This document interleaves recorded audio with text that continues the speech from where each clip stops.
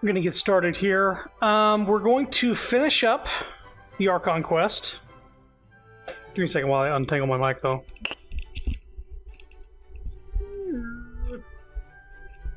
Twisty.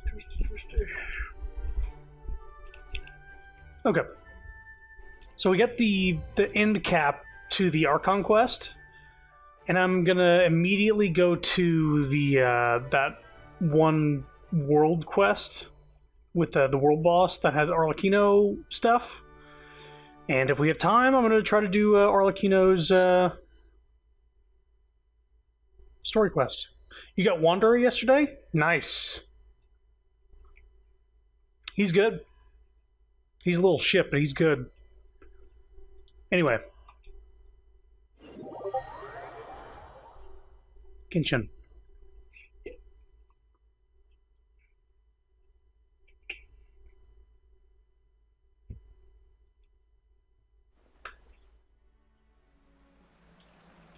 Supposedly, because the whale, the narwhal, isn't available on my map as a weekly boss. And everything I read online says you get the weekly boss as a, like, from completing this Archon quest. So I'm just gonna see if that pops. Navia! Navia! Alright, we're here with Charlotte. Oh, it's you. What brings you all here? Hey, we're just having a look around. Sudden realization that Silver and Malus are not here still. Thought that was going to get reversed. And, Now I'm only 30% on it getting reversed, but it's looking not so good. I'm here to update myself on how things are going here. Oh, the Fatui are here too. Actually, less than that. You got them way earlier than when you get a 5-star Wanderer. Yeah, and did you win the 50-50? I'm assuming. Let me introduce you. This is Mr. Garunt Snežević. He represented the Knave in sending us a large amount of supplies, and is helping with our work. Our residents are hard at work as well. Thanks to everyone, work is progressing nicely. We've lost a lot of people, but we're moving forward. That will have to be enough. Hello, Miss Charlotte. I'm a big fan of yours. I especially like that article you wrote last year about Fontaine's stray cats. But if you don't mind, could you not emphasize our role too much in your report? It's not charity we're doing here. We just happen to share the same interests as the Spina. I get where you're coming from. I'll keep it as simple as possible.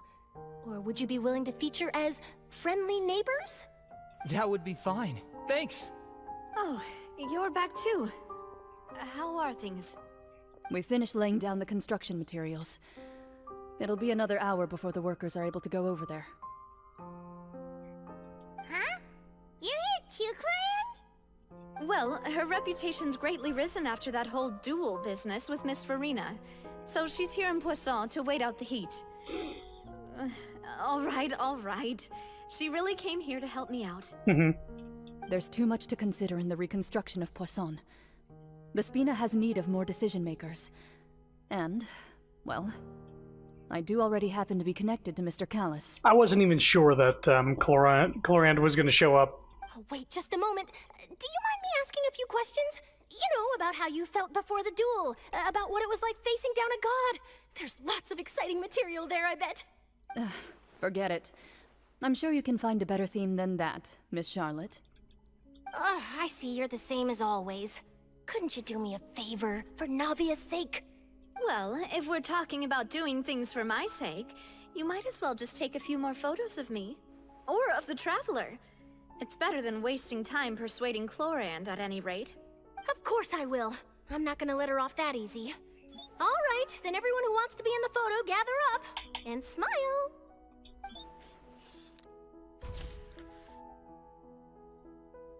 How did it go? Was it a good shot? Did Paimon look cute in it? Not bad. Your addition really helped the composition of the picture. All right, hang on a moment. Let me snap a few more shots. Charlotte takes more pictures of Poisson to the clicking of shutters. All right, that should do it. I'll be back here later anyway, so let's call it a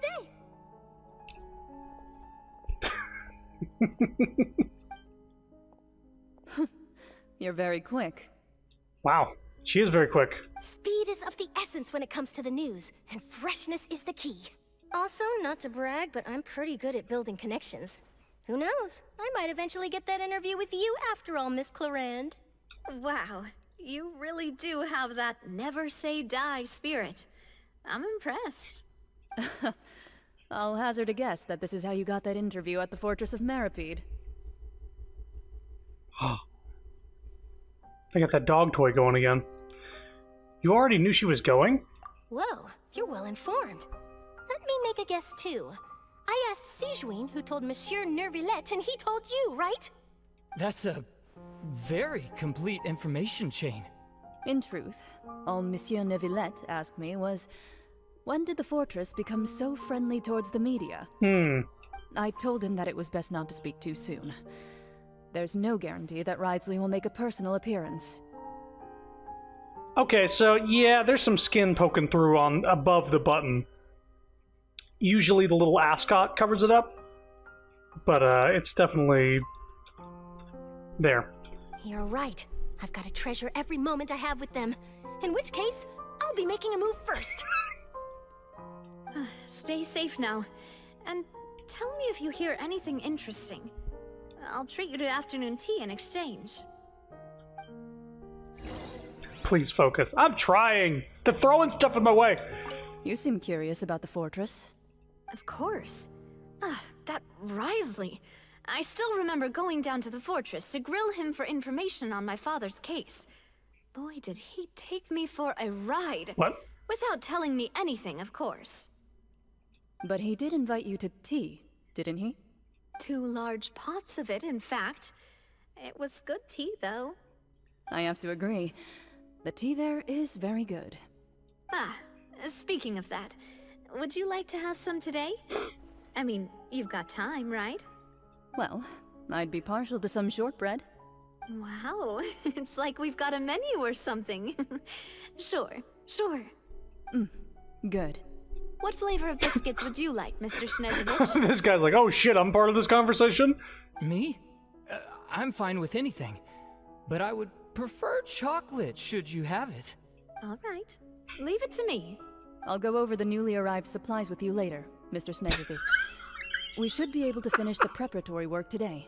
I want Ridesley to take me for a That works great for me.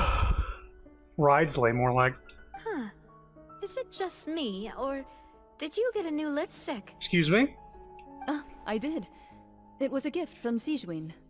Want to give it a try? I think the color would suit you, too. Here, let me apply it for you. Just pucker up. Okay. Super good. Okay. Oh, we're going back to the prison.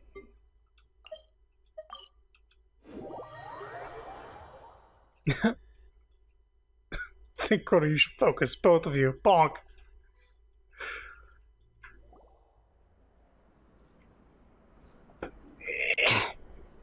Wow, guess we're here again, huh? There's a real nostalgic feeling to this place. They took all my coupons. I wasn't able to buy any recipes. Looks like you've been missing us. Duke! Did you come all the way to the entrance to greet us? Of course. I'm here to welcome you and our dear Miss Charlotte, whom our good head nurse recommended to me. It's an honor to finally meet the much-rumored Duke. Thank you for consenting to my visit to the fortress, sir. No need to thank me. But that said, I shouldn't be the focus of your interview. I trust you recall our agreement? Of course, of course. All right then, this way. Horny bonk emote. We need it. I'm in distress. Stop taking pictures of me. Hey, no need to be so nervous. I've already taken all the photos we need. Miss Charlotte, do these pictures really need to be published on the cover of the Steambird? It would seem that Miss Lorvine doesn't want her face to appear beside that of Mr. Jurier, Sir, please don't say things like that. But it looks like dear Mr. Jurier denies it. Might this interview be very important to you then? No, I just... This is my first time being interviewed, and I'm very thankful to the Steambird for... Now, I might not look it, but I actually did meet Mr. Edwin once. And I'll be honest, I enjoyed chatting with you more. You've definitely got more of that genius vibe going on. The boat that brought about a miracle, the ark that saved the people. Why, you recreated a myth back there, like an emissary of legend. Lumine is noticing the buttering up she's doing with a smirk. Still, if I might ask, where's that flying ship now? Huh. Looks like Charlotte's trying to get herself another exclusive scoop. I have to apologize, but that ship is presently in the bowels of our factory. I'm afraid it won't be easy for you to get a shot of it. Really? Well, then in that case, could I have an interview with you to make up for that loss? She really does know how to squeeze opportunities for all they're worth. You already know my answer, I'm afraid. Best you interview our head nurse instead. Or perhaps you'd like to take another photo of this couple of researchers? Did you really have to use the word couple? Oh my god. Well, then, 2 solo photos will do. Is my hair messed up? Please, someone help me have a look. Things sure are getting pretty lively here. We've seen this kind of thing before. Oh, seems like everyone's here. Would any of you like to try this new drink I came up with? Ah, Siegeween. Hey, Miss Charlotte. Why don't you, take some pretty photos of our head nurse? Sure. Come on, Miss Siegeween, over this way. Let's find a brighter spot. Huh? Sure. Do I have to smile? So, how have things been at the fortress? Same old, as you can see. Fontaine's undergone some changes, but this place is still more or less the same. Other than that flying ship, it got a tad too much attention, I think. That's why I decided to let the interview go through. We should direct more public opinions toward the behind-the-scenes heroes. Am I right, Mr. Jurier? Miss Lurvine? You're too kind, sir. I believe that you too should have your day in the sun. Not that you would want that, which is a pity. Which is a pity? Wow. She wants him to have a tan. I'll just leave the spotlight to you two. Walk with Risley for a while and share the news from above ground with him. I see. Lots of things happened that day, huh? Anyway, regarding that Harbinger, I'm not sure you remember, but his 3 young followers are still waiting for his return.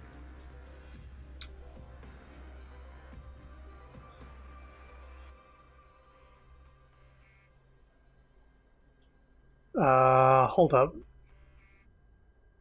Is he talking about Child? Right now? Not sure you remember, but his 3 young followers are still around. Oh, okay, the followers in the prison. For some reason, I thought he was talking about Arlecchino and the 3 kids. But it's Child and the 3 stooges in the prison. He sure did win them over, huh? Okay.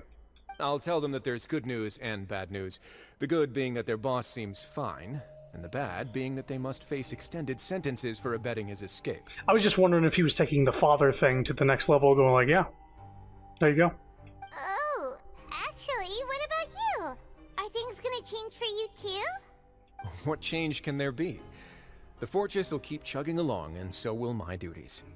As to what Miss Farina's departure will mean for the nation, and if our laws and governance will be transformed, we'll leave those to the folks in the overworld. Hey everyone, the photo shoot's done. Good. In that case, let's call it a day here. Thanks for your cooperation. Come on, Traveler, let's go. Till next time, everyone. There'll be a next time? Maybe. Who knows? I might write a story about the underwater factory next time. Until then. All right, last stop, the docks. Oh, you know, I'd love to see you in one of Charlotte's photo shoots one day. Is that really necessary? Our line of work doesn't really require much photographing. It's precisely because we don't need the picture that they'll have value as keepsakes. You don't really look all that opposed to the idea, you know. Maybe I'm just happy that I managed to once again avoid the spotlight. I think this interview went well either way. Yes, you successfully kept prying eyes away by using Mr. Jurier and Miss Lorvine as shields. Very good. You should be happy for them. They have a bright future ahead of them. He doesn't like the sunlight or the spotlight.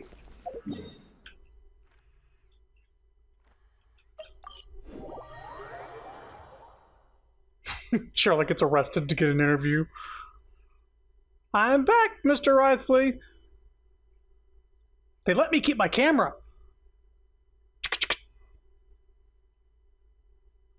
I'm just going to do a couple weeks of hard labor and... Yeah, I just stole some of Farina's snacks. It's not that big of a sentence anymore because she's not the Archon. Huh. Weird. I wonder if I'll be compensated. They said I'd be compensated, first of all, but also the charges brought against me were from like a false Archon, so, you know, I wonder if that would have any sort of effect.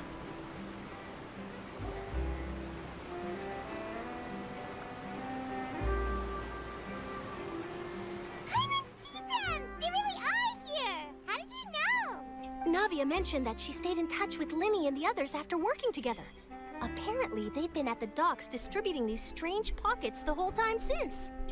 Traveler, Paimon. Ah, and Miss Charlotte, too. Would you like a magic pocket? We already got one. What sort of gadget is it? It's a wondrous bag that can be used to carry many things. The water level has returned to normal. But if you see any of your things floating around, you can use this to carry them. Or you could trick a friend into doing it for you. Trick a friend? I wonder which of my friends would fall for that.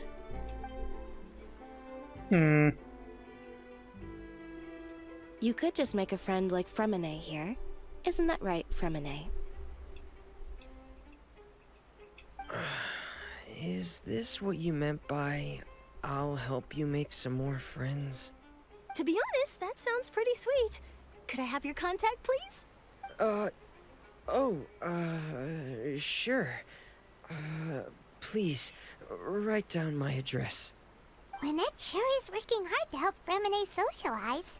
He was the one who proposed doing this. He even wants to assist in our magic shows. Sounds like that would suit him. Yes, I was planning to first introduce Pear as an assistant, and later Fremine himself. Pear? In the future, I think we can leave underwater escape magic to him too. That said, would anyone want to see a diver escape underwater? Who's Pear? P-E-R-S? Oh, it'll work out. Every journey begins with the first step.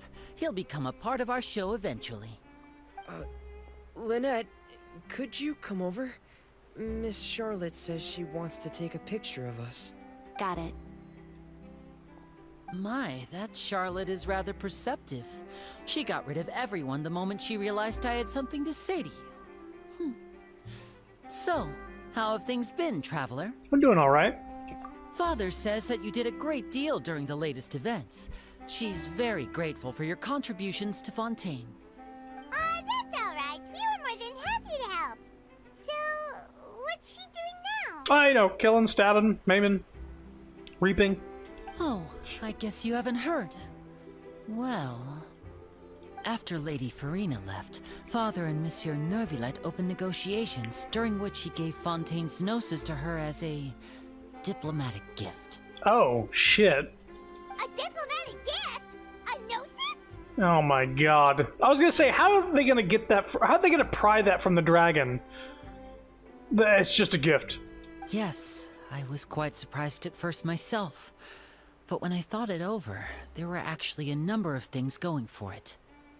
It could have been done as an apology for the incident with Lord Child, or as thanks for his help in tying the all-devouring narwhal down. Furthermore, Father did also lend significant aid to Fontaine and Poisson. Well, that's true, but this is a gnosis we're talking about. Doesn't this seem a bit irresponsible? The original reason she wanted the Gnosis was to help avoid the disaster, and now that it was gone, I was like, oh, well, they're not going to get it then. But, yeah, just give it away.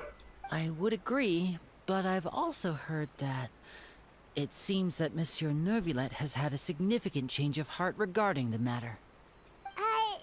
So there's some reason for this that only Nervulet knows about? I suspect you'll have to ask him about that yourself. Ah, yes, speaking of which, I did see him strolling around the entrance to the Fortress of Meripede a while back. Isn't he real busy and stuff? Paimon didn't think he'd have the time for that. Oh, Fribonet's little penguin buddy is named Pears. Or Pear. Gotcha. I didn't know that was what the name was. But back to the topic. The Gnosis was given to the knave, right? What about Child? They say that he's returned to Snezhnaya to recover from his wounds. I hear that the recent disaster really did a number on his health. I guess I can now call him one of my war buddies. That's true. When you think about it, we've had loads of run-ins with the Fatui. To think we'd be allied with them this time. So shocked by such a simple switching of sides? Yeah? Father! Well, well, what do you know? Come to the docks to see how my children are doing and meet the Traveler by chance. Please do not pay my accomplishments in Fontaine too much mind. I would have done them regardless. Are you going to take the Gnosis back to Snezhnaya? That is our duty as Harbingers, yes. Don't be too preoccupied with sides. The goal of the Fatui concerns not a single place or person, but the entire world.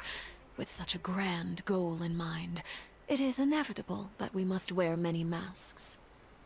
Switching my masks is something I've always done. Will you keep to your position? Well, that depends on many things. No one truly knows what the future holds. What good is honesty if you can't rely on it forever? As for you, I very much look forward to our next collaboration. Good things cannot be achieved alone, and you've proved yourselves to be great partners. Actually, I just remembered something. Please help us deliver this. It's Child's fucking vision. A vision? All right. I'll remember to return it. Thank you for keeping it safe for him this entire time. And that's a wrap for me. Huh? You're... Greetings, Miss Journalist. Hello. If I'm not mistaken, there are diplomatic channels I'll need to report to take a photo of you. That is correct. So forgive me, but I will not be able to serve as a subject in your article.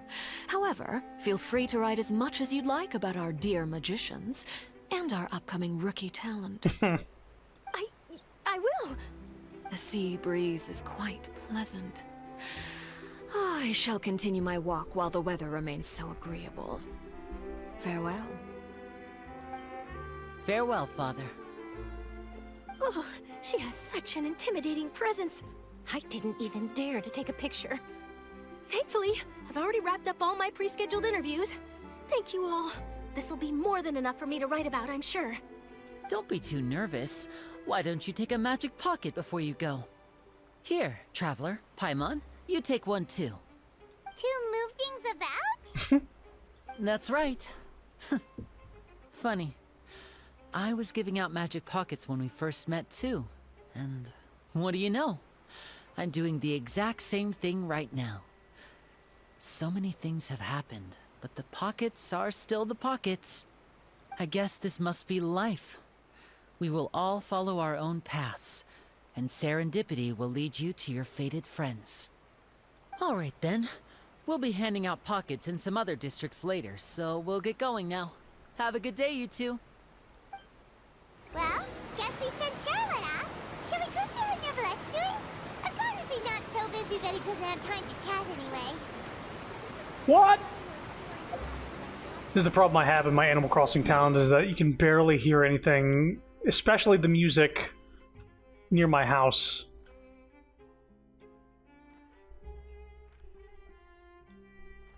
Opera Epicles. Epicles.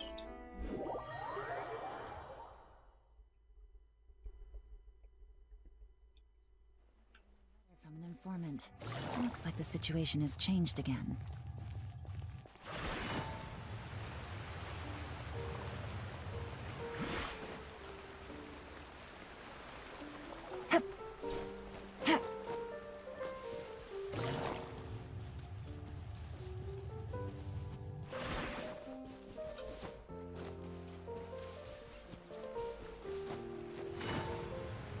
The entrance to the fortress! Ooh, he really is there! Is this going to be enough? Okay.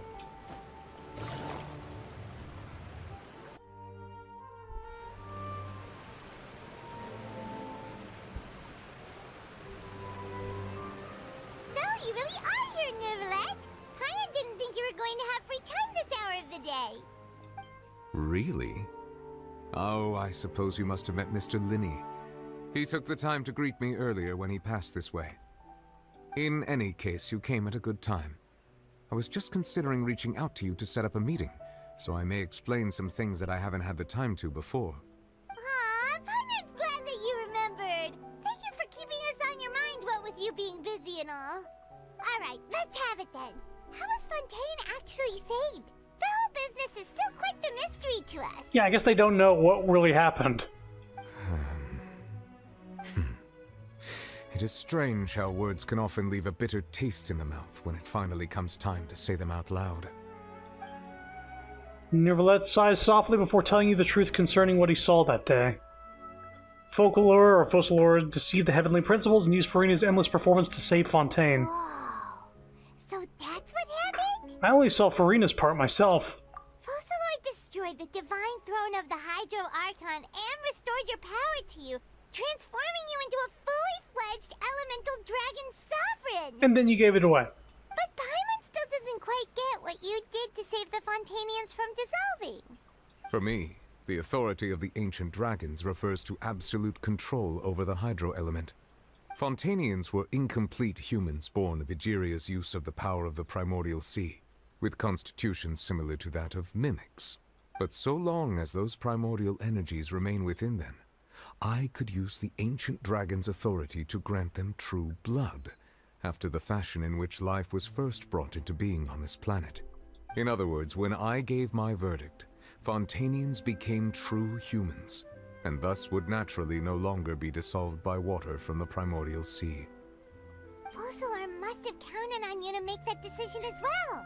Your verdict was the key to making the prophecy appear to have come true while saving everyone. You could say that it was at that moment that Fontanians were finally truly born. Yeah, and in a manner of speaking, Focalor finally managed to fulfill the original Hydro Archon's wish to turn Oceanids into real people too!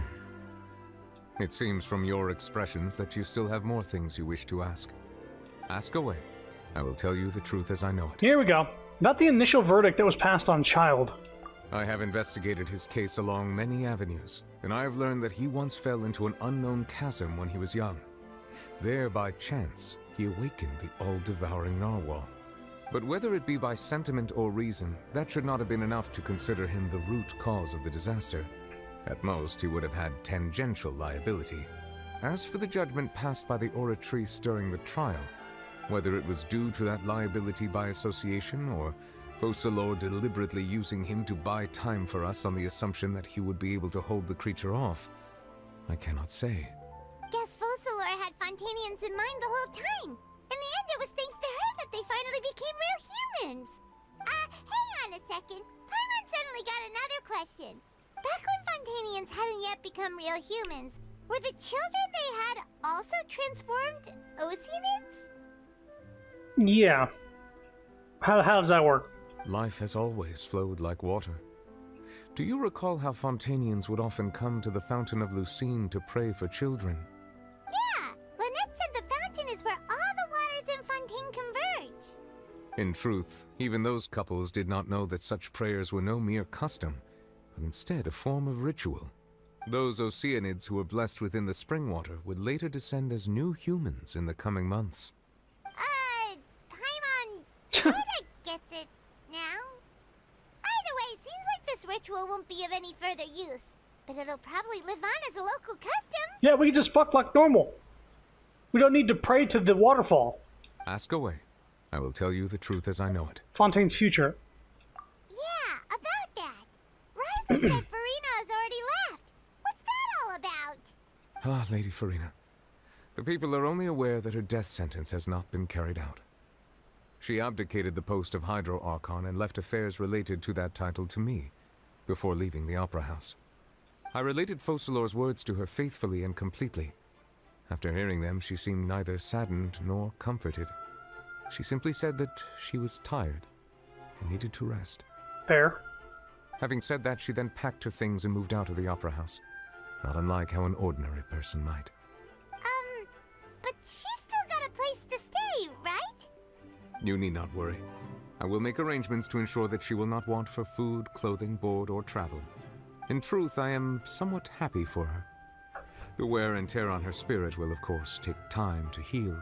But now that she no longer has to play the role of Focalor the Hydro Archon, she can finally lay down her burdens and lead a normal life.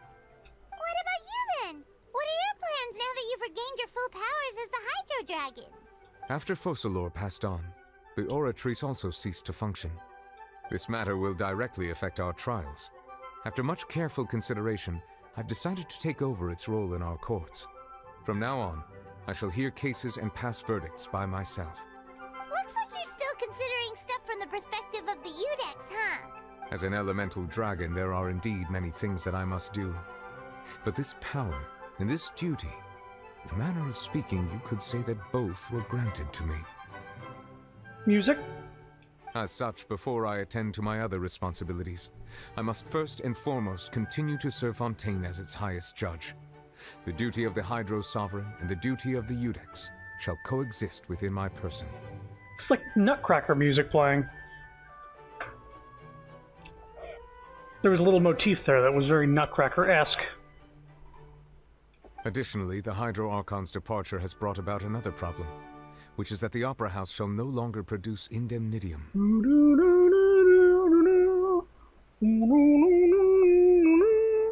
Like that's a... I can't remember what song it was, but it is from Nutcracker?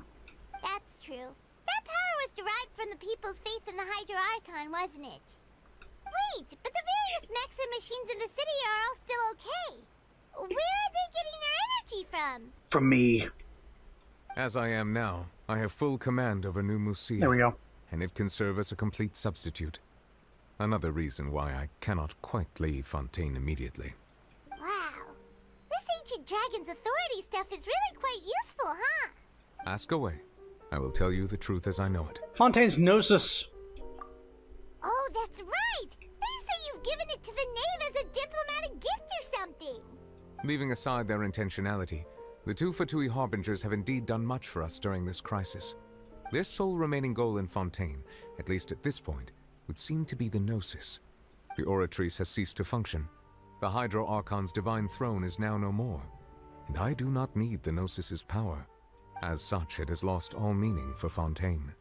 If the Fatui have impure designs, then we might as well accede to their request now, and avoid unnecessary conflict. Or give it to me. Have them come after me on the road. What complicated considerations. Paimon thought you were just giving it to them out of gratitude to the knave and as an apology to Child. Ask away. I will tell you the truth as I know it. Dude, just talk what... You should have gave it to me! Next stop on my journey. You will soon be heading to Natlan, I presume? The Fire Nation. I'm afraid that I have little talent as a travel guide, so all I can do is tell you what I know about that land. As far as I'm aware, Natlan can be said to be a nation of dragons. A nation of dragons, huh? A nation of dragons? You mean like you? No, I suspect that I would not find myself welcome there. Unlike ancient dragons such as myself, the dragons of Natlan have undergone long years of development and evolution. Large numbers of them have entered a form of coexistence with humanity. Every character in Natlan is going to be a dragon person. But they're all going to just look human. Natlan is also the nation of war. War ravages those lands like an undying flame. There is one other piece of information I got incidentally from my negotiations with the Knave that I believe may be useful to you. I want to live in Natland. Bye. The Harbinger known as the Captain has thrown his hat into the endless ring of war. The Captain? The Captain. Sounds like a real tough customer. Seriously, everywhere you look, there's a Fatui Harbinger doing their thing. Doing their thing. I suggest that you fully prepare yourself before going to Natlan. In the meantime, Fontaine's doors will always be open to you. Which one was the Captain? Il Capitano. Is he the dude that has like the half mask?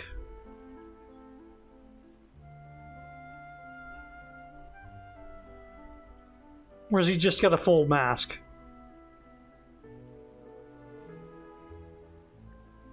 Images? He's got a full mask. He looks like a fucking Elden Ring character. You pull it up. The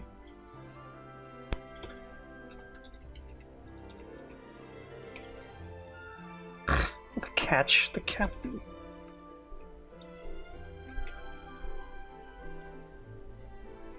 This guy. You can see why I said, like, he looks like a Dark Souls, like, Elden Ring character. This isn't him. This isn't him. This guy. He looks like a ring wraith, almost.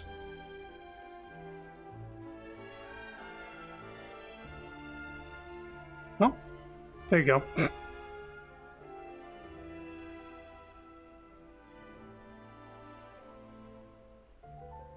Ask away. I will tell you the truth as I know it. No more questions. Hang on a sec. Paimon's still got a question about the Gnosis.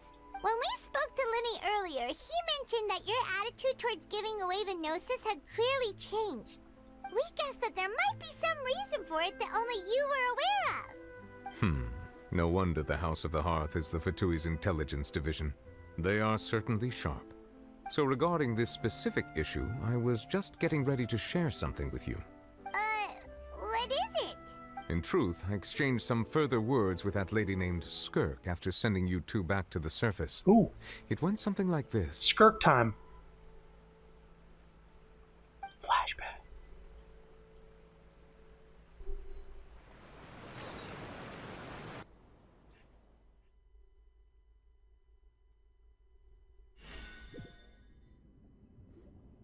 Well, we're going to head topside to see what's going on. You hurry over soon as well, all right, Nervalet? Bye. What next? The all-devouring narwhal isn't here, so I'm no longer getting any interference. I can finally catch the scent of your power, what it's made of.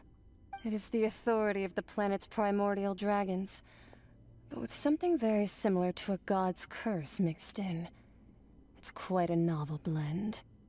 I'm sure I've encountered something like this before. What was it again? She doesn't look like she's from Genshin. She looks like she's from Honkai Star Rail or Honkai Impact. She's got that design versus the Genshin design. More astral, more flowy than normal characters are. I do not know what you speak of. Of course. How could I forget? You should have the remains of the third Descender on your person, yes? Remains? I've never heard of any such thing. According to your parlance, I believe it may be called a gnosis. Well, that much is true. After Focalor's divinity faded, she handed her gnosis to me. But I fear I have never heard of it described in the manner that you just did. I've been training with my master, the Foul, ever since I was young, and I have never returned to the surface since. So most of the information I possess, I got from him. It is only natural for those who are greater than humanity to possess a different sort of common sense, which is why there are so many problems in our attempts to communicate with humans. Regardless, you should probably get rid of objects of misfortune to prevent any disasters from befalling you. To live in itself is a blessing, But once a person dies, the bonds he once had with this world shall all turn to curses. What do you mean by that? No need to fret. These are just my personal thoughts. And my reason for no longer wishing to return to the surface. This third descender you refer to, who are they? And when did they die? Master never mentioned them to me. Perhaps it just wasn't that important for me to know. If you're interested, though, I could ask him. I'll be sure to pass the answer on to you next time. Next time? You believe we will meet again? I do. Wait. I have a disciple of my own, don't I?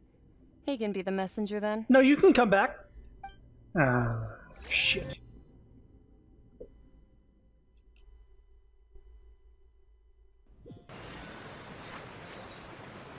That's what she told me. Whether it would prove useful or not, I wanted to pass that information on to you. So what, these Gnosis are the remnants of a dead person or dead people? The remains of the third descender? Third descender. What if we're like... What if our brother was the fourth descender and we're the fifth descender? We like descended from the heavens. So that's what the Gnosis actually are. Paimon just thought they looked like chess pieces. How could they be a person's remains? All the same, assuming that there was no misunderstanding or special metaphor at play, that is what she meant to say. And she said that it would bring misfortune and that you should check it, which is why you gave it to the Fatui. We're always surrounded by misfortune. You should have just given it to us. If she speaks the truth, then I would simply be putting Fontaine at unnecessary risk by keeping it here. A descender? She mentioned one of them. I am the fourth descender. Oh my god, so I was right. Except our brother doesn't count. For me, this information means two things. One, that Gnosis are related to descenders, and two, that the one who came before me has already died. I had guessed that you might already be familiar with this concept, but I did not expect you to be one of them. That means that the Gnosis, which are exceedingly element-compatible and can even enhance elemental abilities, do indeed come from the third descender. Oh shit, what if the Gnosis are like our sibling? Who got all the powers from the Statues of the Seven and had all their elements sort of enhanced, and they went on a giant adventure, and then they fucking died and got split into Gnosis. Nahida said our twin doesn't count as a descender somehow. Yeah. Like he wasn't even part of history, for whatever reason. Okay. That's a little less dark, but who... 3 people came before us? Okay, Paimon's one. The cube lady that initially, like, sends the Traveler and their sibling to the world 500 years apart. That's 2. And then 1 we've never seen. Maybe Paimon's a piece of these Gnosis. And she's like just 1 piece of like 7 or 8. I wonder. Does your body also possess similar properties? Don't split me in half, Nervalette. Like being able to use elemental powers without a vision. That does sort of count as special compatibility, right? No, let's not think about this stuff right now. It just feels creepy. No, let's think about it later when there isn't a chance for us to brainstorm about it. Comparing the Traveler to the dead third descender and all? Don't worry, I won't die so easily. That's what you say, but this topic still feels like bad luck. Once Child recovers, let's get some more answers out of him. Bold. Or go look for his master and get the answers that way. Bold of you to assume Paimon and the Cube Lady aren't the same person. I considered it way back. But I couldn't see enough similarities, I guess. I too believe it unwise to make too many blind guesses when information is lacking. The same is true of being at court. We haven't written that part yet. Alright. Whatever the case, it Seems like the crisis here in Fontaine's over for now. Yes. All of Focalor's efforts were for this moment as well.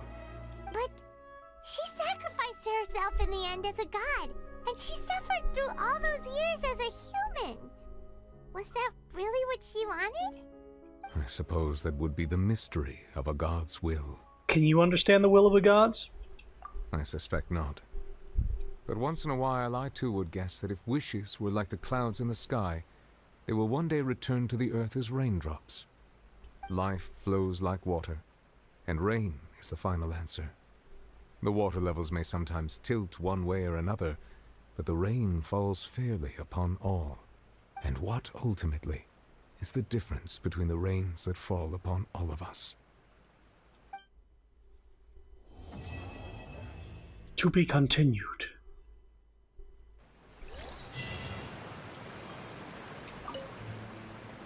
It seems from your expressions that you still have more things you wish to ask. Ask away. I will tell you the truth as I know it. No, I'm good. I suggest that you fully prepare yourself before going to Natlan.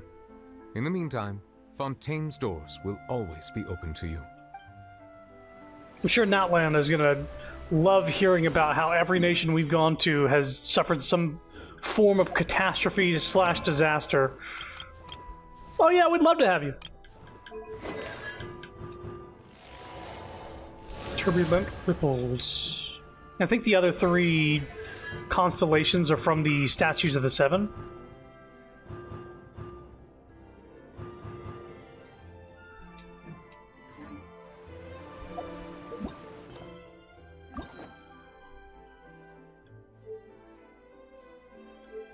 Oh, we can buy these stories now. Yes. Yes. Just in case.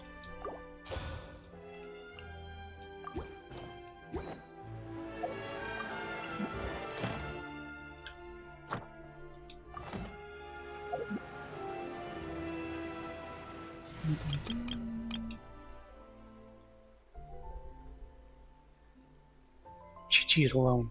There we go.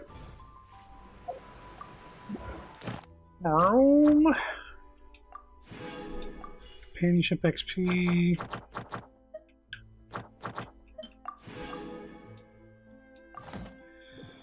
Okay.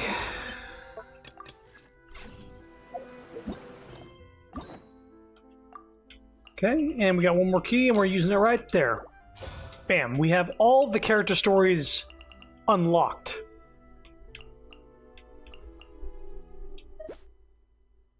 Complete other quests to start.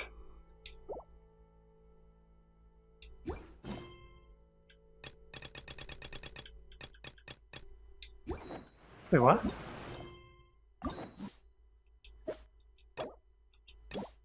Oh, we have to do Farina's story quest in order to get Lynette's hangout? That's weird. Or to start it? But okay. We're not doing that right now, though. We're doing...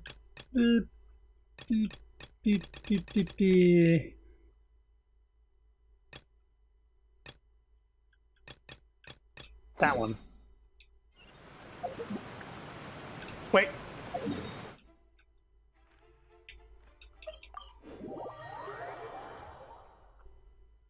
We sure do arrive at a country and then they lose their gnosis.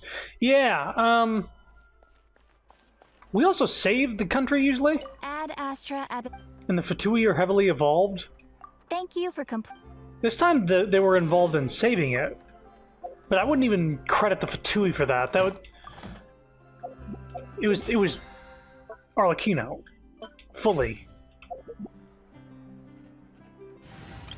Using Fatui resources to save the country that she was brought up in.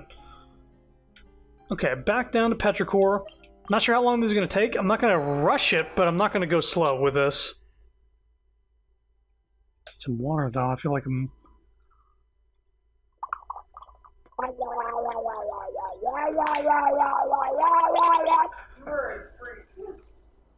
What? What? What are you talking about? Oh my god, what do you mean? What's going on? I don't understand why everybody's freaking out. Welcome, travelers, traversers of dreamscapes. I am the bell ringer at this intersection clock tower, the guide that welcomes travelers to the Eternal City. Oh joy, more world building, eh? Could he be a part of the same troop as those thieves from before? Leaving that aside from now, all the townspeople we ran into on the way over here are acting really weird. Do you know what that's all about? Why, everyone has gone to the Machimos already. I imagine that they now dwell under the protection of the Sebastos. Wow, so in addition to the Dark Lord Remus, now we got Sebastos? This is getting more complicated by the minute. Dark Lord Remus, it would appear that in your journey you have crossed paths with those uncouth barbarians. That is indeed a blasphemous title, that which they besmirch the Sebastos Remus, our mighty imperator. Oh, so they're both the same Remus. They are the same person after all. But it is of no consequence. The Sebastos may not be defined by narrow notions of the tribal mob. Those despicable insects may speak slander as they wish, but the wise inspired by his noblest ideals will yet come forth in their droves. When the bell of eternity tolls, all that has ever come to pass shall be erased, and all will be born, regardless of who they are or where they are from. Be grateful and rejoice. Praise be! What should we do, traveler? Or Chrono? This person sure seems lucid, but the stuff he's spouting is all kinds of whack. You think we got a sleepwalker here? Maybe he's dreaming. Do you name me a dreamer? The symptoms do match. Who knows, we could be the ones dreaming. No way, that's impossible. At least we probably aren't? Dreaming? I certainly... Oh, he just fucking knocked his head. Hey, you! Oh, he's out cold. Travelers from outside. Halt! Excellent, you two look completely mentally sound. Finally, a normal person. Seriously, what's going on in this town? Before that, let's get this gentleman somewhere safe. Can't be leaving him lying here, can we? He'll catch a cold. Though the risk of catching a cold may not be the most important thing right now, you still work together with a normal person to move the incoherently rambling bell ringer onto a nearby bench. Anyway, allow me to reintroduce myself. Call me Esta. Esti? Esta. Est? I'm a member... No voice acting. I'm a member of the town's Daydream Club. I'm the only member present right now, though. Paimon, and this is Chrono. We're tourists visiting Petrichor, passing adventurers. We're members of the Special Security and Surveillance Patrol. Patrol members, huh? My apologies then, but I fear that at the current juncture, we townsfolk might struggle to cooperate with whatever investigation you're conducting. Hey, best not to impersonate officials, don't you think? Wait, you introduced as Esta? We've heard that name before. It was you who brought the bandits into the Dark Lord's castle, was it not? Ah, I see you have escaped with your life. Fabulous. Huh? What? So you've also... No, we're wide awake. Trust us. We just don't get why everyone's saying all sorts of crazy things. You tell Esta about how you met with a drove of bandits who saw the shattered stones as treasure way outside town? Oh, it's them. Where to begin? The legend of Fated Castle has never been a secret. Adventurers just like them come by looking for it every once in a while. And whether it's because of the impression the name Golden Troop conjures up as nothing more than poetic imagery, or because the castle was built millennia ago, it's more likely than not that nothing of value remains there now. But would they ever listen? Of course not. No sooner had I brought them over to the ruins of the mountains than they began destroying statues and stuffing them into boxes like people possessed. I could not stop them alone, so I went back to town to get help. I never imagined I'd find nothing but dazed stares and mad ramblings all around. It was like everyone had fallen under some hypnotic spell. The Daydream Club has researched hypnosis before, but something like this is far beyond our capabilities. My hypothesis is that something abnormal has occurred within the ruins, according to the records. Actually, why are we the only ones not affected? Interesting, most interesting. Perhaps we can find a solution in the ruins? Maybe we can find treasure in the ruins! Why don't you wait there, Esta? Leave the adventuring to us. If you come too, you might get turned into a golem. Oh, is that your cat, Esta? It's so cute. It's warping the landscape under its feet. No, though the fellow who studied hypnotism would say that they are creatures with keen senses. How odd. That a collar, pendant? I could swear I've seen that accessory before. Ah, it ran off. Anyway, ignoring the cat question for now, we should still go to the ruins first and have a look. Say, Esta, how can we get there? The ruins? The mountains behind town. Just so happens to be the exact direction that cat ran off in. Heh kitty cat.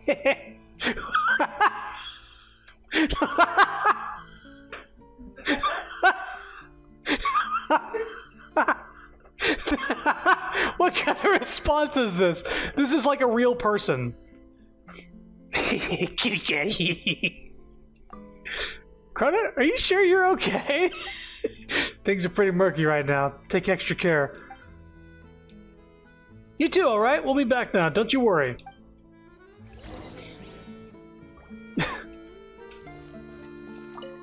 Counting on you.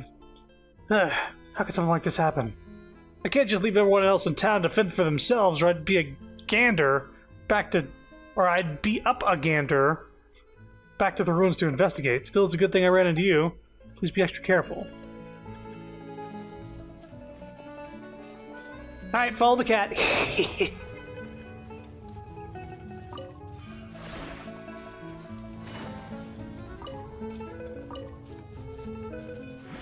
Whoa. Some weird shit going on over here.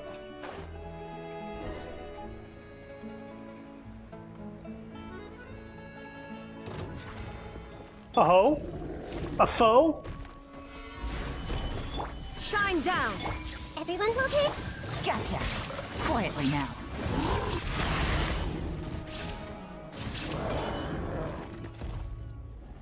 Both in-game and real Chrono both broke there for a sec. Yeah, that response threw me off. Oh, it's a rare shiny cat. Not bad, not bad.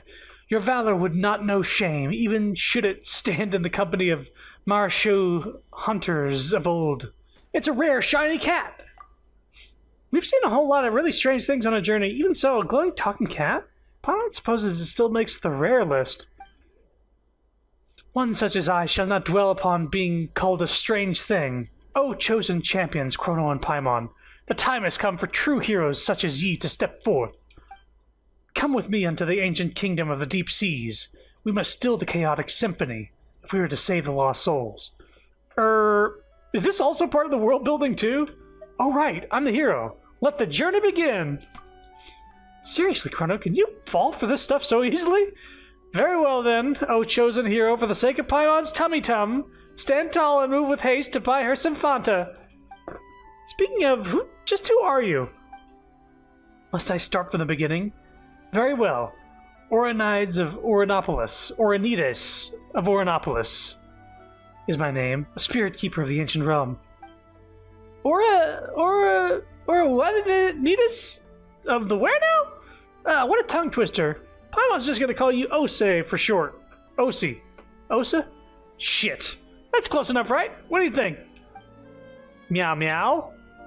Meow meow. It appears that I cannot command this body as I wish, to the extent that bestial behaviors may even overbear me from time to time, if from the beginning I could only have... As the two of you can see, the boundaries between past and present have begun to blur thanks to the influence of the chaotic symphony. It is for this reason that I too have awoken. For now, the affected area is yet small. The inhabitants of Petrichor have had their souls taken away. They exist in that maddened, dreamlike state because their symphony has temporarily granted them identities and memories to fill the void left behind. It is as if a vessel filled with pure water had had its contents replaced with wondrous wine, an apt description, considering that those are memories of ancient history gifted by the symphony. Let me think. So what you're saying is that the townspeople of Petrichor had their souls stolen, and their bodies have been possessed? Ah! That sounds super scary. You said that the affected area isn't very large yet. That is correct, Chrono. Of course, eventually, even the court of Fontaine will be consumed if the chosen hero cannot restore harmony to the chaotic melody. Nothing else for it. I am the hero, after all. Yeah, alright then, Ose. Lead the way. Thank you so much. The road to the ancient realm lies beneath this spring you see before you. I've caused the seal on the hidden path to manifest. Next, I shall activate the device that maintains the seal. Meow. Where are my damn Pokeballs? Get the shiny cat. There we go. Now then, help me retrieve the harp strings, and I shall thus be able to break the seal and open the way.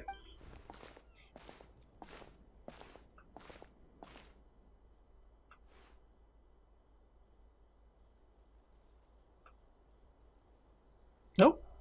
Now then, let us go unto the fated Castellum of Gold. A fated golden cast? Esther mentioned something about the legend of the fated castle too, right? Aren't we talking about these ruins? Nay, nay. Nay! These are but scraps on the surface. The true castle lies deeper underwater. You sure do know more than the cats in town, huh, I say? Oh, say. You compare me to the cats in town. Such Follow closely and try not to get lost then. Wow, he just jumped down. Can cats swim? Cats can swim.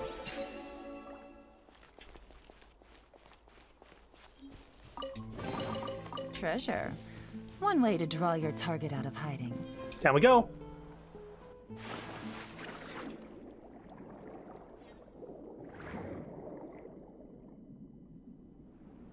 Into the abyss.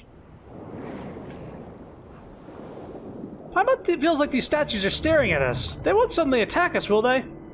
Difficult to say. Perhaps that golem you defeated earlier climbed up from here. That's just terrifying. Is it too late to swim back now?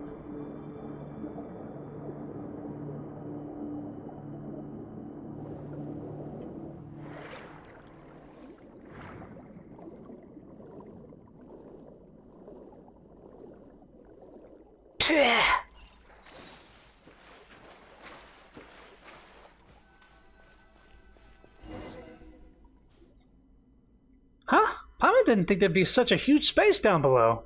Guess you do know your stuff, Ose. This is but the tip of the iceberg. Once an entire nation in the land upon which it was built sank beneath the waves, and my mission is to prevent that which has sunk from resurfacing. Or so I believe. Poof, and just like that, you suddenly seem a lot less reliable. I really wish I had a reliable guide. In that case, leave the guiding to Paimon. Well, that's what Paimon would like to say anyway.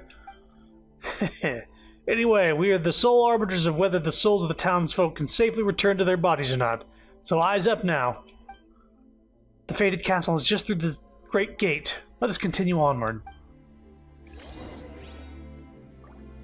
So this isn't quite the same as Inkanomiya, but it is a underground water cavern type place.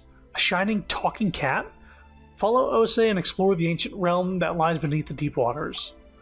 While adventuring with Ose, you can talk to him at any time to get additional information. Don't forget to pet him from time to time, alright? Excuse? Wow! How are you so fast, Ose? I am a cat, after all, so appearing and disappearing with the utmost alacrity is to be expected. It is you, Paimon, who must fly faster. Do not let those trifling things outside the window interfere with our relentless march onward. We have work to do. Do not look at things.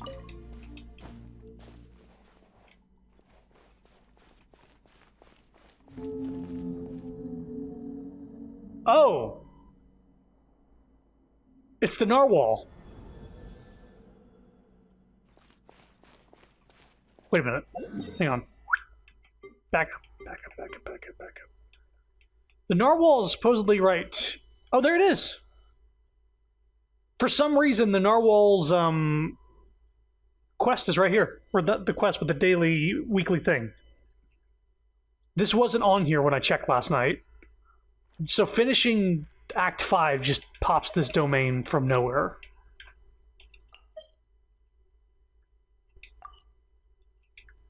Navigating the world is a whole lot easier with a few different identities to choose from. Ooh. Need me to come up with some for you? Hey. Give me a book. Hey. Hey, come on. All right. Submit? Oh. These are for puzzles. Okay.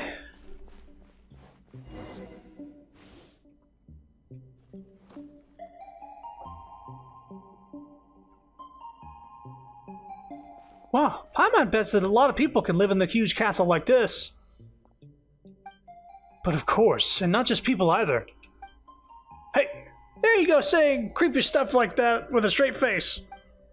Oh, fret not, surely heroes such as yourselves would dispatch any hidden ghosts or phantoms without breaking a sweat. And what's this? What an exquisite box. Seems like a music box of some kind. Still, it doesn't seem to fit too well with its surroundings. Good eye. That is indeed a music box. But just as I have knowledge beyond ordinary cats, this music box has functions beyond most others. What, can it speak too? My, I didn't think you would be so catty. Hey, Paimon was just joking before. She didn't think you'd take it seriously. It's Paimon's fault, okay? Don't be mad. Meow, meow. Seriously? Now you pretend to be a cat?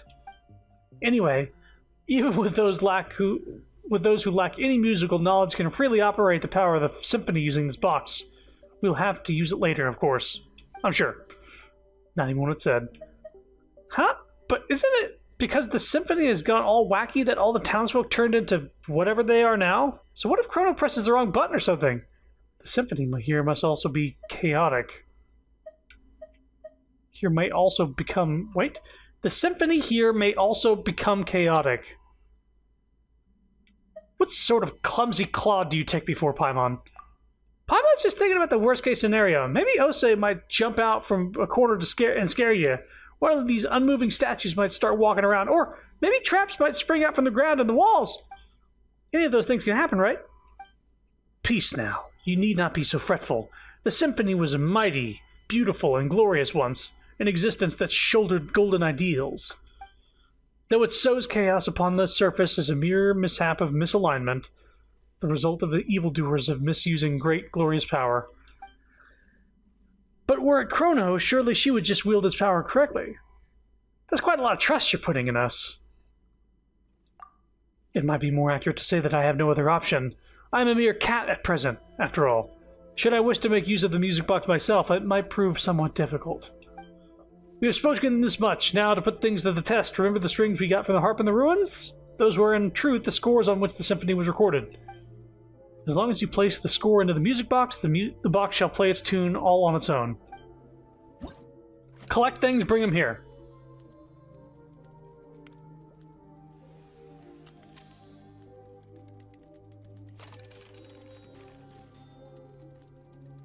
Oh, there's 5 more. Locus Ammonis. It is said that the first terrestrial creatures emerged from the warm oceans. The lands were fertile, producing all in abundance. The gifts bestowed by fate were so ample that it seemed as if the land itself had been specially prepared for them. A moving melody accompanies the swift ship as it cuts through the azure waves. The Outlander gently plucks at the harp strings, telling his companion from here on out, something something, until that day comes. I can't control the speed.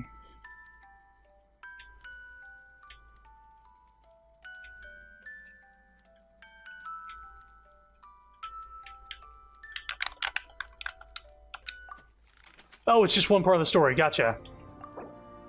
Oh, and you get Primo Gems and upgrade materials.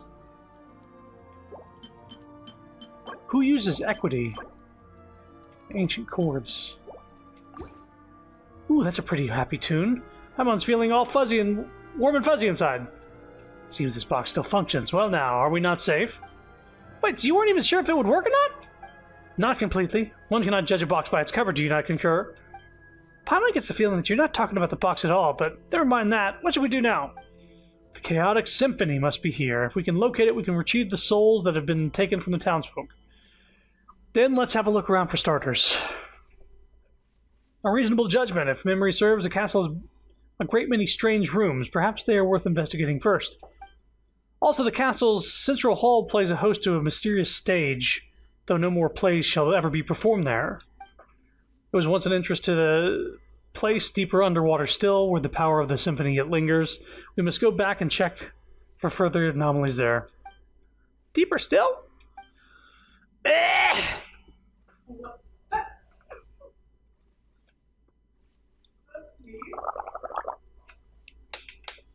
tired of talking. Indeed, I wonder what awaits us there. Just so wordy. Hey, now's not the time to leave us hanging, Ose. You're a surprisingly petty one, huh? Still, before the riddle may be solved, we must find the clues that are... Yeah, this is the 5th time we've said, let's go. And they say, like, hey, should we go? Yeah, let's go. Should we go? Hey, let's go. Let's go over there and look for things there. Okay, should we go? Let's go. Come, let us away. For fuck's sake, let's just do it. God. Oh my God. Make me read 15 paragraphs to say, let's go and look for the other harp strings. That will solve the mystery and cure the place of what's going on, probably. Maybe. Perhaps. The enigmatic symphony seems to be from a now-destroyed civilization. You can now use its power to unleash 2 types of sound waves. Use the power of the symphony to resonate with entities that react to the power of music. Press to activate a pause sound wave and cause specific objects in the area to stop moving. Continually hold to activate a play sound wave, which will cause specific objects in the areas to start moving or reactivate entities affected by a pause sound wave. Whoa. Special musical notes float above objects that can be influenced by the power of the symphony. When they resonate with the specific sound waves, the notes above them will also change. Not all objects that can be influenced by music can resonate with different sound waves. Most of them can only interact with specific sound wave. I got a new letter from an informant. All right. Looks like the situation has changed again. So do we have an item we need to... Yes. It's a gadget. Wait, this is something else. That's from the whale.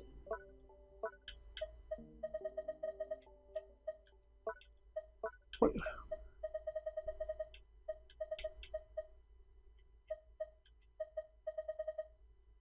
Use?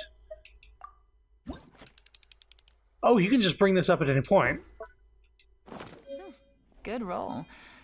All right, maybe I'll take one more day off and knock out the rest of the work once I'm feeling up to it. It's like there's a little bit of exploration to go here. What did I get a gameplay tutorial for? This? Place grimoires you find in the castle.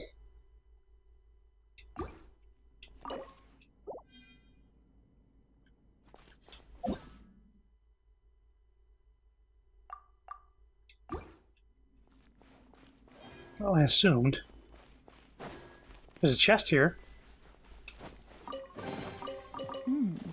Easy money. Should we go? Let's go. Should we go? Let's go. Should we go? Let's go. Hey. Sure you don't want to give me a tutorial for this? Take it easy.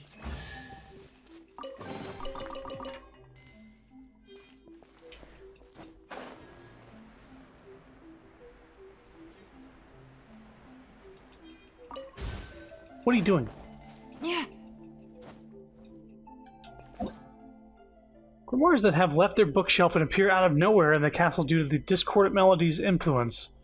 Mysterious grimoires. Seize the opportunity and use the power of the symphony by pressing to unleash a pause sound wave and stop them in midair. Press what? Press what?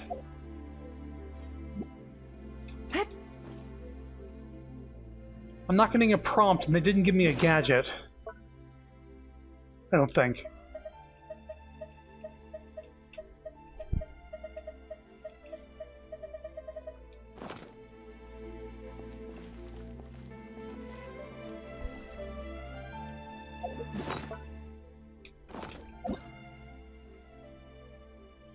By pressing to unleash a pause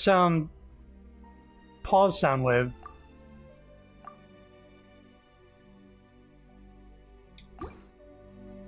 Oh, there it is. Left bumper, press X. To activate the power.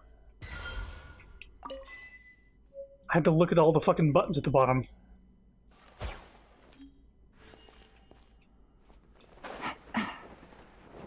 Whoa.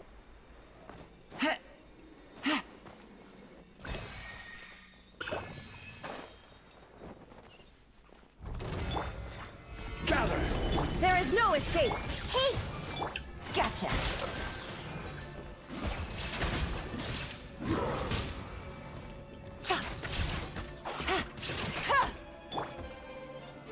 Solidified! Shine down! There's a gnat that is begging for death. But a momentary distraction. Just like buzzing around in my face. Little fruit fly asshole. Oh, is this the guy?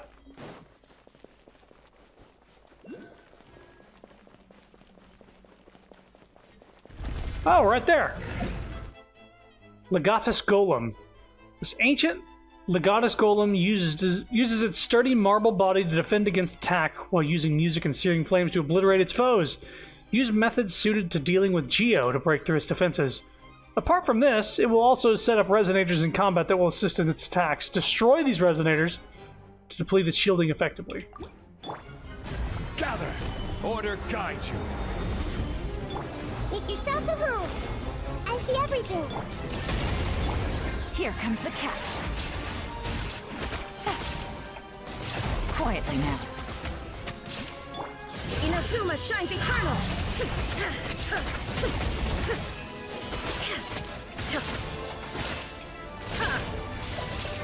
This is order. Solidified! This may hurt. Busted.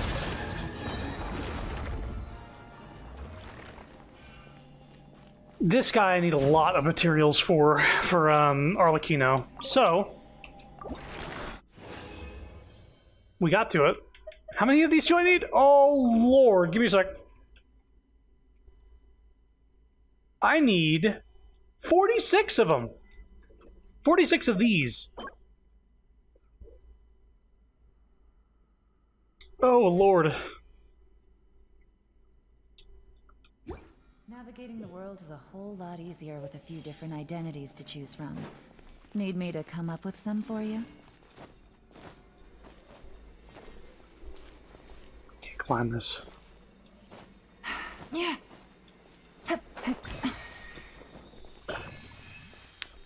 So now we're at the point where I could probably just leave this world quest and finish it later. Because this was the purpose of doing this world quest, to get to this guy. So we're just going to do this later. I will do this later on stream, because it's not like uninteresting, it's just more of a, boy, I'm trying to get something done, and you're slowly slogging along to try to just say like, hey, explore this fucking underwater castle that we have for you. We got some puzzles for you to do. We got a cool little pause play mechanic going on. Just don't fucking bog it down. Or at least have voice acting, for fuck's sake. Just get rid of it. Who needs it? Okay, so we are gonna do this one. The Child Who Doesn't Exist. Arlecchino's story quest. Fighting it 23 times, which is about 6 days of resin. And unfortunately for me... Oh, sorry, story. Hey, traveler. Paimon. Oh, Paimon knows that voice! Over here.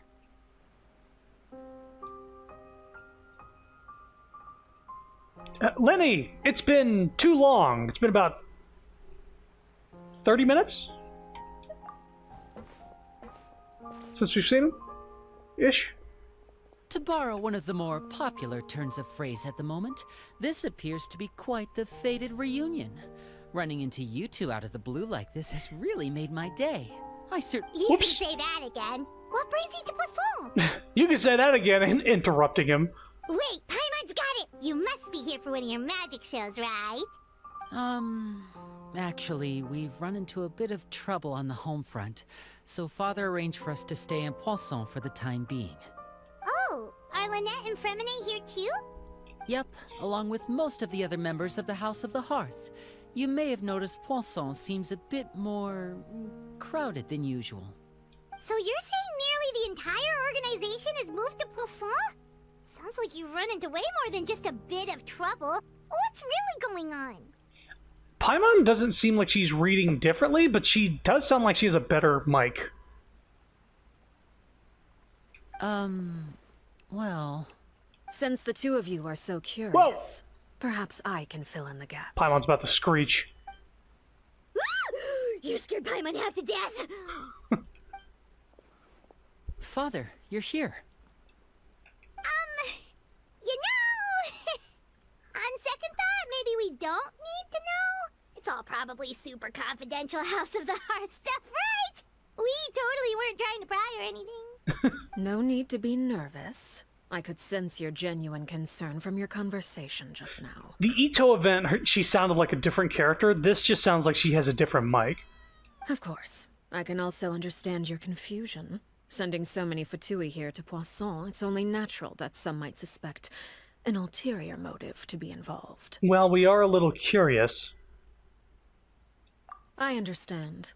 I'm well aware you've had your fair share of confrontations with the Fatui in the past, and I can't exactly guarantee that we'll remain on good terms in the future. In fact, I can guarantee that we won't.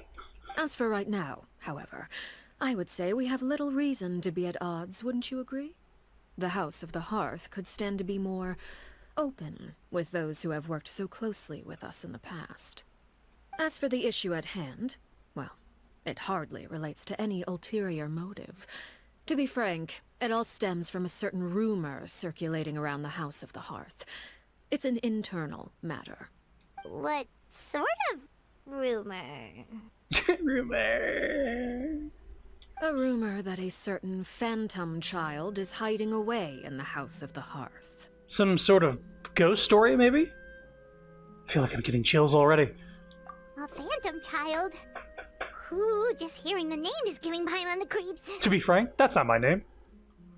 A spirit that should have long ceased to exist is lurking in the shadows of the House of the Hearth. So I decided to bring the children to Poisson before continuing to investigate the situation. I expect I should be able to track down the spirit fairly quickly. After that, it's just a matter of resolving the situation, if you will. It shouldn't be much trouble at all. If you're curious, or if you still have some concerns, it might be advisable to stick around for a few days. I'm sure the children would be exceedingly pleased to welcome some visitors. Lenny, I'll leave you to entertain our guests. I have some matters to attend to. Of course, Father. Bye.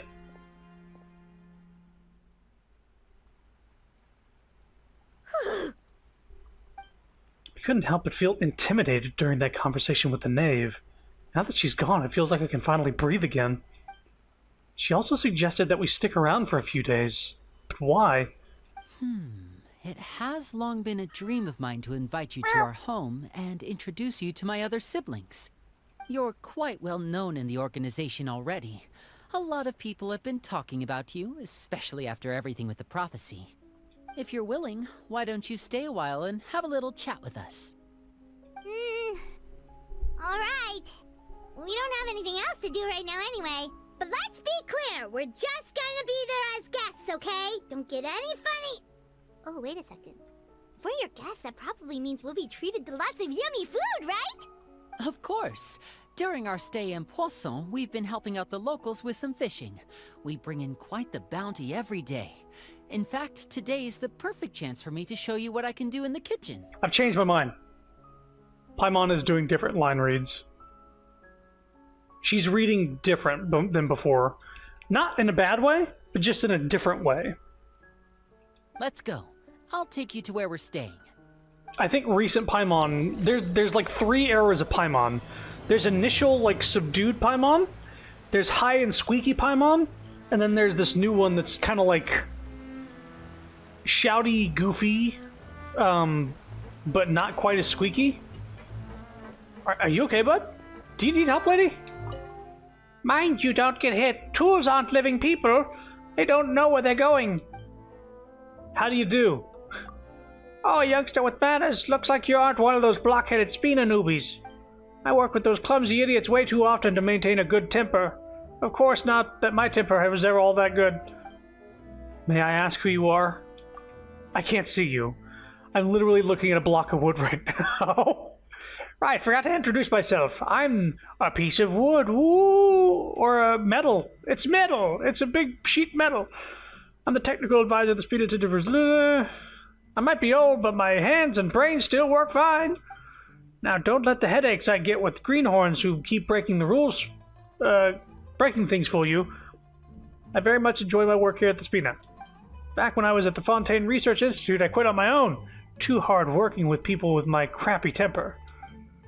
As it turns out, that was a smart decision. Otherwise, you might have had to find my bones at the bottom of the sea. Things are different here. Doesn't matter if you're 8 or 80. So long as you've the ability, there's a place for you to use it. How fortunate. Yes, perhaps this is how fate is telling me you're on the right path. But as a former scientist, I have to say this is all too abstract. In other words, the right path is an orderly society should be one where people proper capabilities get.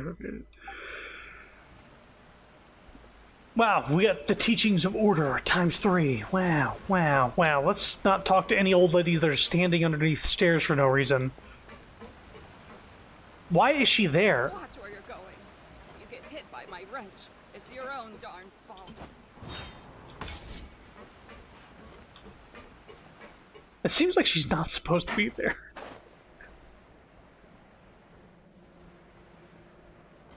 Yeah, so definitely a mic change for Paimon. But also, I think they're doing a different take. Either they're getting new voice direction, or hopefully I didn't take fall damage there. We rented this house from one of the locals to use as a temporary base. I'll come back later and tidy up a bit. After that, it should be all ready for you to stay in tonight. This isn't the trap house, right? Awesome, thanks! So, where are we off to now? She's hiding from falling tools, clearly. Well, when I happened to run into you two earlier, I was actually in the middle of distributing some supplies. Hey, I'm not a tool. Hey! With this many people staying in Poisson, we have to bring in outside supplies every now and then. I should probably make sure the rest of these provisions get delivered. Otherwise, people might start to get antsy. Okay, we'll come with. There are all sorts of rumors about your organization floating around out there. Paimon's not sure if she could even take a wild guess as to what's true and what's not. There was a period there, Paimon. But now that we finally have the chance to see a day in the life of the house, we can take a good look at how you operate! Well, you're more than welcome to come along. Just follow me.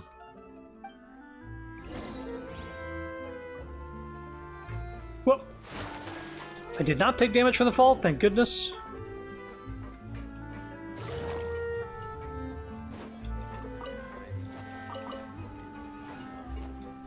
We haven't actually been inside the House of the Hearth yet. Take it easy. It's not here.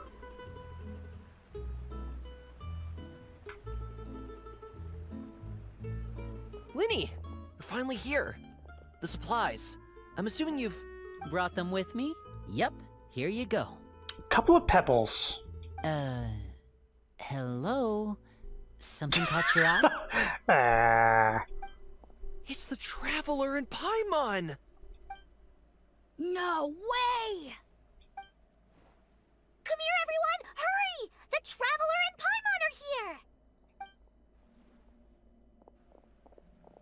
One at a time, please. Don't crowd around them all at once. We don't want to scare off our guests now, do we? Oh, it's alright! Gotta say, Paimon didn't realize we were this famous. Of course! Father and Linny have told us so much about you. Father told us about how you helped Linny. According to her, you're a trustworthy friend. And as far as she's concerned, that's pretty much the highest compliment we've ever heard her give. As you can imagine, everyone's been very curious about you. I heard the Traveler is so strong that she can move a mountain with her bare hands. Well, I do have the power of Geo, every now and again.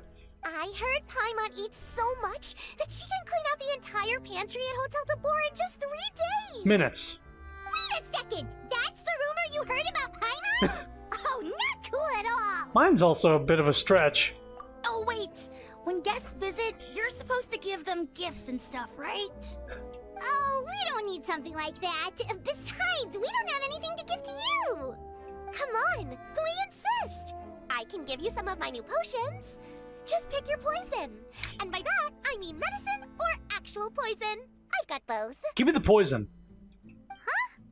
Or maybe Shaplo can teach you guys about stealth. He's super good at it. He's never been caught. Ah, now that's not a bad idea. I know you usually prefer to fight head-on, but it never hurts to expand your bag of tricks, right? When it comes to eliminating your enemies, staying quiet can go a long way. Trust me, I would know. My god, these guys are talking about such shady things. I was poisoned not too long ago, and I'm still dealing with the after effects. So I'm not quite as good as I was before, but I can still give you some pointers. Wait, when you said gifts, Paimon didn't think you meant poison and stealth tactics. But those are the best things we can give you. You don't like them? I actually want poison. Ooh, how about this? Tell me the name of someone who really annoys you, and we'll teach him a lesson for you. Wow. Dangerous suggestions keep on coming one after another. You start to get a bit overwhelmed. Old Selwar, I think that's enough suggestions for now. When it comes to being a good host, it's the thought that counts. You don't need a physical gift to make our guests happy. In fact, pestering them with suggestion after suggestion might make them more annoyed than anything. I would say your enthusiasm has certainly gotten across. Really? Absolutely. We definitely feel the love. Awesome! It's been so long since we have had guests to play with. If there's anything you need, just let us know. Yeah, especially if it's poison or something. I've got all sorts of potions for that. Jesus Christ. Well, we'll talk to you all later. We've still got supplies to distribute. We're making poison! All right, see you later. We're distributing it to the water supply. Because somebody looked at us bad. Bye. Bye!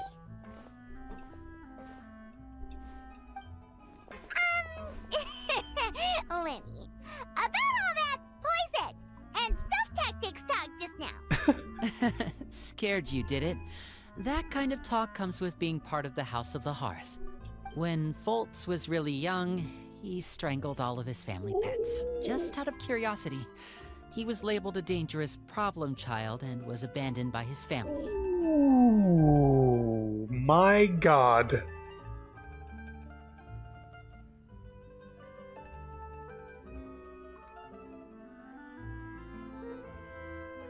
Huh.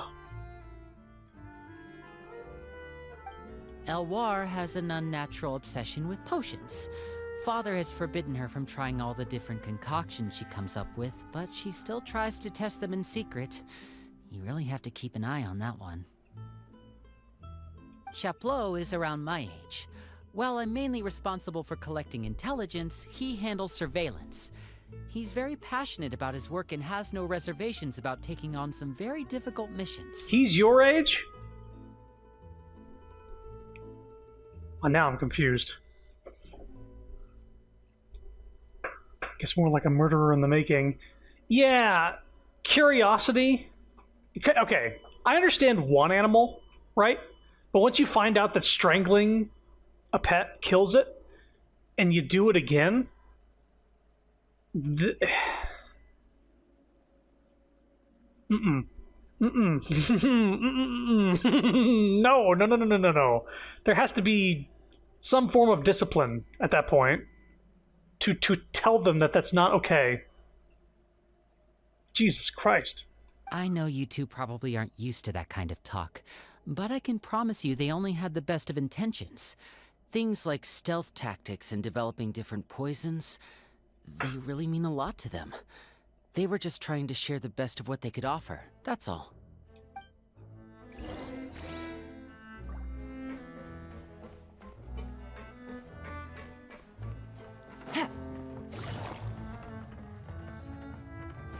Now, that's not to say that I don't want a poison added buff to my weapons. That'd be cool. Filio, supplies are here. Thanks. And who are these two? Outsiders? Allow me to introduce you. This is the Traveler and Paimon. Oh, you're the famous duo I've been hearing so much about. It's nice to meet you. I heard you've traveled to all sorts of places. Is that true? No. Of course! We're making our way all across to that! Oh, good for you.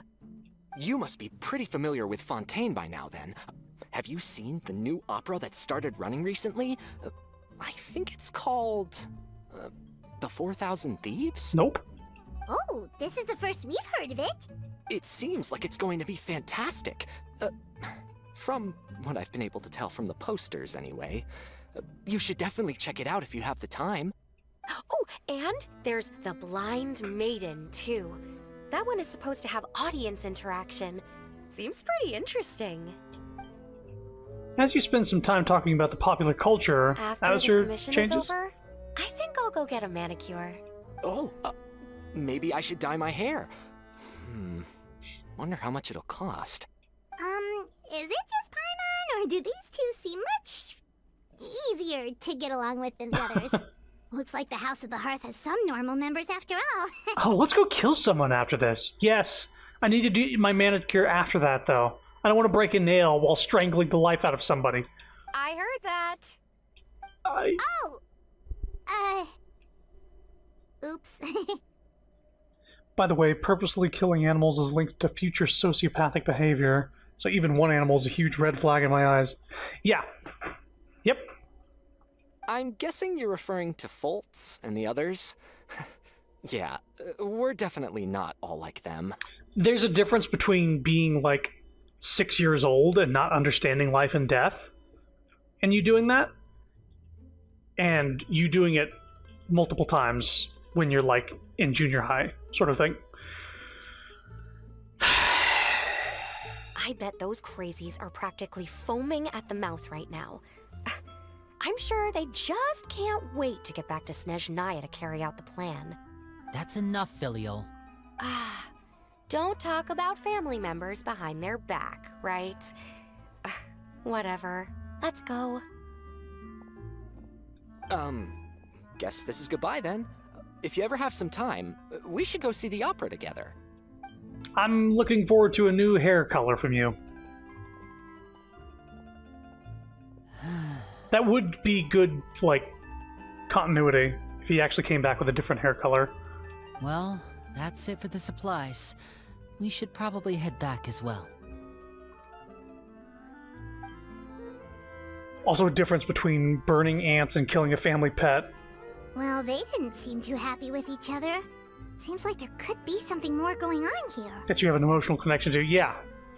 There's definitely some signs. We should observe for now. It's better not to pry. You're right. We're only here as guests after all. Oh, Linny's getting super far ahead. Come on, let's catch up. Wait, we didn't, Shit! We didn't talk to that group of... I noticed it in the cutscene. They were still over there. Looks like there's more trouble in store next month, too. When will it end? Hey, just focus on the positives. At least our time in Poisson has been pretty relaxing. Don't you think? They wouldn't still be over there, right?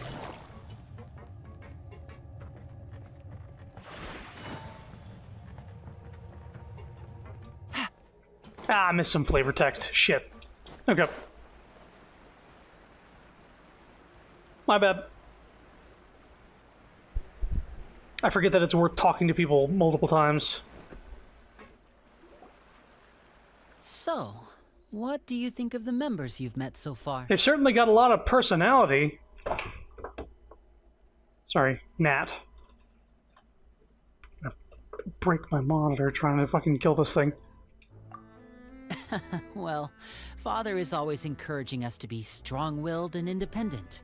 So if there's one thing we've got, it's people who aren't afraid to speak their mind. Well, I should probably get cooking. Wanna join? Who let this man cook? Of course! Then let's head out and...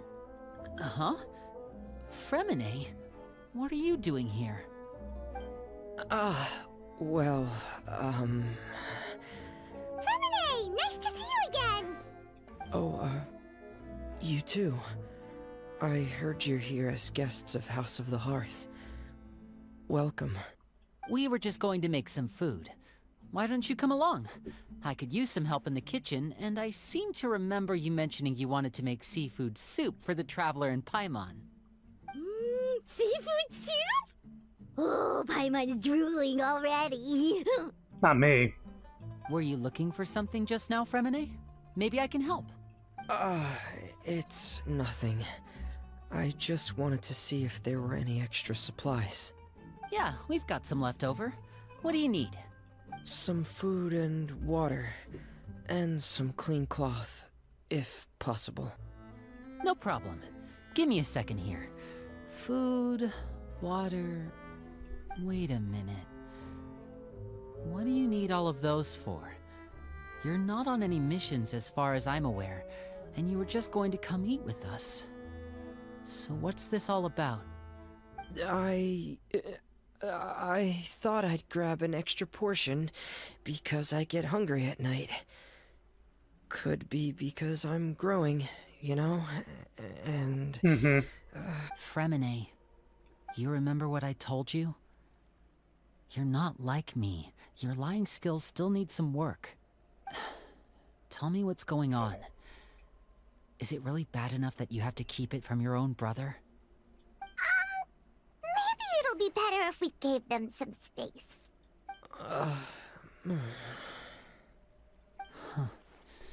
This is the first time I've seen that kind of look on your face. Whatever happened, does it have something to do with Father? Yes. Just follow me.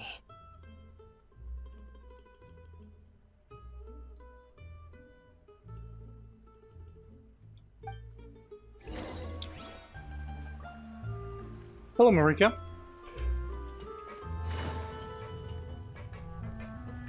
Doing good. We're just doing some Genshin. I'm doing the Arlecchino story quest here. Eh. Wait a minute. Take it easy. Oh. You're back! Oh, and you've brought some friends with you this time. Hello, my name's Linny. I grew up in the House of the Hearth. And you are? Hi, Linny. I'm also a child of the House of the Hearth, just like you. You can call me Clairvy. Clairvy? It's nice to meet you. Does that name ring any bells, Linny? No, not at all. That's not a name we have on our roster, I'm sure of it. What I'm not sure of, though, is how she managed to sneak in. I'm sure that pendant has no meaning whatsoever. She must be the phantom child Father's been searching for. From the looks of it, I'm guessing you were the one that found her, Fremine. You, haven't told Father, have you? No, I haven't told anyone. I've just been keeping her hidden. For how long? About half a month now. Jesus. So ever since we got to Poisson, then, do you have any idea what you're doing? I know what I'm doing. Really? 'Cause from where I'm standing, it looks like you're hiding the very person Father has been trying to find. If Father finds out about this, everyone involved is going to be punished. You know the rules of the house, Fremine. I know you do. Father doesn't tolerate any form of betrayal. So why are you doing this? I've thought it through. And I just can't hand her over like that. Linny, don't you remember last year? Chaplot nearly died after getting poisoned during that one mission. He wasn't able to get back before the poison started taking effect, and not a single person was there to help him. That night, while I was sleeping, I heard a voice telling me to go save him. I opened my eyes, but I couldn't find the source of the voice. I thought maybe I was just hearing things, but I went to look for him anyway. Luckily, I got there with enough time to save his life. That feeling of being haunted, of hearing voices, it's happened many times in the House of the Hearth. I'm sure you've noticed. So what you're saying is, that was her? She was the one who spoke to you that night? Unless there are other spirits roaming around the House of the Hearth, I don't think there's any other possibility. If Clairvy were our enemy, it wouldn't matter whether she was a spirit or an actual child. I would have acted without a second thought, because that's what Father ordered us to do. But she's been living with us, helping us from the shadows all this time. I think that makes her family. I couldn't just hand her over to be dealt with. Not when there's so much we still don't know. So what's your plan then? You can't keep her here forever. Someone is bound to find out eventually. I haven't thought that far yet. I don't want to disobey an order from Father, but I also don't want to put Clairvy in danger. Come with me. There are a couple things I'd like to say to you in private.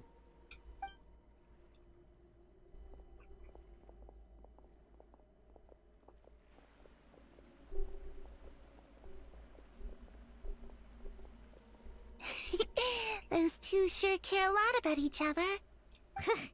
Well, they got a funny way of showing it. From where Paimon was floating, it sure seemed like they were about to bite each other's heads off. That's not too... That's honestly very laid-back sibling drama. No way! They have a really deep bond. I could tell right away, because I also have a friend like that. I just don't know how long that kind of bond can last. What do you mean? The darkness in the house runs deeper than you can imagine. No one can get out alive. That's not ominous. I'm sorry, Lenny. I really didn't mean to drag anyone else into this. Oh, really? You didn't mean to? 'Cause I, for one, wish you did. Huh? What do you mean? You know, when we were younger, you didn't call me Lenny. You called me brother, just like Lynette. We grew up together, the three of us. We were all orphans, all rescued by Father. Of all the siblings in the House of the Hearth, I think our bond was the closest. Later on, when you started calling me Lenny, I wasn't actually surprised. After all, Lynette and I are related by blood. We've had to depend on each other to survive long before we joined the house. Lenny, The darkest and most difficult moments of my life happened before you and I had ever met. I'm sure that's true for you as well. Even so, Fremine, we've stood by each other for all these years now, and to me, that means more than blood. You and Lynette are the most important people in my life. No one can replace you. So I won't let you face anything alone. Not if I can help it. Oh, looks like things are getting kinda heated between Lenny and Fremine. Maybe we should go check on them. Remember to talk to people before going anyway? It's raining. I should put my clothes away. What do you mean it's raining? We're in a cave! We're in a cave, little child! Also, how does she know it's raining? Hey, you two! Hope we aren't interrupting anything. Like a fight, or... Oh, wait a minute, Fremine. You're not crying, are you? Is everything alright? Everything's fine. Thanks for asking. Well, we're all friends here, right? We've been through so much together, so if there's anything we can do to help, just say the word. It's just a small family dispute. It's not something our guests should trouble themselves with. In fact, it might be better if your stay ended here. Sometimes having guests around can come in handy. What are you getting at, Traveler? When guests are around, families are often on their best behavior. And any disputes are less likely to escalate. That's what you're trying to say, isn't it? Exactly. I think it'll be better if we stick around. I... just... Thank you. I was really hoping to keep you out of it. But even if I could think of some other reason to turn you away, I'm not sure I could convince you. I know things could turn dangerous, so I promise you this. From now on, I'll protect you like my life depends on it. Water from the stalactites, maybe? Yeah, I guess so. Should take those things down. Cause a cave-in. Me too. Well, back to the matter at hand then. If we don't plan on handing Clairvy over to Father, then our only other option is to solve the mystery of her identity before Father is able to track her down. That means finding out where she came from and what she's doing here. Then we can send her on her merry way and pretend like none of this ever happened. Have we tried talking to her? Just like asking her who she is and where she came from? I've tried that already. And? And... nothing. I tried taking her somewhere really far away, but... after some time, she just reappeared. She even came with us all the way to Poisson. It seems like wherever the house is, she follows. I don't know much about spirits. Do you two have any ideas? Let's see here. Paimon remembers hearing something like, if you fulfill a spirit's last wish before they died, they'll let go of whatever's keeping them here and return to the ley lines. Oh, it's just that Paimon doesn't really remember where she heard that, so it's not guaranteed to work or anything. Well, sounds like it's worth a shot. Guess that means we should go ask her about her wish. But first, Fremine, I need you to promise me something. What is it? I need you to promise me that this will stay between the two of us. We're the masterminds behind this whole thing. No one else gets involved. Can you do that for me? He doesn't want Lynette to take any of the heat for this. Of course. I promise. All right. Then let's seal the promise just like when we were kids. Fist bump on 3. Ready? 1, 2, 3. I swear. Oh, look who showed up. Sound effects. Whoa! Yeah. Lynette! He was trying to keep her out of this, but now she's part of it. You scared me. But what a surprise. What brings you here, dear sister? Mm-hmm. And, when exactly did you get here? Is he like bapping her on the shoulder?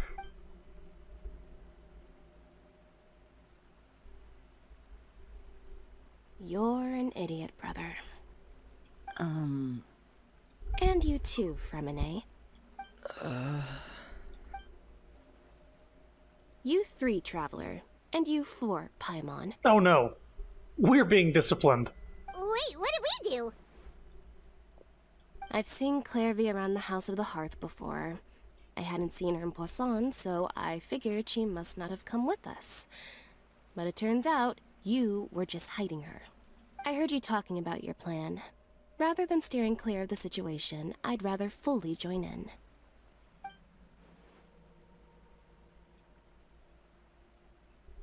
If you don't agree, I'll have no choice but to report everything back to Father. Simple as that. Jesus. You're not giving us much wiggle room here, Lynette.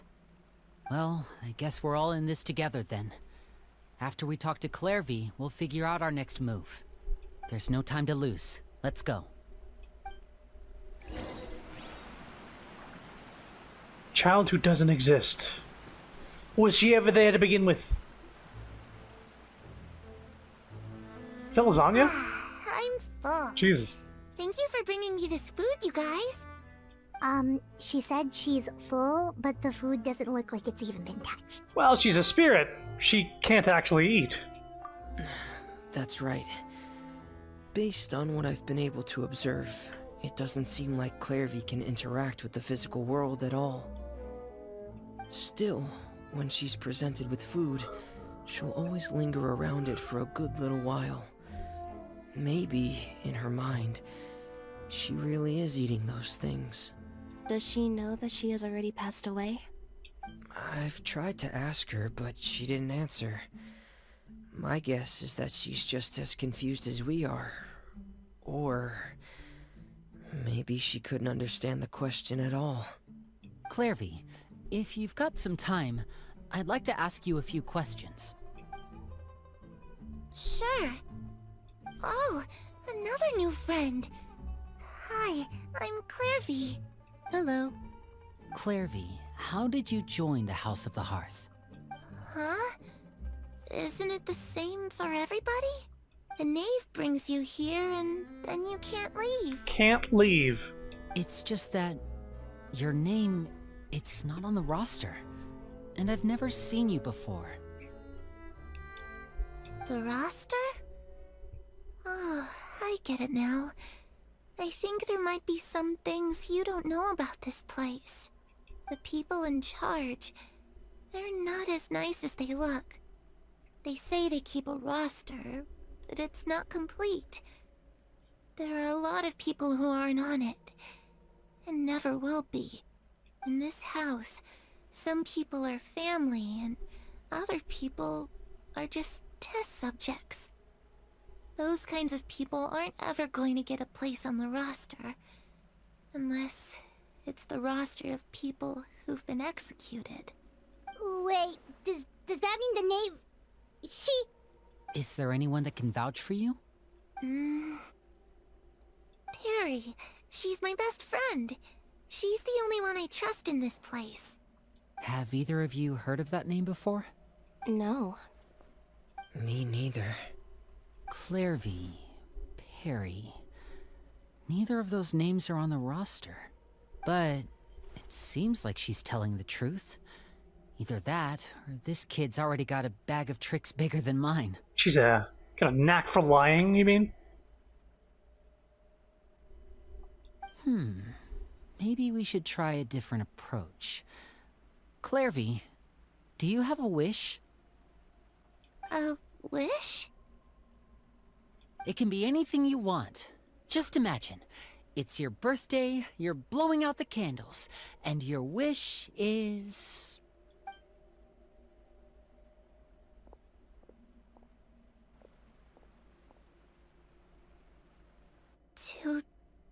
To go outside. Oh, jeez.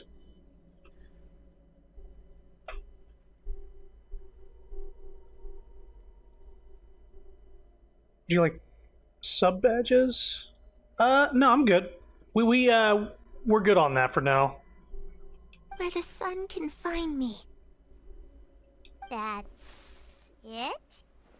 Well, that sounds easy enough. The darkness in the house runs deeper than you can imagine. No one can get out alive. What did she mean by that? Things can't be this simple. Okay, time to divide and conquer. Listen up. I've got a plan. I'll try and find a way to use basic illusory magic to take Clairvy outside and bring her somewhere with sunlight. Lynette, try and find the list of executions that Clairvy was talking about, and see if her name is on it. Fremine, you stay in Poisson. We can't be the only ones who've had run-ins with Clairvy. I need you to collect intel on everything she's said and done. You're an artist that likes to do logos, banners, sub-badges, etc. Understood. Yeah, I mean, I do streaming a lot, but I'm not in the need for any of that stuff at the moment. I'll try my best.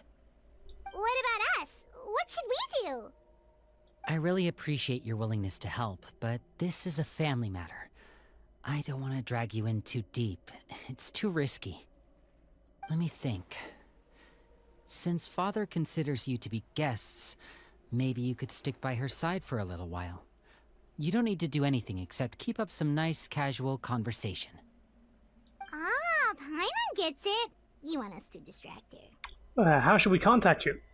I'll give you a magic bird. If Whoa. Father suspects something, all you need to do is release it when she's not looking, and it'll alert me that something's wrong. Of course, that's only as a last resort. If Father doesn't seem to notice us, there's no need to make contact. We'll reconvene here tonight after all's said and done. If the worst-case scenario happens and we're discovered, just tell Father everything. We're not going to let our guests get punished for our own actions. That's where we draw the line. Be careful. You too. Okay, this is where we part. Father should be at the beach nearby. Yeah, no problem. Understand.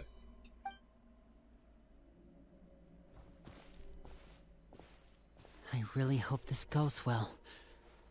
No, it has to go well. That's the only way this can get resolved. Oop, don't forget to talk. Clairvy, I'd like to take you somewhere. Is that okay with you? Sure. Where are we going?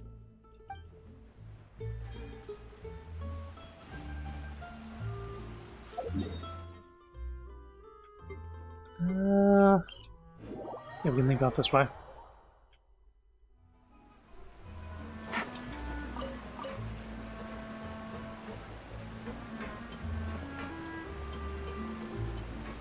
Wait, what the thing that can like launch you out of here? Oh, here we go.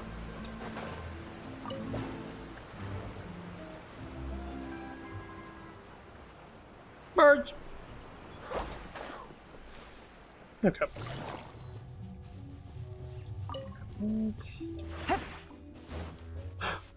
Look who's back from the abyss. And child. Hey, aren't you supposed to be in Snezhnaya recuperating? What are you still doing in Fontaine? Oh, it's you two. I didn't expect to run into you here. I was unconscious for quite a while after the fight in the Primordial Sea. After I woke up, I realized I was being taken back to Snezhnaya, and well, I couldn't have that now, could I? Not when I've still got unfinished business here in Fontaine. So, I mustered up all my strength and made the journey back on my own.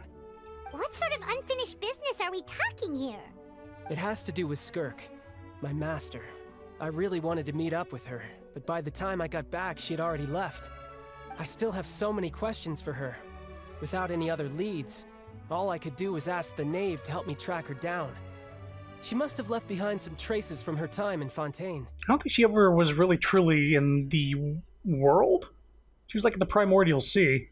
Oh, okay, so have you found any clues?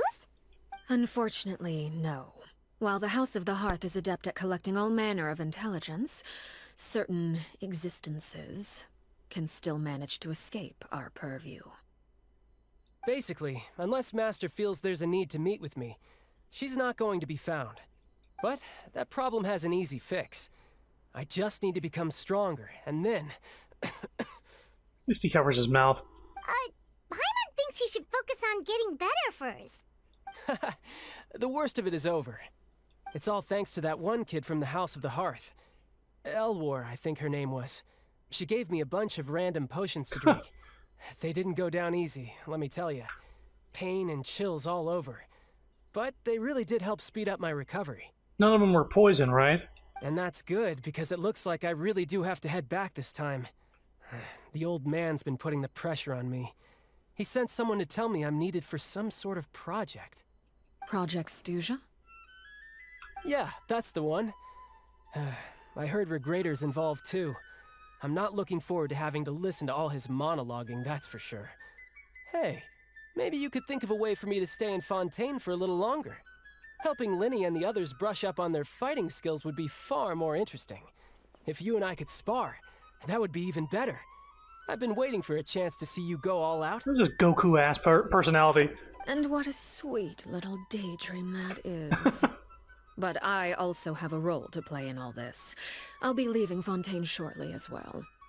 Besides, considering how little they see fit to step outside the homeland, being called on to return to Snezhnaya by such illustrious dignitaries, what a great honor.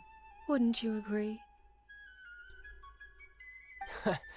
One I could do without, I'd say. Is it just Paimon? Or does it kind of seem like they're... Just casually trash-talking their colleagues behind their backs? So, dear guests of the House of the Hearth, to what do I owe the visit? Well, we just... Wanted to learn more about you. Right! We're super close to Lyney and the others, but we still don't know much about you! Is that so? Introductions have already been made, have they not? Oh, well, you see? There's only so much you can learn about someone from a short introduction. At least tell us something a little extra, like... Why do you call yourself father? Huh, good question. I'd also like to know. The fact that you have to ask tells me our intelligence work has been quite successful. Telling you the answer to that question would only serve to undermine that success. And we can't have that, now can we? Spoken like a true diplomat. That was some expert sidestepping right there. Well, if there's nothing else, I think I'll take my leave. I still have a small matter to resolve at home. Wait, don't go! If the knave leaves right now, she's sure to run into Linny and Clervy. Maybe I should release the bird Linny gave us? No, we should try to get her talking about something else first. About the House of the Hearth, what does the organization mean to you? I'd also like to hear the answer to this. I've met some of the members of your organization, and they all seemed like really good kids. They actually reminded me of Tonya and Tusser. Which, by the way, if you ever betray them, I'm just letting you know, I won't let you off easy. And why would I betray them? Well, you've already betrayed the House of the Hearth once, haven't you? At least, that's what I heard. Oh.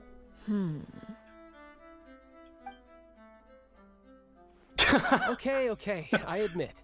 That's just what the old man told me. The rooster, I mean. The rooster. The knave betrayed the House of the Hearth? Does that mean that what Clervy said was true? Does the knave really treat her children like test subjects? Wait, did you really do something bad to those kids? Never mind what I've done. I'm more curious as to what the mighty rooster had to say. Care to enlighten me? Well, nothing much. Just some stuff about you taking out many other members of the House of the Hearth, and even going so far to attack your own family. I see. Oh, based on your reaction, I'm guessing it's all a bunch of lies. Hardly. I don't appreciate his particular turns of phrase, but I suppose he didn't say anything untrue. Although, it would be more accurate to say that there is a certain level of prejudice involved, but I don't intend to clear that up just yet. Prejudice has a funny way of concealing the real truth behind certain things, an attribute that I find to be quite advantageous. Call yourself a Fontanian, for example, and people will assume all sorts of things, when the real truth is that this is simply the land where I was raised. Yeah, we found out you weren't Fontanian from gameplay, where you couldn't dolphin dive out of the water. Huh? You're not actually from Fontaine? But then why did you try to help out with the prophecy and everything? It's where she was raised. I was trying to protect the children born in Fontaine.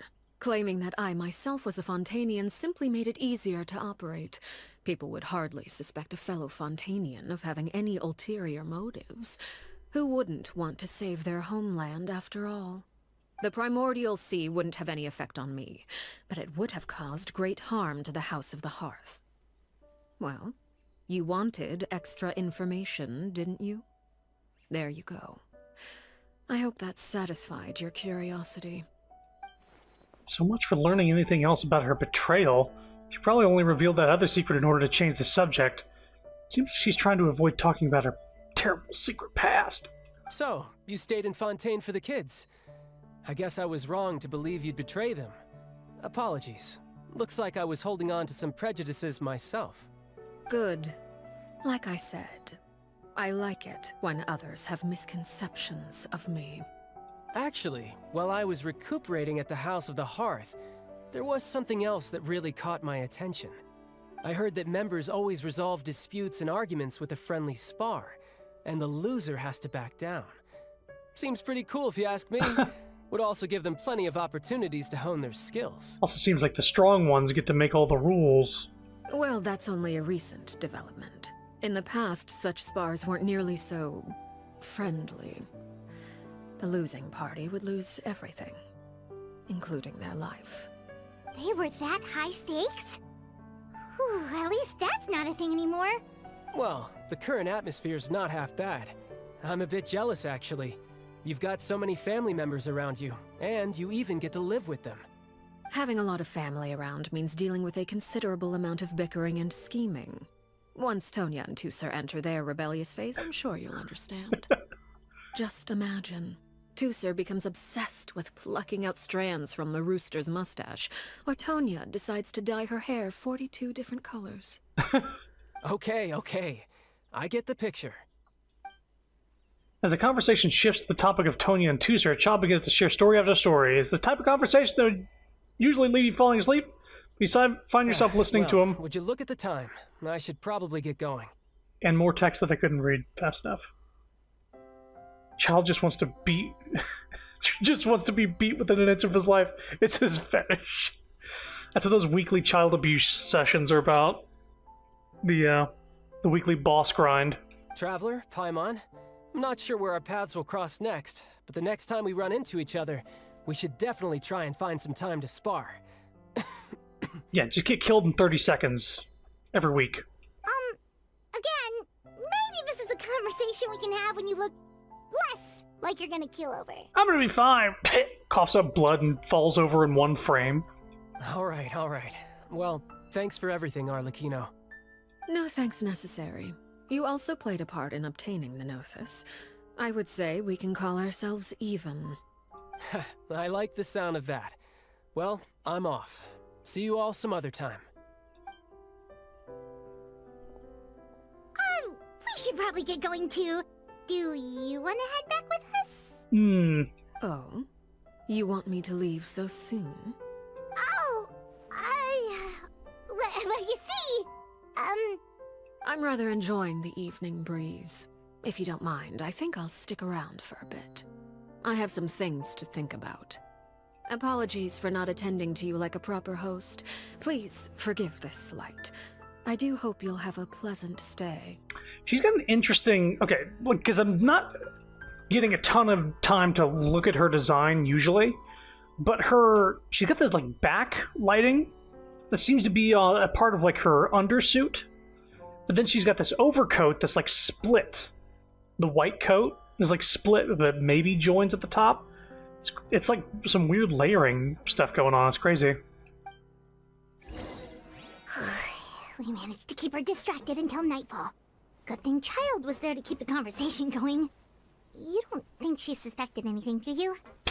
You think she could hear us? I wonder if Linny ran into any issues. Let's hurry back and see how everything went.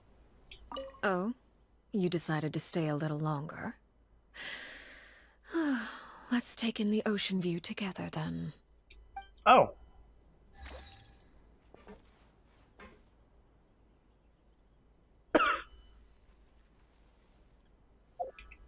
I'm gonna go kill a whale real quick. I'm sorry, what? Just give me 2 seconds. I gotta go kill a whale. What? Yeah, I'm just gonna go kill a whale. Romantic. Coughs immediately and then dives in the water, says they're gonna kill a whale. Oh, hello. Gather!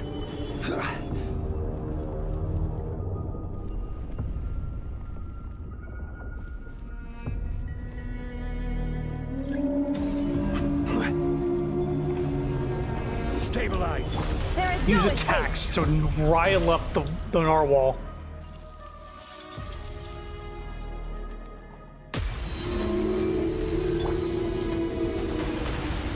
Solidify! Shine down!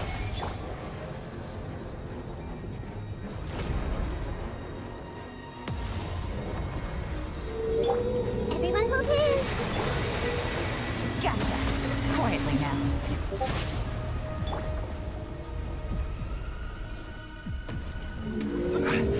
Oops.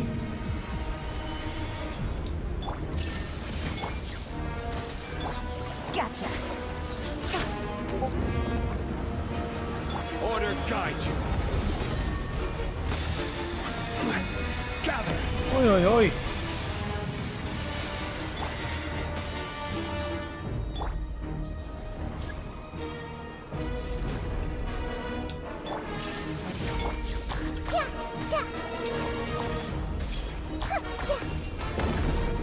Is he angry enough?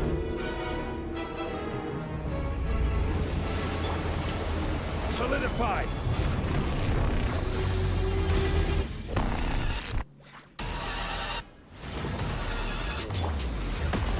The Temple of Wisdom! Things are about to get dicey. Busted. Illusion shattered, torn to oblivion.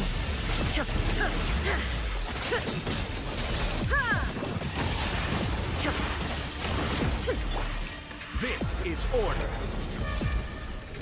Gather. There is no escape. A minute.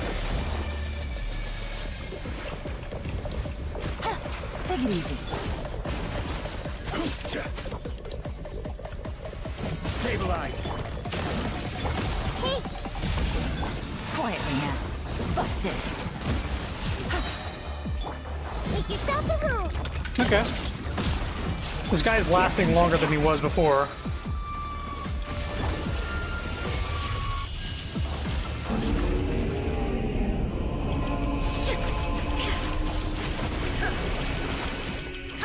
I will have order. Solidify. Sharing my knowledge. Everyone hold hands. Things are about to get dicey. Gotcha. Shine down.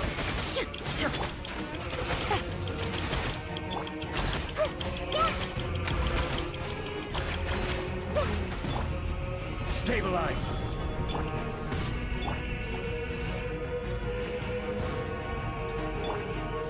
Almost died. Gather. There is no escape. Busted.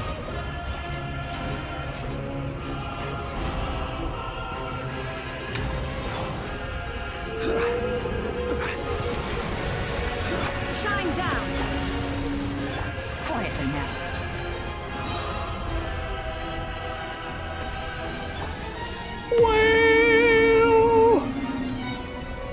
Solidify. Illusion shattered.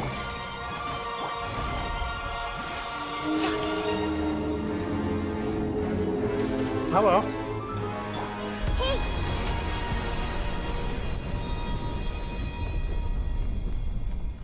So something that throws me off about that boss theme is when the drop hits when you're inside the mouth. It's weird.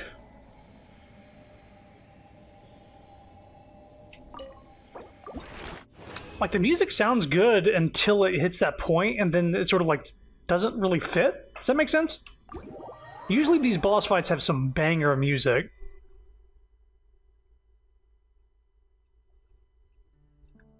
So give me a sec.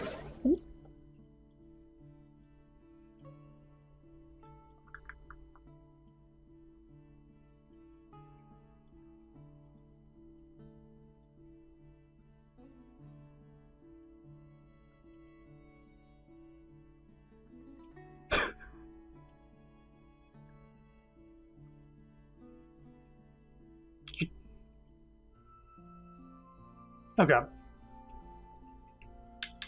Alright, we killed the wall, the narwhal. Let's go to the next thing.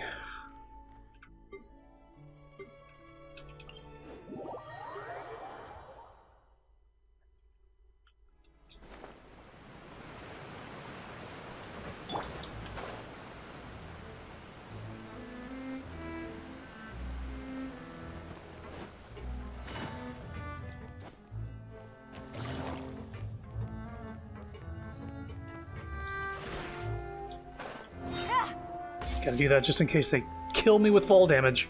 Lenny, how did everything go? Well, long story short, we ran into a small issue. Clairvy can't go into the sunlight. What do you mean? Everything was fine at first. She followed me up to the surface just like I told her. But as I led her out of the shadows and into the sunlight, she vanished. I turned around and there she was, standing at the edge of the shadows, silently watching me. Huh. Maybe she's afraid of sunlight, or... No, it wouldn't be her wish if that were the case. Well, we could always try pushing her into it. When will we ever be free of Spider-Man? Not sure pushing works on non-corporeal beings. Oh, true. I've pretty much tried it all already. Nothing worked. Eventually, the sun went down, so all I could do was bring her back here. How did it go with you, Lynette? Good. I've got the list. It's right here. Really? Well, what are we waiting for? Let's take a look!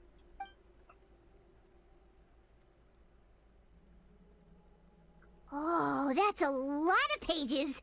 Oh, it's gonna take forever to get through it all. We can each take a section. Here. La Pouillade, Landois, Chambel, Horaire. These are all the people who were executed? Horaire, Landois, Lapiade, Jambel.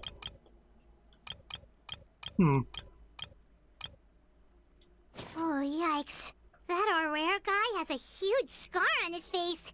He's kinda giving Paimon the creeps. Ah, I've met him before. The scar is from an injury he received during a mission. I still remember him joking with me about it. He said any future lover would take one look at him and then lose all interest. Did he say anything else? Well, I asked if there was someone he was interested in. He said no, and that's where our conversation ended. It was only later that I learned he really did have someone he liked. He risked everything to escape so he could be with her, but it didn't work. One day, Father asked to see him, and, well, I never saw him again after that. Wait, so that means the knave, she... It may seem cruel, but it's just one of the rules of the house. Betrayal is not to be taken lightly. We know too many secrets to come and go as we please. So, if you do try to leave, you pay with your life. A solemn atmosphere descends over the group as you look through the list of names. Her name's not here, huh? Well, that's not too surprising. It doesn't seem like this list is complete. It only contains records dating back around 5 years. These are all the people she's executed in the last 5 years that were part of the house? Let's shift our attention then. Fremine, were you able to find anything out? Fremine. Sorry. I was thinking about something. I managed to talk to quite a few people, but I couldn't help but notice that the atmosphere in the house was a little... strange. Strange? Yeah, I mean, I know there have been arguments in the past, times when people haven't gotten along. Chaplot and Filiol are a good example of that. Oh, those are two of the people that we met while delivering supplies. Paimon can see how they might not get along. They had very different vibes, and their, interests seem to be pretty different as well. Diplomatic. That's to be expected, actually. Father brought us all here, shared her knowledge with us, taught us how to fight. That's one thing we all share. But that's also where the similarities end. Not all of us feel the same desire to stay here. As members of the House of the Hearth, we're also considered part of the Fatui. And to a lot of people, that's an identity they never asked for. Certain members get older and realize they want something else for themselves. But considering the rules of the house, most people would never say that out loud. People like Chaplot and Foltz are loyal to Father and her vision. They're proud to be part of the Fatui. Filiol and Nantoy, on the other hand, well, they aren't quite as enthusiastic. These kinds of conflicts have always been there. It's not like Father is in the dark about any of this. Well, that's true. But it just feels like things have gotten worse lately. Filiol and the others, it seemed like they were meeting in secret to talk about something. I can't say for sure, but I think they've met Clairvy. You think she's been inciting them to act out? No, not exactly. But I wouldn't be surprised if she said something to them about the darkness in the house and how deep it runs. She's told me about it before. Experiments being run on children. People being used as pawns on the battlefield without so much as the strength to survive. And they just believed all that? Without any evidence? Clairvy's words probably gave them the excuse they were looking for. Whether they actually believe them to be true is secondary. This is all because of Project Stuja, isn't it? Whoa. Hold on a second. What's this Project Stuja all about, huh? This is the second time it's come up now. Sorry, but I'm not sure of the details either. I only know what Father has told us, which is that it's something the Rooster and Regrader have been working on together. Apparently, it has to do with the Fatui's strategic plan for the future. Have we seen the Rooster before? Let me a sec. Look at Toby for a sec.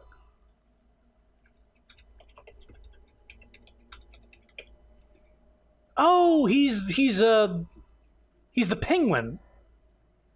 It's funny they gave him the name the Rooster because he reminds me of the Penguin from Batman. That's probably not a real image, but this is probably not a real image either. This guy, Punchinella.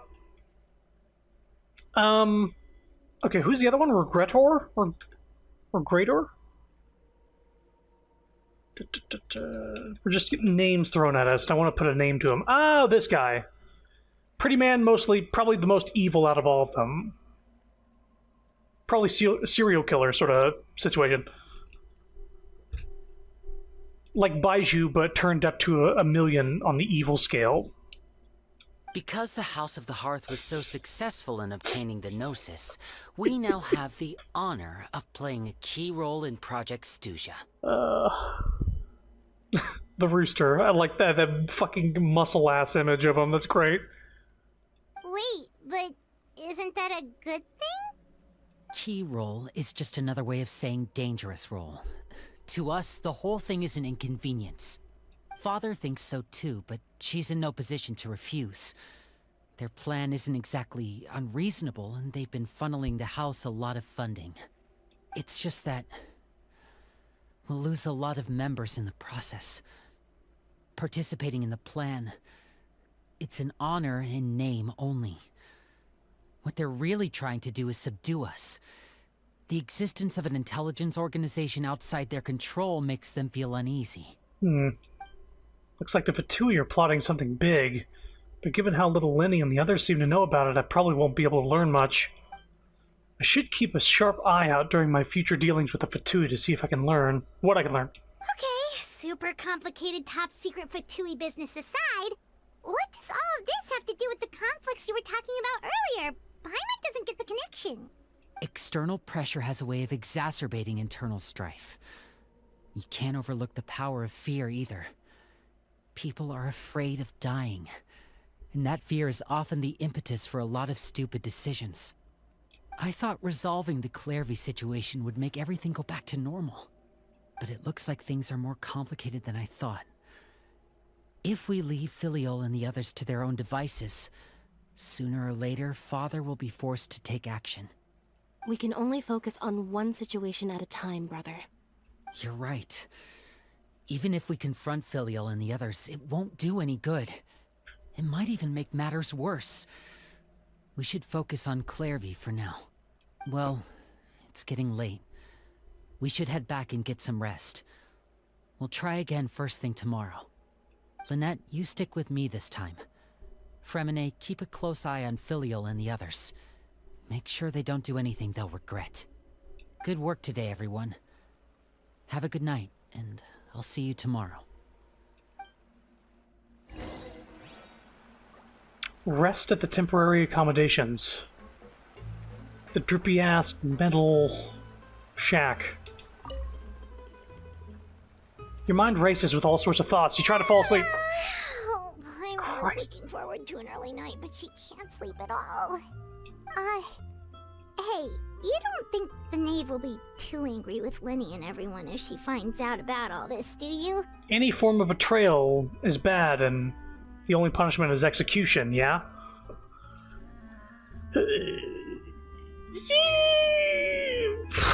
Probably. She's even scary when she smiles. If she were to actually get angry, Ooh, you have to protect Paimon if that happens, okay, Traveler? I'm also afraid of her. You can't just hide behind me. I'm also afraid of her. Oh, well, in that case, we should just plan on running away. We'll grab Linny and the others and we can make a break for it as fast as we can. Uh-oh. Look over there! Clairvy, what's she doing over there? Quick, let's catch up with her before anyone sees.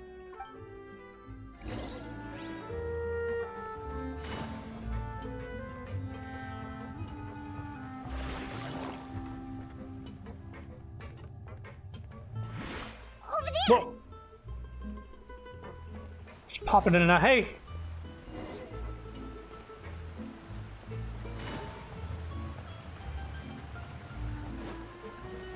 Oh, where is she going? Oh, if someone sees her, we're toast. Speaking of toast, does anybody smell toast? I want to heal Raiden just real quick.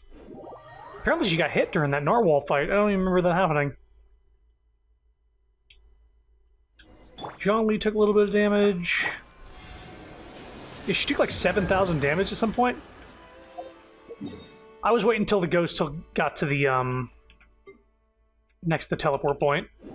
Did it reset? Did it reset? The ghost was right here.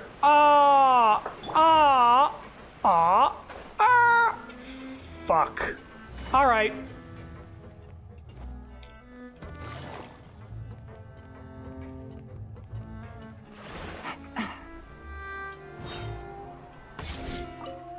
Skip.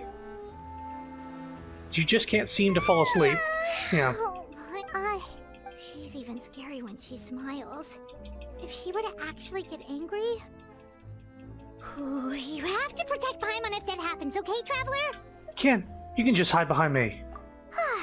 Trust is ever, Traveler. Look! Look over there! Quick! Let's catch up with her before anyone sees! Okay.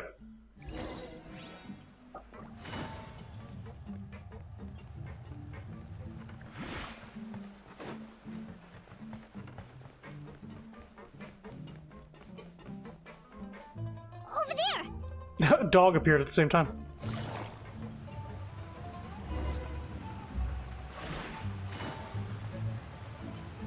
Oh, where is she going? Oh, if someone sees her, we're toast!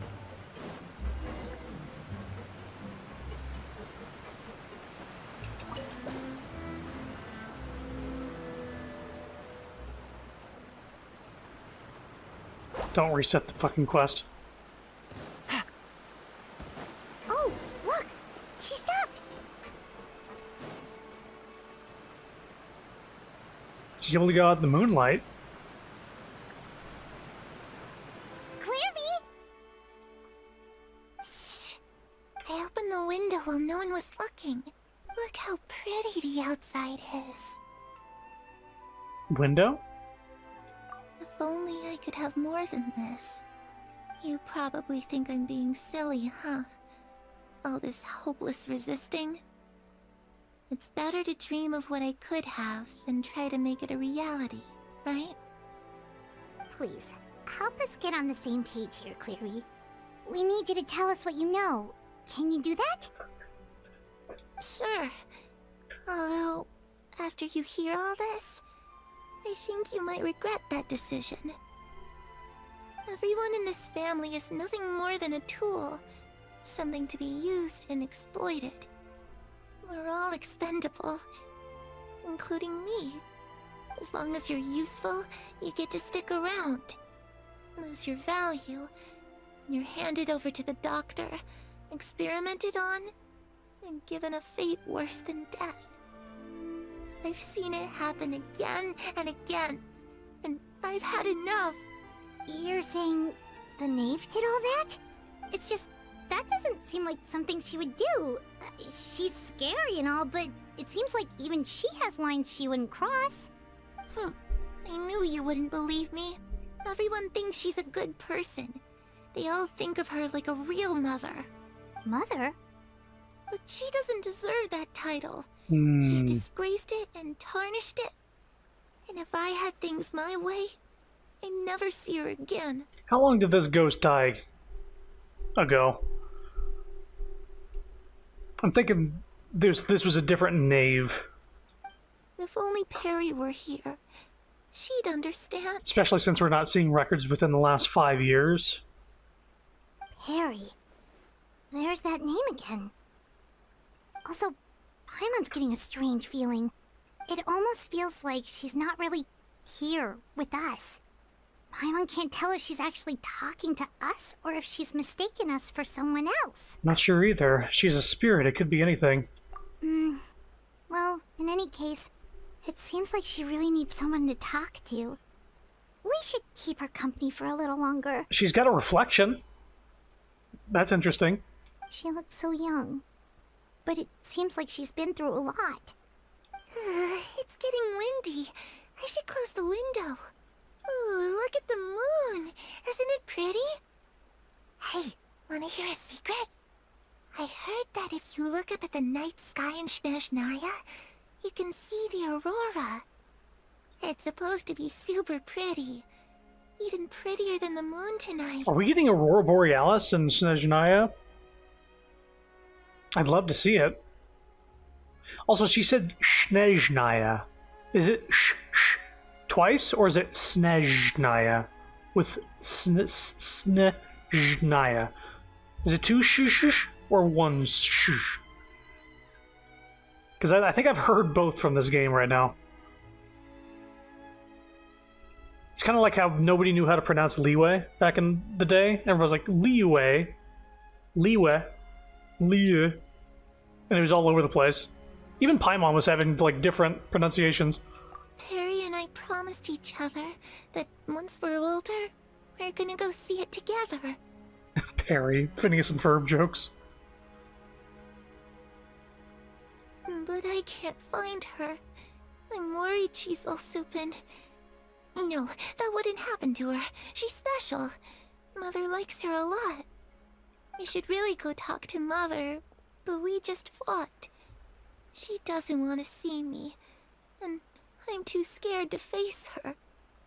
What should I do?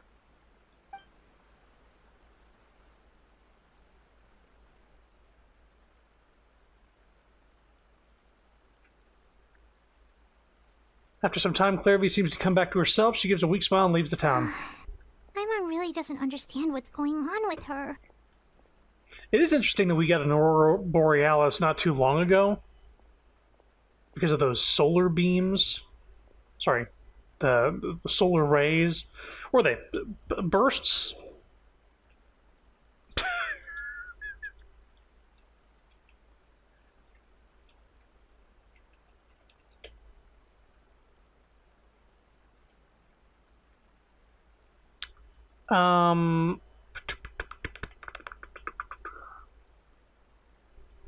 There was a ton...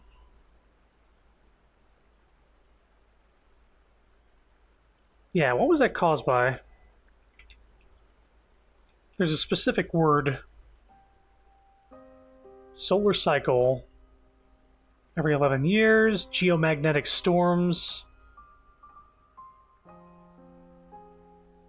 Solar storms. Right. And then just a bunch of solar waves just like crash across the Earth and cause the Aurora Borealis in places that usually don't see it. There's also that meteor in, oh fuck, I don't remember the name of the country, but there's a bunch of videos going around recently. It was like a blue meteor that got caught on a few different videos. Well, let's head back. We've got an early morning tomorrow. Apparently it was iron, and that's why it was blue. The night passes. All right, looks like we're all here. Spain? Let's go ahead with the plan. Was it in Spain? Spain?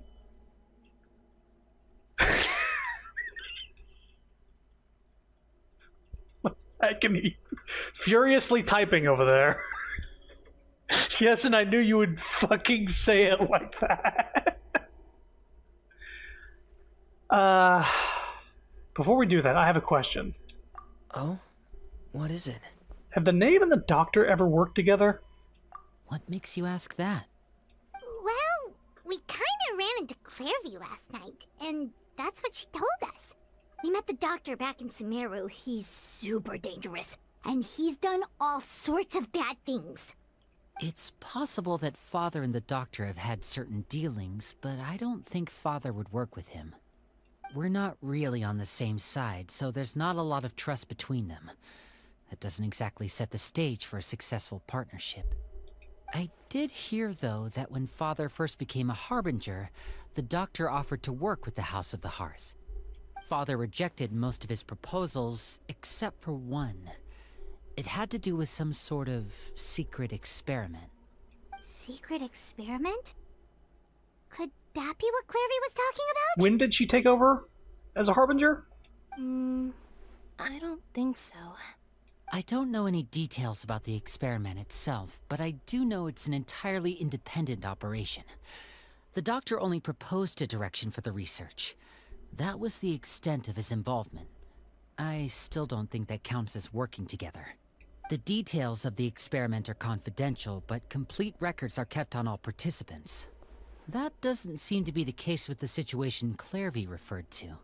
I know you don't agree with some of the Fatui's methods, and I'm not asking you to. But I am asking you to trust us on this. The House of the Hearth has its own principles. There are certain lines we're not willing to cross. Alright, that's good to hear at least. Clairvy seems to think the Knave and the Doctor worked together to do something horrible. If that turned out to be true, Paimon doesn't know how he would even face you guys. Clairvy also said that they talked with Mother recently. Also, have you ever referred to Arlecchino as Mother? Or has it always been Father? It's just that it doesn't seem like Clairvy is lying either. The easiest thing to do would be just ask the Knave directly, but Paimon doesn't think she'd tell us. Let's focus on the plan for now. Father didn't come back last night. She's probably still near the shore. We'll be counting on you to distract her. Better question, did the Knave used to go by Mother? I wanted to ask them that so bad when I was at this point. Yeah, basically saying like, yeah, okay, you keep calling her Father, but Clairby said Mother specifically. It's like, is it a different person or no? She is a mommy. Bonk. Self-bonk.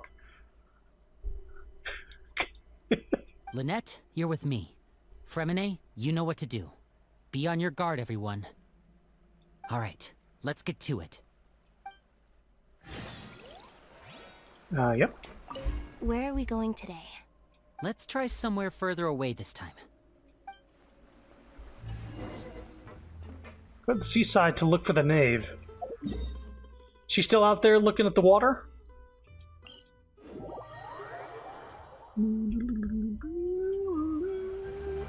Venice music.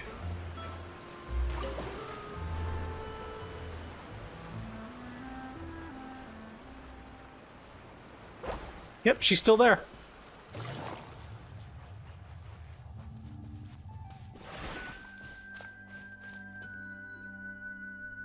Did you kill that whale? Yes! Ah, it's you two again. I must say, you look a bit pale. Did you have trouble sleeping last night? A little. Perhaps if you had less on your mind, you'd be able to absolve yourself of such troubles.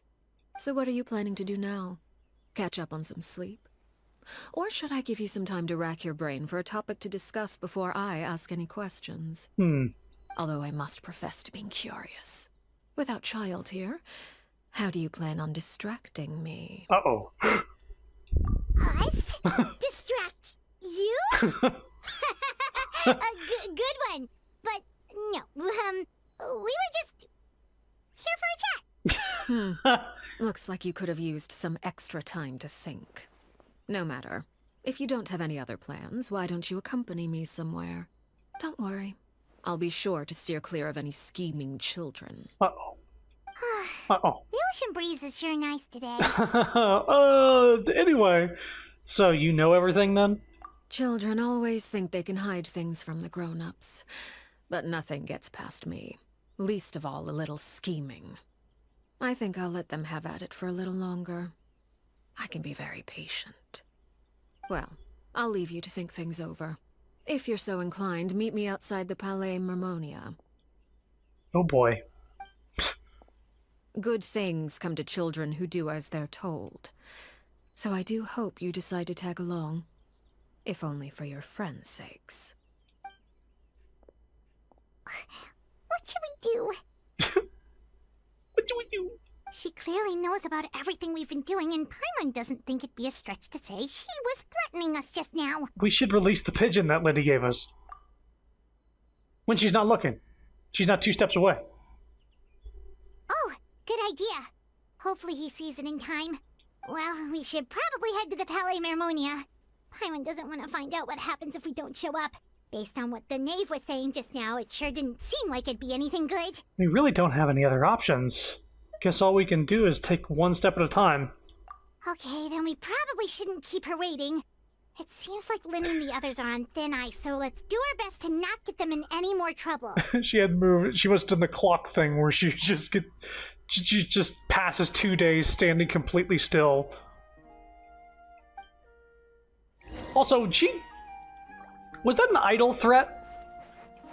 That she said, oh, it would be a shame if something happened to your friends. Was she talking about the children? When she said friends? She wouldn't. Right? I mean, she's executed a few members of her Seeing as house. We still have some time before my meeting. We might as well enjoy some pleasant conversation while we wait. But not the kids. Although there is a ghost child. I'm glad to see you get along with my children. Being surrounded by good companions is necessary for a child's development. You're not planning on doing anything to them, are you? I assume you're referring to Lenny, Lynette, and Fremine. Although, there's that situation with Filial and Nentoy as well. It appears quite a few people have been acting out lately. No matter. I'm not one to discriminate. All those who betray the house meet the same fate. There are no exceptions. Wow.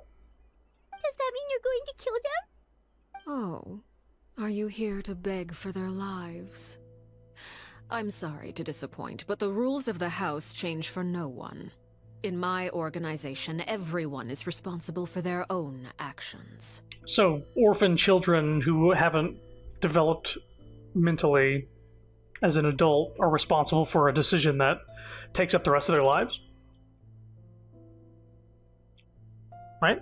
But don't you care about them at all?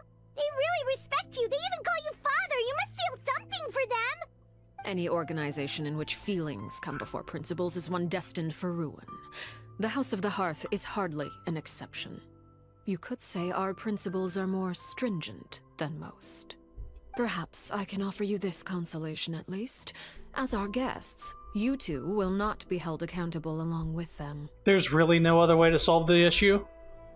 I would imagine Linny, Lynette, and Fremine will be able to keep their lives. As for Filial, Nentoy, and the others, I'm afraid there's little I can do. They can try to escape, but once you know our secrets, there's no getting out alive. But that's awful. Ah, you seem concerned. Out of consideration for my guests, I suppose I could turn a blind eye for a little longer. If Linny and the others manage to dispose of Claire V in the meantime, all evidence of their wrongdoing will be lost. In that case, I could hardly punish them for something I couldn't prove. If their efforts are unsuccessful, on the other hand, all will be held accountable. And the punishment will be severe. We'll hold you to it. Of course. Oh, and here, I believe this belongs to you. What? Do try and keep better track of it next time. Ah, she caught the bird. She didn't kill it, though. It takes a considerable amount of time to train a bird like this. It would be such a pity if you were to lose it. Permanently. Wait, where did you get that? Well, I'm afraid that's all the time we have to chat. Now, for the matter at hand. I asked you to meet me here because I have business at the Palais Mermonia. It has nothing to do with you, but I think it would be prudent for you to stick by my side for the time being. There will always be time later to run off and tell Linny what you've learned. We're just gonna have to see how serious she is about the whole killing, no exceptions thing. Well, time to go. Looks like we wrapped things up just in time. There's There's a difference between talking that big talk and walking that big, long stride walk. Stress.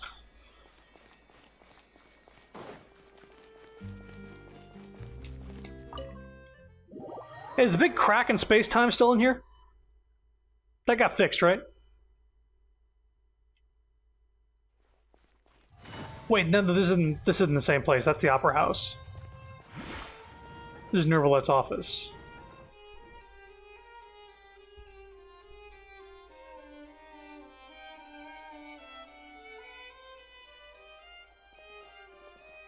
It's been a while, Monsieur Nervalet.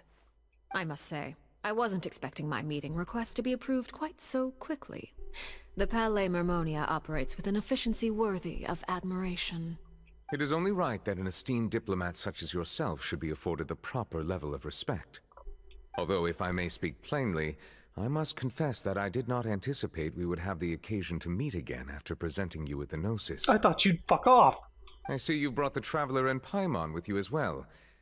If I may inquire as to the purpose of your visit. I'll be departing Fontaine shortly. There is, however, an outstanding matter that I would like to see resolved before I go. It requires a rather lengthy explanation, I'm afraid. So I took the liberty of explaining everything in this proposal. Please review it at your leisure, Monsieur Nervalet.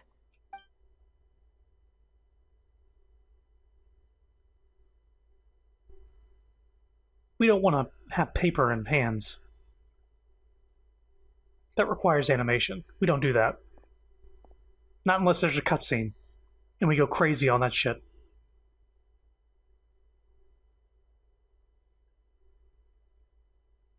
I think Paimon just floats closer to the couch instead of actually sitting. I understand your request. However, at the risk of causing offense, I must admit that I fail to see why you would wish for such a thing. I heard you have a certain fondness for water tasting, Monsieur Nervalet, so allow me to use water as an analogy. A family is like a large body of water with countless rivers flowing in and out.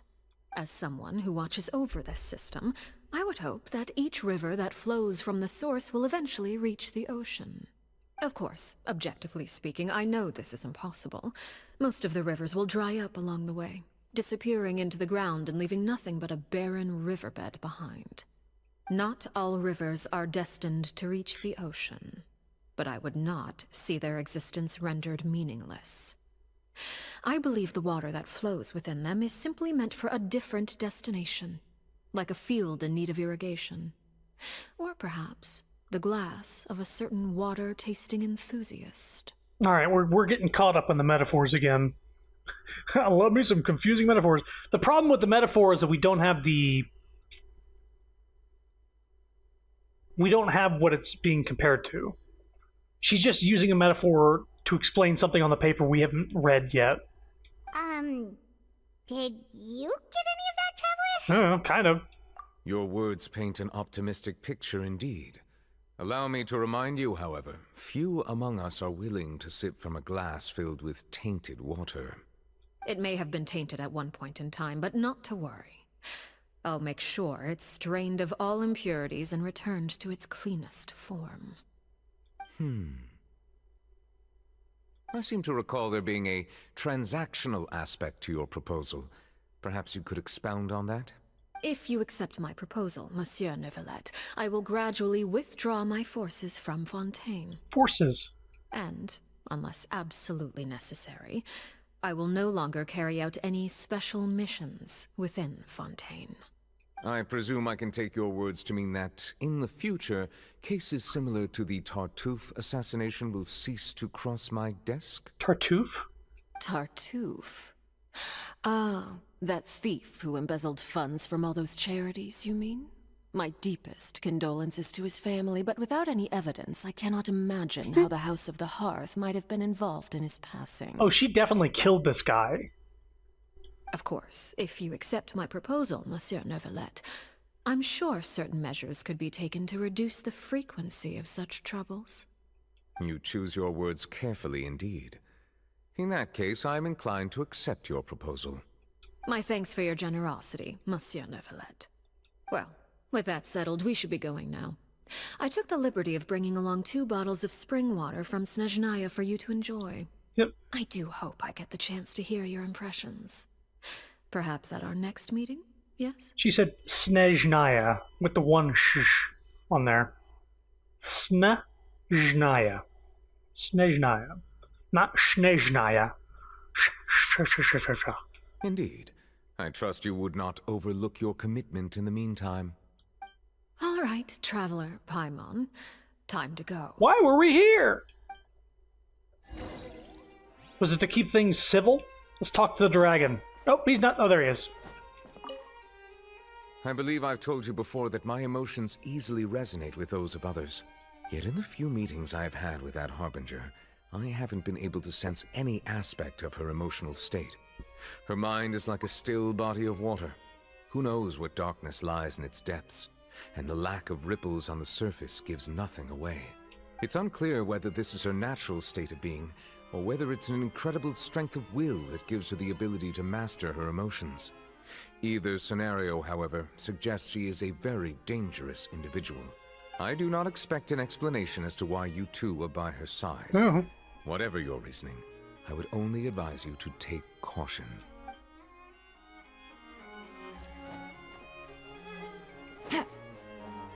She threatened to kill some kids. That's why we're here. What? Wait, what? I'm out of here. I didn't run up that door, did I?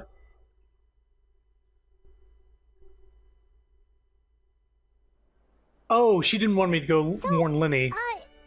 What exactly were you talking about back In the there? meantime, right.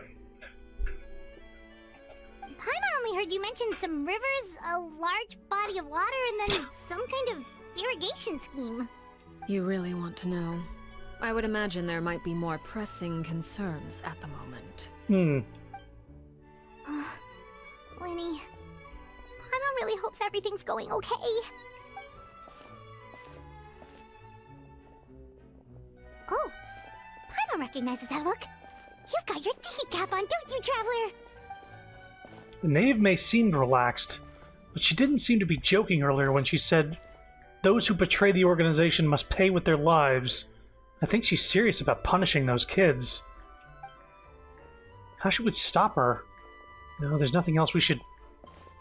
There's something else we should figure out first. While we were talking in front of the Palais Marmonia, she mentioned Clairvy's name. Does that mean she knew where Clairvy was this entire time? Maybe she even anticipated how Lyney and the others were going to act.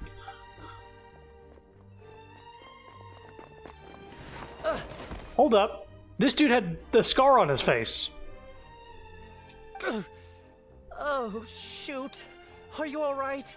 Oh, jeez. I'm so sorry. I was so focused on selling these papers, I wasn't looking where I was going. My bad. I also wasn't paying attention. Well, let me make it up to you at least. Here, take this paper. On the house. He looks kind of familiar for some reason. Oh, you don't have to give us anything. Please, I want to. It's not like I'm short on supply. All the extras will be useless come tomorrow anyway. Right, newsboy. It's my fault, really. I was just trying to bring home some extra mora for the family, but I bit off more than I can chew. I haven't had many takers today, so I'm still swimming in papers. What's going on here? Uh-oh. Is she gonna recognize him? Nothing much. I just ran into your friend here on accident. I should probably get going, actually, so... Hold on. Of course, I'm happy to compensate you with mora, it's just... I don't have any on me at the moment. I'll take 3 papers. Here. Your payment. Oh! Thank you for your patronage. May the Archons bless you with good fortune. If only I had the chance to run into such generous customers every day. I should probably just take on a smaller inventory though, right? I'm getting married soon, so sometimes it's hard to not get ahead of myself. Anyway, I should head out. Goodbye! There's been a shift. Well, now that my affairs are settled, we should take the boat back to Poisson. We've even acquired some light reading to enjoy along the way. Actually, why don't we stick around for a little longer? Paimon? Paimon just realized how hungry she is. She can't head back to Poisson on an empty stomach. Looks like Paimon's trying to buy us more time. If we head back now, I doubt Lenny and the others will have made any progress. What should we do? It appears you two are under the impression that delaying our return will somehow alter the situation in your favor. I'm sorry to ruin your fantasy, but your efforts are meaningless. That being said, I could be persuaded to give Lenny some extra time. I just have one condition. If you agree to my request, I'll even answer some of your questions. You're quite curious about Claire V, are you not? And my relationship to her. Wait, why are you being so generous all of a sudden? You're not gonna ask us to do something bad, are you? You overestimate yourself. You don't have the talent for bad things. Then what can you possibly... The most important consideration in a negotiation is that both sides receive something they want. Demands and threats only get you so far. Your condition. Let's hear it. Wonderful. Here it is. Lips. When the time comes, make the choice that you deem most appropriate in the situation, and lend your help to the House of the Hearth. Okay. Sounds normal enough. But what do you mean, when the time comes? When is that supposed to be? That is for you to decide. We accept your condition. Then we have a deal. Follow me. All right.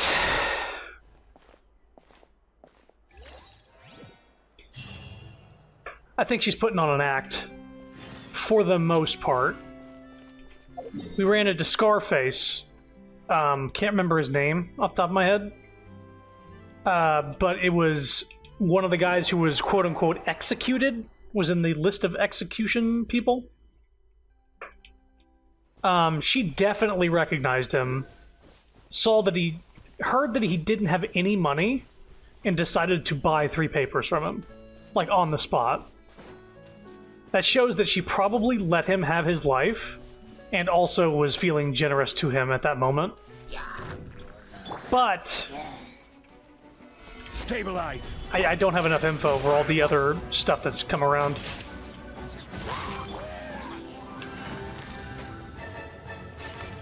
Gotcha. Well, here's that Bravely Default music. Not even have to do anything.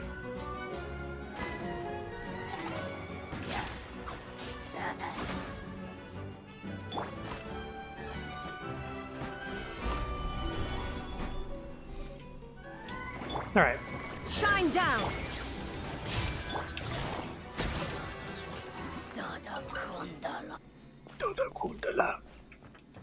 Gimme.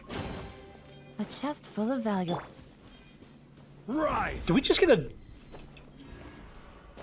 Court of Justice's fragrance?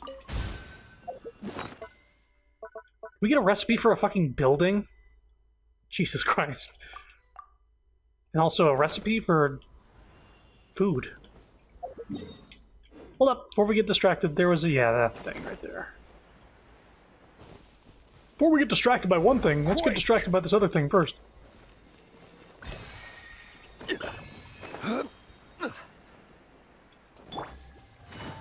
These little flower icons I have on the map are specifically places to get materials for Arlecchino.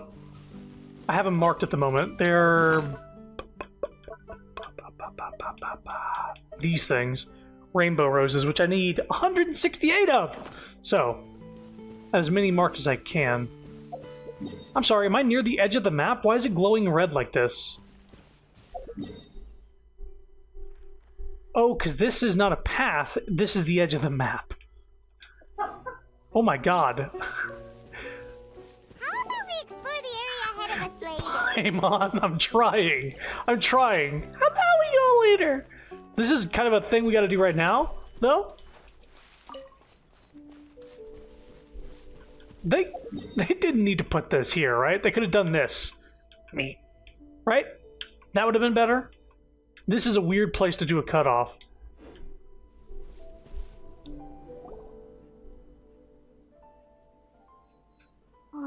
this place? Somewhere long forgotten by everyone. It used to be a grand building. Now it's nothing more than a pile of rubble. Looks like a place to fight something. No one comes here anymore, nor does anyone care about what once happened here. Although, this place does have something to do with the story I'm about to tell you. It was before I became a Harbinger, and before Lyney and the others joined the House of the Hearth. Due to certain events, I first killed Clairvy and then her mother. And this is where it all happened. You were the one that killed Clairvy? Why? Patience now. Allow me to explain Clairvy's side of the story first. I'll start from the beginning. Clairvy was 6 years old when she was brought by her mother, Crucibina, to live in the House of the Hearth. From the outside, it seemed like a fairy tale. A thriving family made up of kind adults and friendly children. Crucibina was the knave at that time, and the House of the Hearth was under her control. She was Clairvy's mother by blood, but she was also the mother to all the children in the house. There we go. Also, damn, she looks like a mommy as well. Clairvy was happy here, for a time. But she quickly realized that being part of this family wasn't a fairy tale at all. Purgatory? It was part of a purgatory. Shit. I thought she was done talking. Exactly. The House of the Hearth takes in war orphans from all over Teyvat. But as for how to raise them, that depends entirely on the person in charge. Crucibina came up with a novel idea. She would teach the children to fight, force them to duel each other, and then crown as the king of the house the child who proved themselves most worthy of inheriting her title. It's difficult to estimate the number of children who died or were maimed in the process. There's little I can say about the ones who died. The ones that emerged with permanent injuries, on the other hand, well, they still served a purpose. They would be handed over to the doctor to be experimented on, or sent away on dangerous missions. Nothing more than tools to be used and then discarded. There we go. Info falling into place. So those were the experiments Clairvy was talking about. But what actually happened to her? You said that Clairvy was Crucibina's daughter, so if Clairvy tried to convince her to stop what she was doing, Crucibina probably would have listened, right? Despite being Clairvy's mother, Crucibina cared little for her daughter. She forced Clairvy to join the House of the Hearth only as a means to demonstrate her own impartiality as a mother, to prove that she treated all her children equally. Clairvy did try to convince her mother to change her ways, but it was to no avail. After her efforts failed, the only other option was to rise up and try to fight back. Unfortunately, the other children had already been thoroughly indoctrinated into the illusion of happiness Crucibina had created. Of course, there was one exception. Someone Clairvy's age, who knew the truth about the House of the Hearth. Her name was Peruere. Perry? Wait, the friend that Clairvy mentioned? Friend, huh? I suppose we can call her that for now. Clairvy was a cheerful and passionate person with a tenacious spirit. Peruere, on the other hand, was rather cold-blooded. Her cold-blooded nature allowed her to see through Crucibina's facade. Yet, it was also this cold-bloodedness that prevented her from acting against it. At least at first. While Clairvy longed for freedom, Peruere was convinced that, amid all the fighting and violence, she would make it until the end.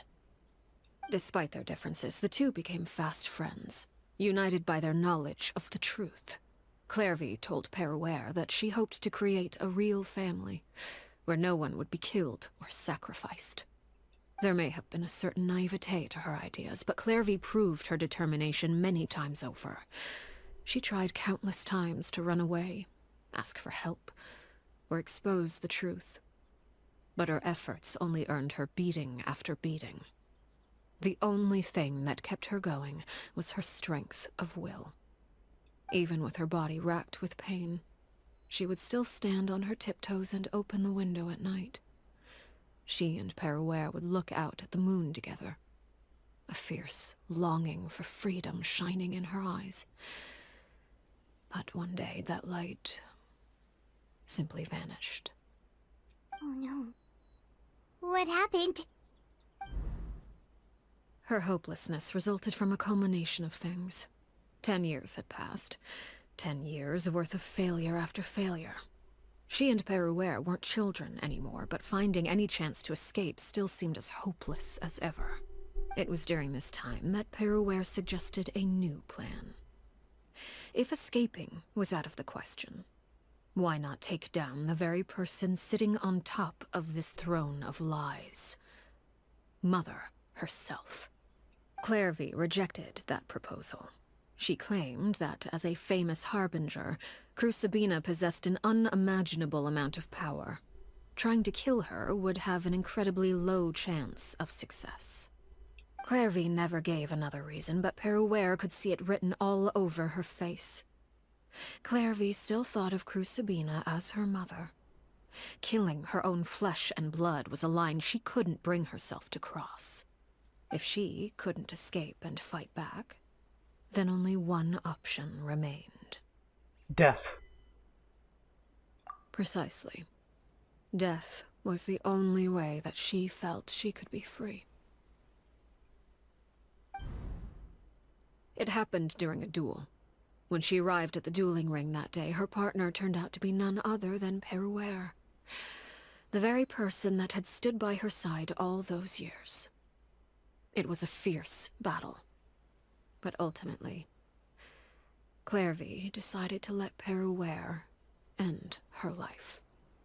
From that moment on, Perouer's journey was one written in flames. When the rain finally came and washed it all away, there she stood, the sole victor in Mother's endless game of slaughter. A trail of corpses strewn across her path to success. It was the very result she had predicted 10 years prior. Even then, she believed she would make it until the end. She wasn't surprised by the fact that she emerged as Mother's undisputed heir. Rather, her success left her with an inexplicable sense of restlessness. She was unsettled, and there was only one thing that could quell that sensation. Perhaps you two would like to take a guess as to what it was? Killing the person at the very top. Crucibina, you mean? But... Correct. This is the place where Perouer killed her best friend. A mere year later, this is also the place where she fought tooth and nail to kill the mother they shared. The moment she acted, any conception of what was right or wrong ceased to matter. It's one of the principles of the house. Only those who survive get to write the rules. Perouer won the battle, and became a harbinger herself. After which Her Majesty, the Tsaritsa, bestowed upon her a new name. Arlecchino. So the Perry Clairvy was talking about... It was you all along. You're Perouer. Arlecchino is just a name you got later. This was your story just as much as Clairvy's. I left that name behind long ago. I must say, hearing it now does bring back memories. After I defeated Crucibina, the moniker of Mother died with her. I chose to forego the title she called herself, and even chose to give up my own name. I rebuilt the House of the Hearth under a new identity. Not only as Arlecchino, but as father. And that is where the story ends. Any more questions? The Clairvy we met, though, who is she exactly? Yeah. Based on what you just told us, Clairvy wasn't a little kid when she was killed. So the Clairvy we met... Was she really a spirit at all? When she died mentally? Way before that? I suppose you could call her an illusion born of flame. Her existence is like ashes to a fire. Something left over in the wake of blaze and ruin. You see, a certain power runs through my veins. It's not unlike a curse. My flames leave behind shadows of anything they consume. Of course, the chances of those shadows morphing into a sentient entity are exceedingly slim. Clairvy is a very special case. Clairvy died when she was 16 years old, but what emerged from the flames was her 6-year-old self. Her appearance wasn't the only thing affected. Most of her memories were lost to the blaze as well. Memory is a mysterious thing indeed. Losing a portion of your memories will alter your sense of self. Lose 10 years' worth, however, and it would be like living in the past. Like returning to a version of yourself that never grew up. No wonder Paimon got such a weird feeling when we were talking to her. Perhaps I should put it this way. Clairvy is someone trapped in time. It may seem like she exists with us in the present, but she truly lives in the confines of her own past. So if all of that is true, then you must have known about Clairvy for a long time. Indeed. She's a rather volatile and unstable entity. Sometimes she would look after the children. She's even saved some of their lives. But other times, she would hide from me and become obsessed with revealing the truth about the house to anyone who will listen. Shadows don't have the capacity to learn or grow. Any new information they encounter is quickly forgotten over time. Your attempts to expose Clairvy to sunlight. They failed, yes? The reason is actually quite simple. In Clairvy's mind, the house is impossible to escape, and it is this very perception that traps her there. But no matter. All I have to do is kill her again, and all will be resolved. I don't anticipate so much as a single speck of ash will be left behind this time. Wait! Paimon can understand why you might want her gone, but isn't there another way? So what if she's trapped in her 6-year-old self? She's still your friend! At least talk to her first! It's too late for that. She broke the rules, and now she must be punished. That goes for Filial and Nantoy as well. She's had quite the effect on them. I hope you understand. The difference between Crucibina and myself lies in our formulation of the rules, not our policy for enforcing them. Upholding the rules without question is a trait we both share, because that is how a household should be run. Is this really what you want to do? Whatever could you mean? Don't you want to say a proper goodbye at least? Is this the first time we've had, like, travelers speaking in a character story?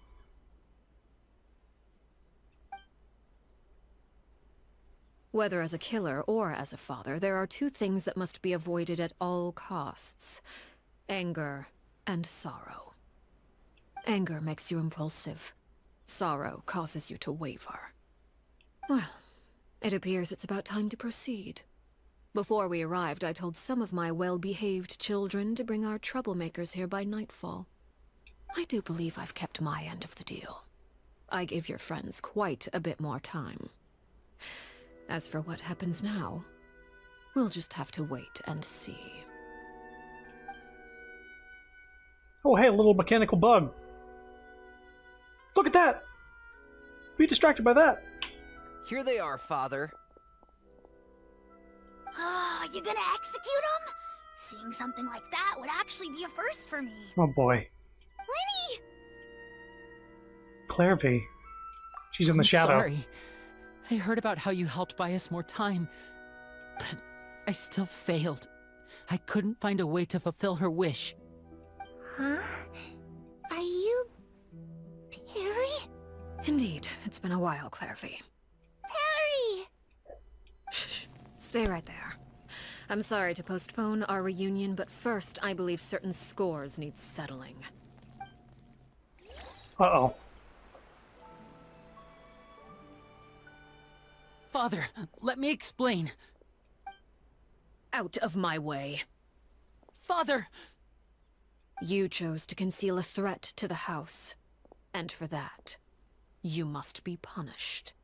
Overall, however, I suppose your wrongdoing is hardly the most egregious of the bunch, so I'll deal with your punishments later. As for right now, the more pressing concerns are the traitors among us. By traitors? Do you mean us? Father, let me explain. We didn't mean to... Fultz, why don't you share what you heard? Yes, Father. Secret Midnight Meeting number 3. Participants, Filial, Nantoi, Sato, Toddy. Nantoi clearly said, if only Father wasn't the one who took us in. Sato added, I'm sick of this life. I just want to live as a normal person.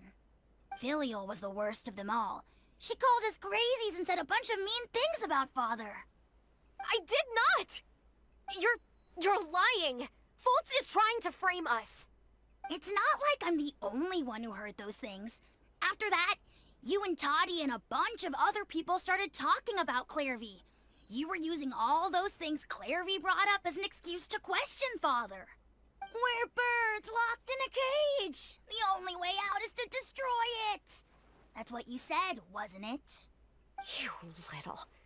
You just want me gone, don't you? What did I ever do to you, huh? And you, Sheplo, have you forgotten who stood by your sickbed, watched over you, and changed your dressings? Come on, let's hear it then. What's your reason for all this?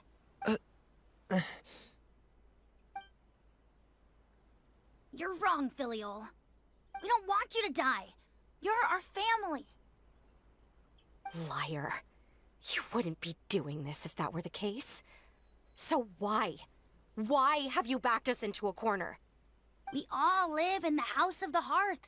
You know the type of work we do, Filial. A single betrayal can cost dozens of us our lives.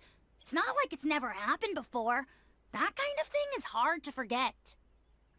That's why the House of the Hearth cannot tolerate any form of betrayal. Ever since we came to Poisson, you've had 7 secret meetings. A lot of the things you talked about really crossed the line. You've been spying on us for half a month? Wait a second. Now that I think about it, the move to Poisson was just a way to make it easier to spy on us, wasn't it? Because we were all in one place. You've had this planned all along. Filial, Nantoi, I'm sorry. I owe you both my life. I owe Clairvy too. If it weren't for all your help after I got poisoned, I wouldn't be standing here today. If this were any other situation, I would do anything to repay that kindness, even if it cost me my life. But rules are rules. I'm sorry. My hands are tied. Why? Why? That's enough, Filial. We made a mistake, and we should own up to it. We broke the rules, plain and simple. And now we have to face the consequences. I'm sorry, Sheplo. Fultz. I'm sorry, Father. We... accept our punishment. Chapleau, according to the rules of the House of the Hearth, how should these traitors be punished? All those who betray the house pay with their lives. And so it shall be.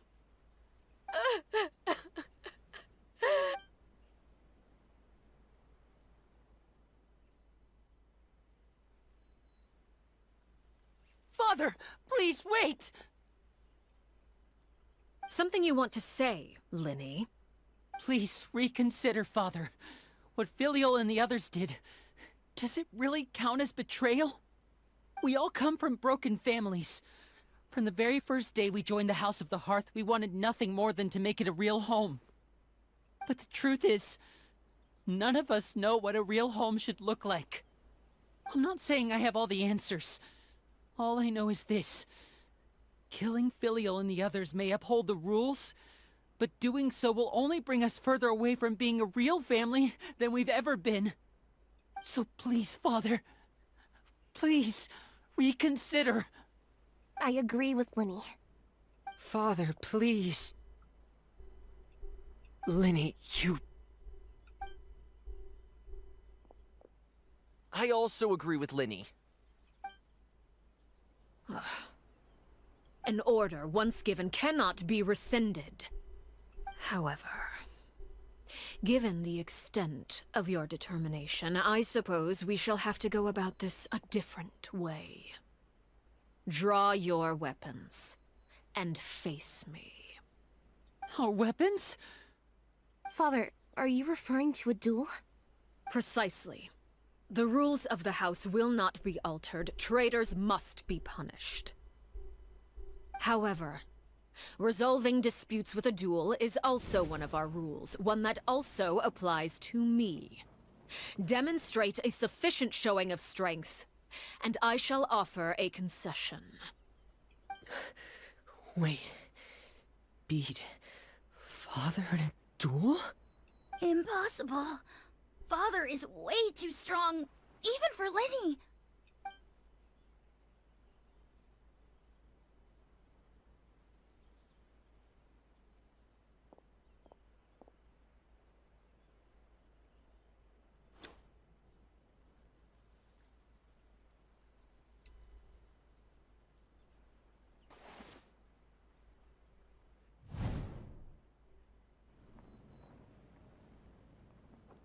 Did you hear that, Traveler?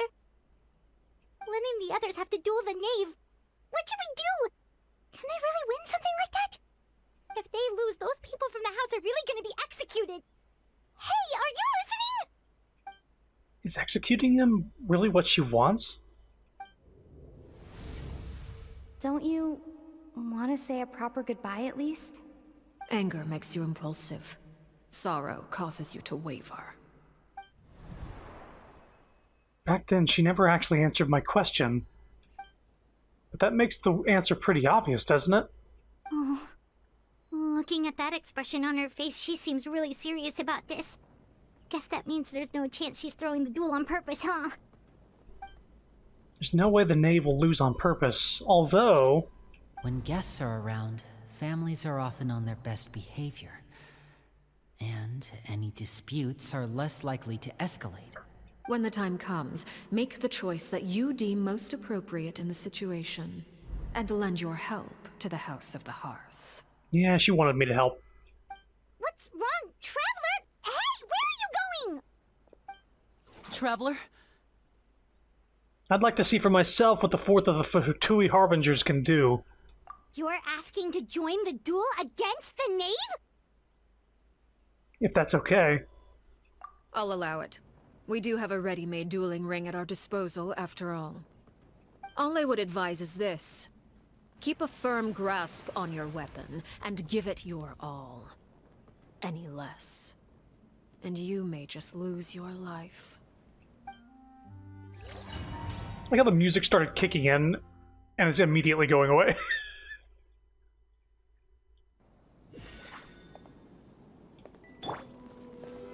Gather! Whoa. This is order. Okay. Everyone hold hands. Game's up. Time's over. My turn now. The temple With of these wisdom. watch out for Father's movements! Now that's more like it. Is it my turn now? Ha! With the fall Order of darkness, destruction shall rise. Stabilize. Shine down. Have a taste of purgatory. Are you alright?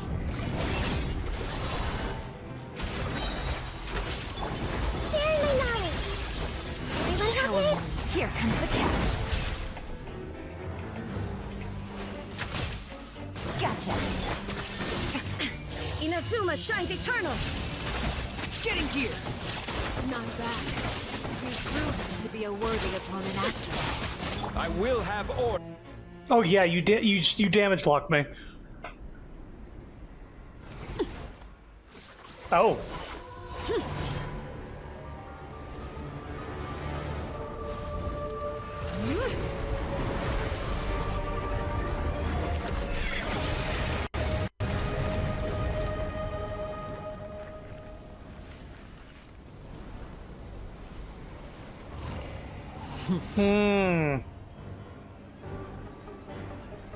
She's like a spider.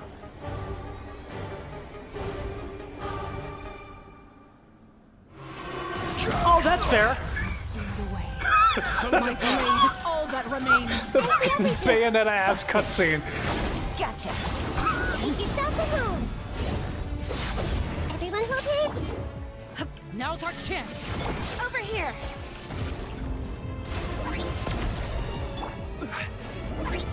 Jesus. I see everything.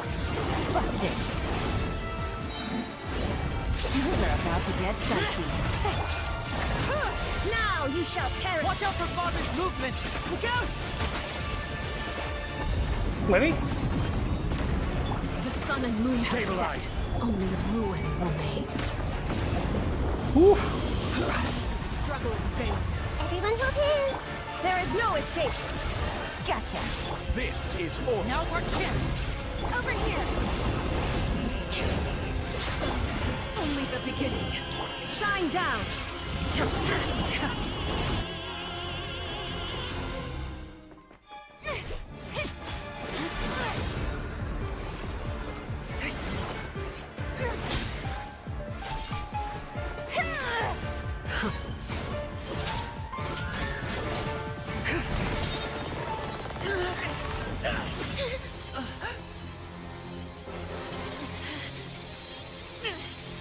You should know better than to crowd in one place.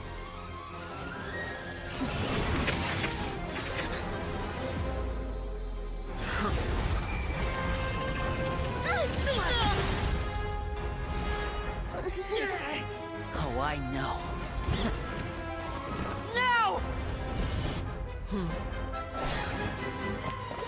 I'm sorry, Father.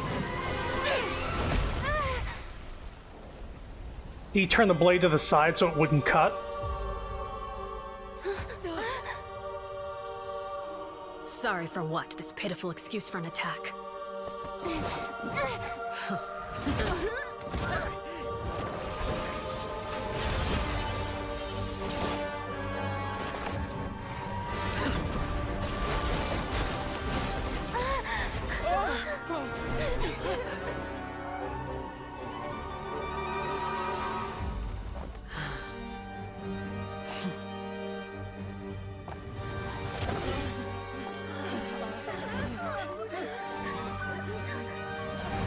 Father, no!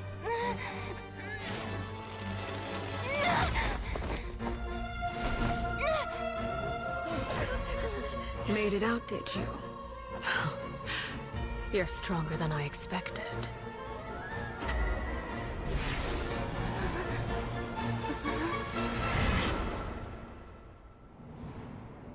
Oh.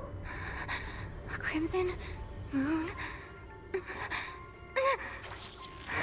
can't move.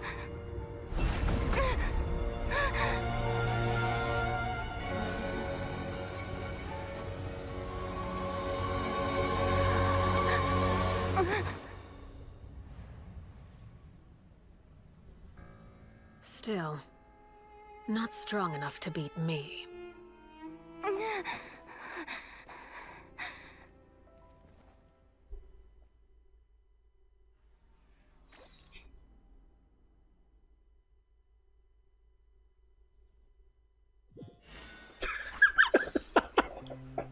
I love a mommy who could put the fear of God in me.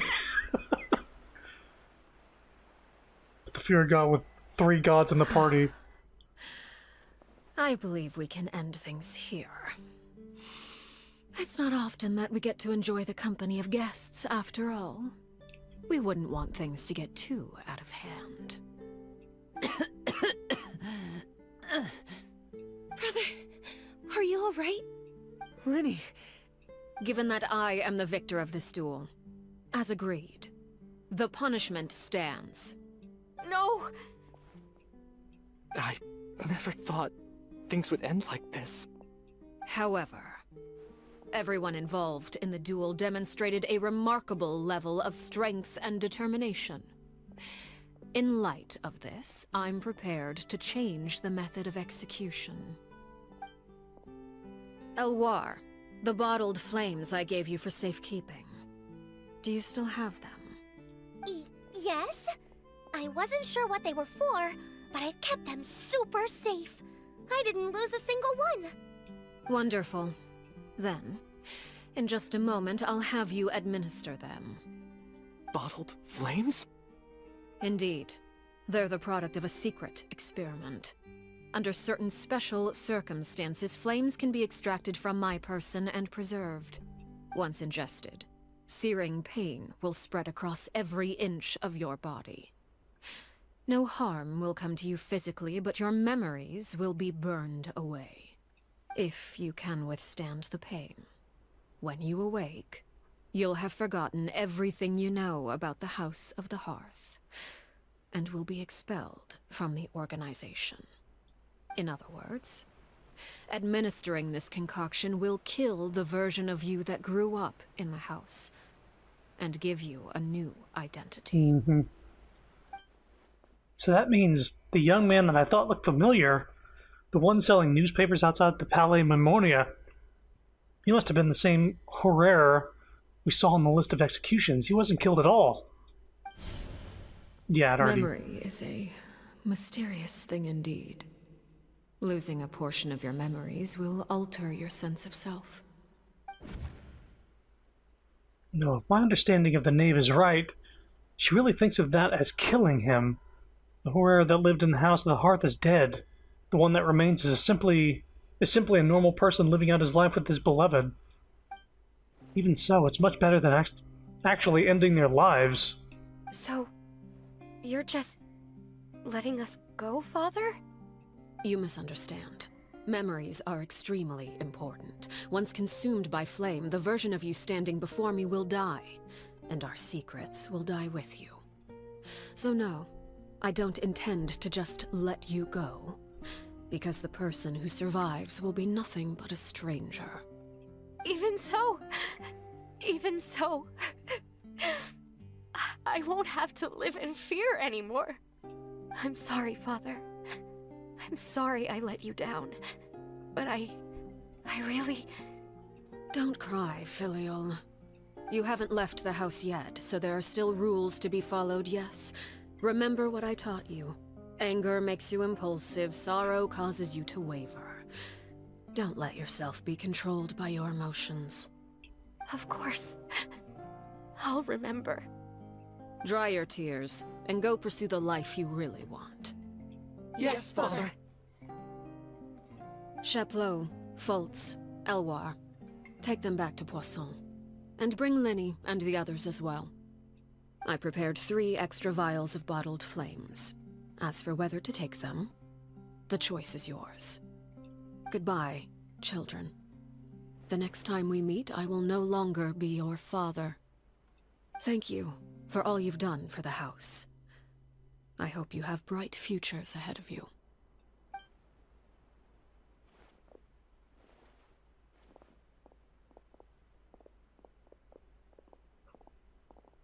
Father! Let's go.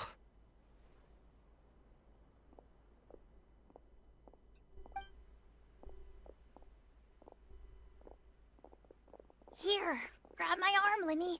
I'll help you walk back. Thank you.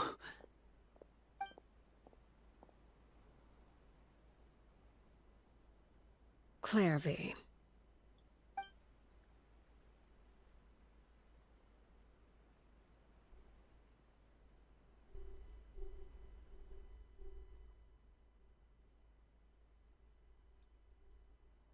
Can we talk now?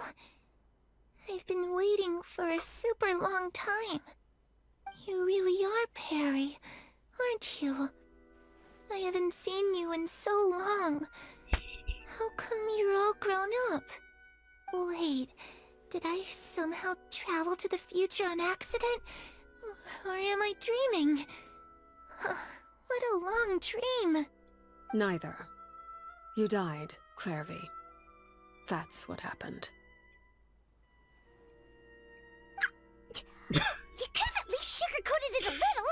Look, she's so speechless. If this really is Clairvy's younger self, then I would say she's probably had enough lies. Okay then. Huh? That's it? You accepted it just like that? Yep. If that's what Perry says happened, then I believe her. Perry wouldn't lie to me. Plus, I don't really need to know why I'm like this. I'm more curious about what happens in the future. If you're a harbinger now, Perry, that means Mother is gone, isn't she? Can you tell me about it? I want to know what happened to her. And to me. You never stopped trying to defy fate. At first, no one believed you. You could only vent your frustrations to the moon. In fact, you often sought comfort in the night sky.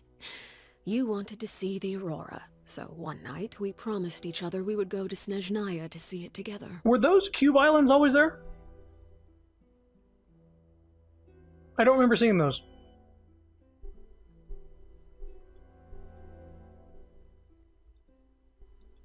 Later on, you tried to run away, but you were brought back each time.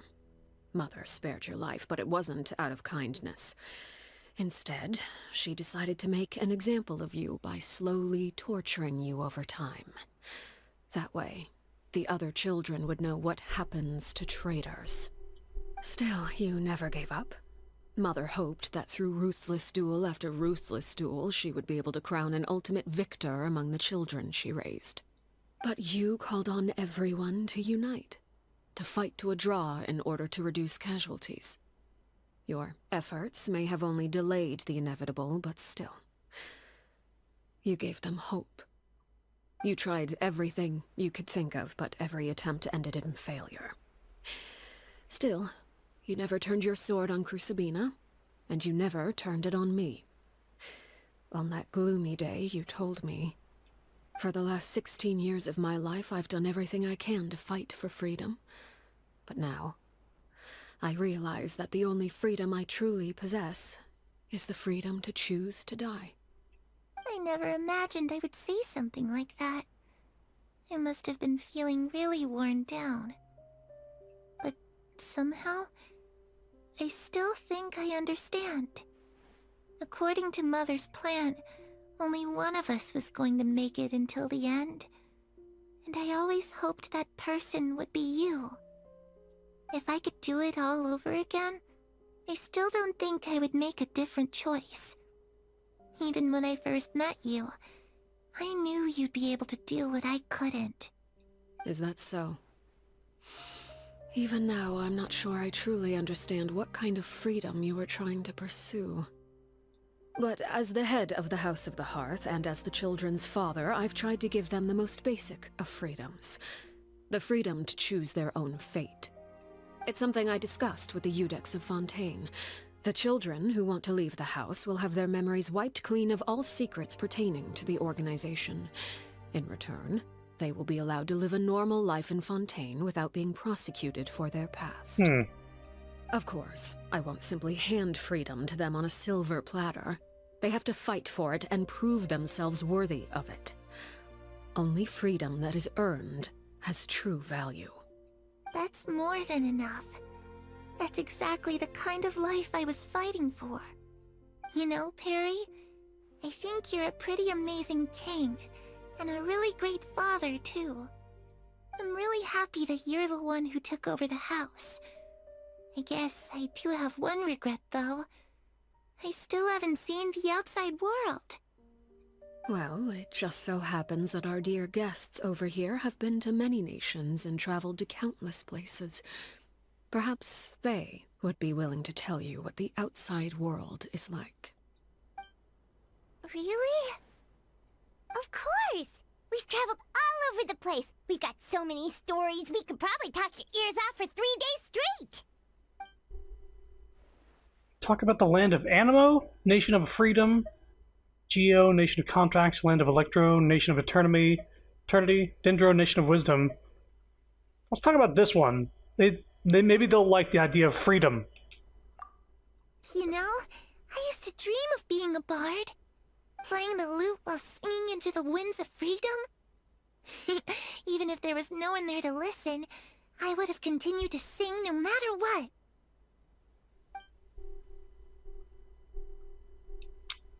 Geo. Ah, that's where Mora comes from. I never knew that before. If I had some Mora, I would buy 3 new dresses. One for me, one for Perry, and one for Mother. It's just too bad Perry doesn't like wearing dresses. And Mother, well, she probably wouldn't accept something like that either. I guess I'd just have to keep them all for me then. I could wear a different one every day. Oh, the cubes are part of the one part of Fontaine you haven't unlocked. Electro. Those yokai you mentioned, what do they look like?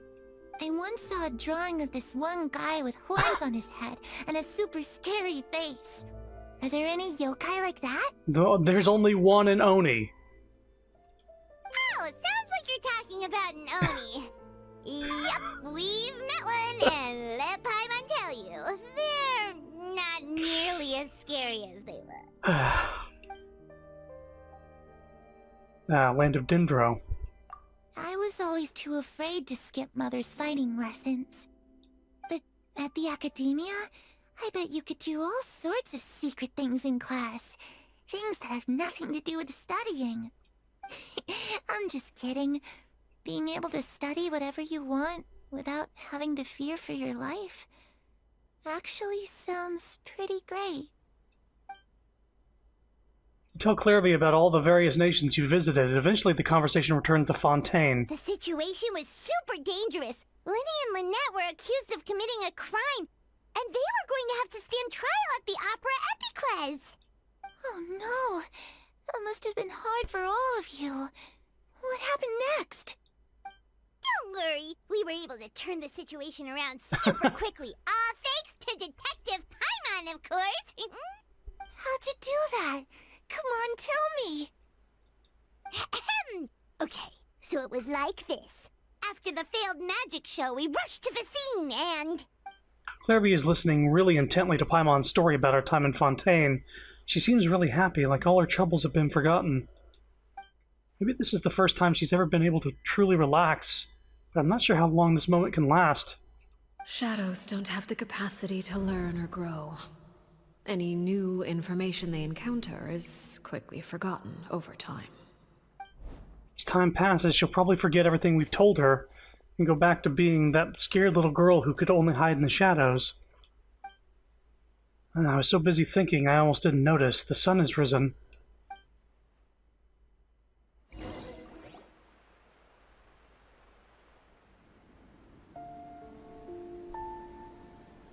Clairvy, you've worked tirelessly from the shadows to overthrow the House of the Hearth.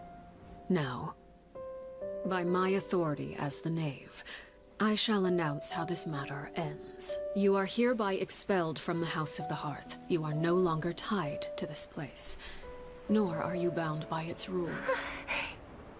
You're saying that I can finally leave? I get to experience the outside world as well? Oh, I almost forgot. There's no getting older for me. Still, seeing who you grew up to be makes me really happy, Parallare. Take care of yourself. Goodbye. May we meet again someday.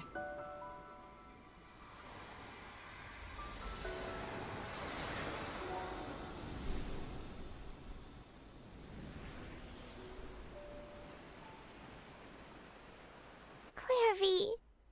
You? No, we're in the U.S. She left so soon. Paimon didn't even get to finish her story. Also, welcome. I also have certain sentiments left unsaid. I wanted to tell her that the aurora I saw in Snezhnaya was just as beautiful as the ones in the pictures. But a shadow's memories reset at dawn. Had we delayed any longer, we wouldn't have had the time to say goodbye.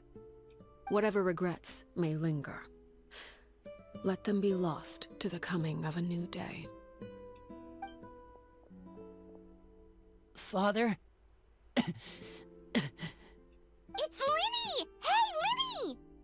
It's Lenny and the others. Hey, Lenny. What is he doing back here? Let's go check it out.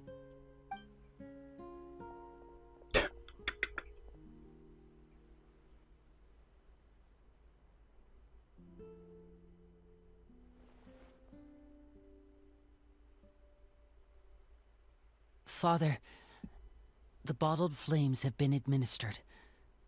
Filio and the others have left the house.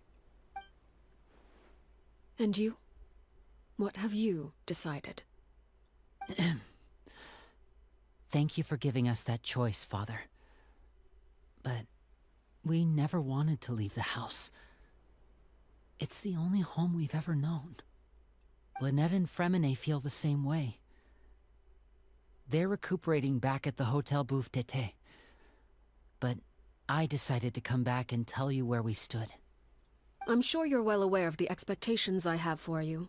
I want you to follow in my footsteps and become the next king of the house. Yet you seem to have different ideas. I must admit, I'm rather surprised by your decision to stay. There's nothing wrong with choosing to live a quiet life.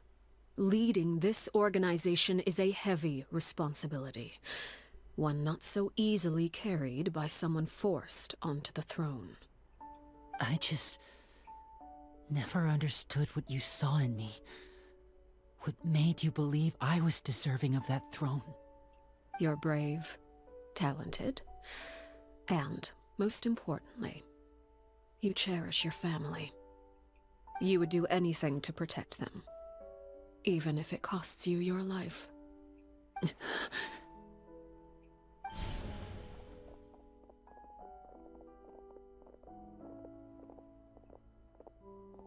Speaking up back there was so brave of you, Linny. It's all thanks to you that we were able to convince Father to back down. You're a hero, Linny. Hero? Father is the real hero. Had Father gone all out during the duel, there's no way I would have walked away with my life. She must have had it all planned from the beginning, from the very moment she suggested a duel. I'm not deserving of that title. I'm not strong enough, or smart enough. You're wrong. In my opinion, all you need to be deserving of the throne is conviction, and the necessary strength to act on it. We may have different ideas of what it means to be a family, but you can hardly be said to lack conviction. What you truly lack is strength. For someone of your talent, though, that's something that will come with time. Even without that strength, you still chose to face me in a duel, even though the odds were stacked against you. That capacity to honor your convictions is what I truly see in you. Father. No one knows what the future holds, what tragedy or triumph may be in store. Being at the head of this organization requires the strength of will to face whatever comes. Caution will only hold you back. If reaching a certain standard were required to go after what you want, I would never have succeeded in killing my predecessor. Back then, there was still a considerable gap between our abilities. Strength may decide the ultimate victor, but those who let a lack of strength dictate their decisions or undermine their convictions will never be worthy of the throne. I understand, Father. Thank you. Children must grow up to surpass their parents. Only then can a family continue to flourish. The road ahead is not an easy one, so I'll ask you one last time. Are you certain you want to stay? You've done so much for me, Father, and that kindness must be repaid. Plus, with Project Stuja at hand, there are many dangers ahead, and I, for one, don't intend to back down. Protecting my family at all costs. That's my conviction. Those two lines were read on a different mic or something. There was something off about that. Then you're welcome to stay. As for Project Stuja, you need not be too concerned. If those cowardly businessmen and heartless dignitaries try to take us down, I'm prepared to teach them a lesson. Having members who longed for the light was our organization's last weakness. With those members no longer among our ranks, the House of the Hearth is like a spider hiding in the shadows. We need only wait for our prey to come to us. At present, our imperative is to use their plan to our advantage. In doing so, a crimson moon shall rise amid the frigid blizzards of winter. No demonstration of loyalty shall go unrewarded, and no sacrifice shall be in vain. As for the two of you, whether we meet again as friend or foe, I'll remember the camaraderie we shared in this moment. No matter how arduous the journey ahead, I hope we both reach our desired destination.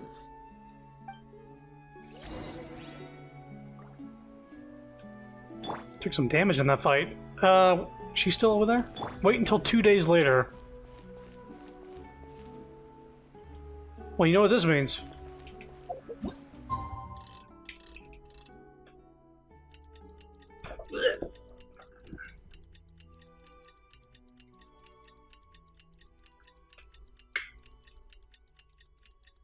I wonder if we're getting the background on where her curse or fucking powers come from? Because having like a pyro vision is different from the shit she was doing. Didn't Linny say that Lynette and Fremine were recovering at the Hotel Bouffe d'été? Oh, Paimon wonders how they're doing. Maybe we should go check on them.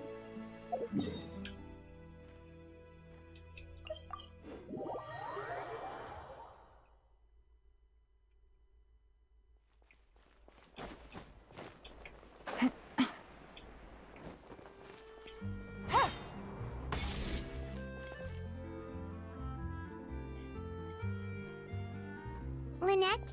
Fremine? How are you feeling? Much better. Whew, what a relief! What about you? Are you feeling alright? There's no need to worry. I'm right as rain. I knew you'd come out unscathed. Us, on the other hand, well, we've been bedridden for 2 days. I couldn't even turn over. Oh, and I wanted to ask, is Clairvy gone? Linny and the other members have left Poisson and returned to the House of the Hearth. According to him, there haven't been any more sightings of a spirit roaming the house. We bid her farewell under a blanket of sunlight. Her wish has been fulfilled. I see. I'm glad. Father came to check up on us 2 days ago and told us about what happened with Crucibina and Clairvy. Actually, I've met Crucibina before. Wait, what? You've met the former knave? Crucibina died a year after Clairvy. It was during the year between their deaths that I joined the House of the Hearth. Crucibina had an extremely cruel and radical way of doing things. While she was alive, the atmosphere in the house was suffocating. When I joined, though, the experiment she valued so much had already come to an end, and all the people involved, dead and injured alike, were gone. Crucibina never talked about the past with us newcomers. A couple of months after I joined, Father killed Crucibina and burned all her files. With that, the names of all the people subjected to her experiments, Clairvy included, were lost to the flames, along with the painful memories they represented. Father took in Lenny and me a couple months after that, but she never mentioned anything about Crucibina or Clairvy. It really seems like something she was planning to keep to herself. The last time you talked to her, did she mention why she kept it a secret for so long? She said she didn't want us to be affected by the darkness of the past. She was worried we'd develop a false sense of gratitude towards her if we knew about it. The foundation of a family should be free of any corrupting influence. Whatever happened in the past, it has nothing to do with who we are now. And that's what Father told us in the end. Nice impression. But I still thanked her for everything. It was only after hearing about what Crucibina did that I finally realized how insignificant our lives could have been. The members of the house meant nothing to her. To say that she valued them in any way, even just as a tool, would probably be giving her too much credit. If Father hadn't taken over the House of the Hearth, I probably would have already... Don't think about that. She saved you in the end. Father rarely brings up the fact that she saved us. She doesn't believe that being indebted to her should be what ties us together. But even if we didn't owe her anything, we would still choose to stay. Because this is our home. We may have arguments or times when we feel wronged. Some people may even choose to leave. But as long as Father is here, we will always have a home. Whether the path before us is bathed in sunlight or shrouded in shadow, we'll follow Father wherever she chooses to go. So I wanted to say thank you for helping us make it through this crisis. Without your help, we could have lost a lot more along the way. Oh, we didn't do anything, really. Just invite us back as guests, and we'll call it even. Of course. You're welcome anytime. Are Filial and Nantoy okay? I actually saw them at a cafe this morning. They didn't recognize me. From what I could tell, they were drinking coffee and talking about one of the operas that started running recently. They seemed happy. If I had to take a guess, I would say they finally found the kind of life they always wished for. When the hearth flame goes out, completed, or to be continued. Also, visual storytelling here that the House of the Hearth is underneath the shadow of this thing. Like they're always in a shadow. Even if it's for most of the day and not entirely. Well, that was good. I actually like that. That story was about Arlecchino. And now we have her as a weekly boss. People said she had a pyrovision and delusion, so like her delusion is also pyro. Look at these birds vibing. Look at them go.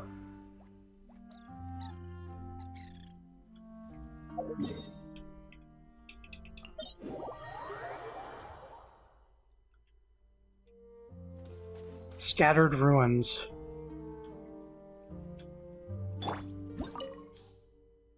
Yep. One more time. The Knave will apply Bonds of Life to characters. Thanks for telling me this now. After claiming Bonds of Life characters, the Scarlet Ninja hit the Knave. Next time one of their charged attacks hit the Knave. This attack can interrupt some of the Knave's attacks, including Blood-Tide Banquet. Some of the Knave's attacks will consume her own HP, and when these attacks hit a character, it will restore her own HP and apply a Bond of Life to the character. The character hit already has a Bond of Life. The damage dealt by the attack will be increased yet more. Oh, what the fuck?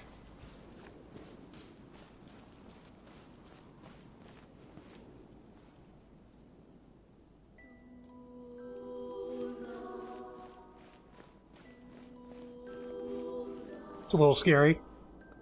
Spare your energy. Running is of little use. The haunting children. With Shit. these rising flames.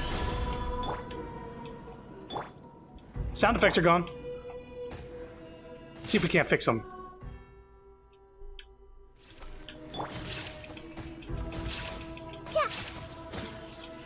Game's up. Fun's over. Is it my turn now? Torn to Now oblivion! that's more like it.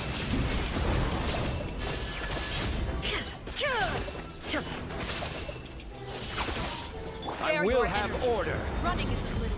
You ran. With the fall of darkness, destruction shall The rise. Temple of Wisdom! Hey! Thanks for landing. Spare your energy. Running is a little. Gather. I see everything! Busted. Look at you. Trapped like a bunch of helpless Things are about to get dicey. Quietly now. Now you shall perish! Closer now. Not bad. You've proven to be a worthy opponent. Make yourselves a move. Take. Look at you. Trapped like a bunch of helpless animals. Ah, waste the burst. Waste the burst. Why don't I?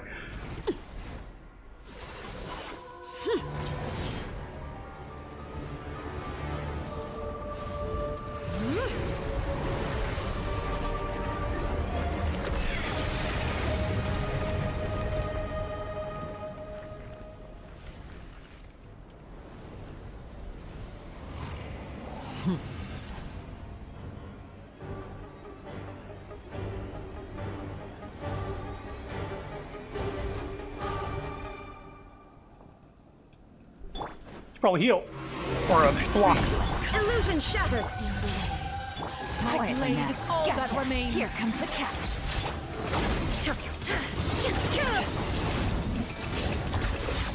Oh boy. Stabilize. I will have order.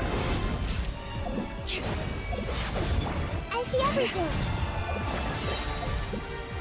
The Temple of Wisdom. Ha! Solidify. Busted. Your punishment made manifest. Whoops.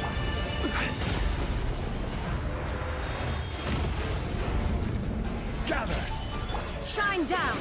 Hey, Gotcha.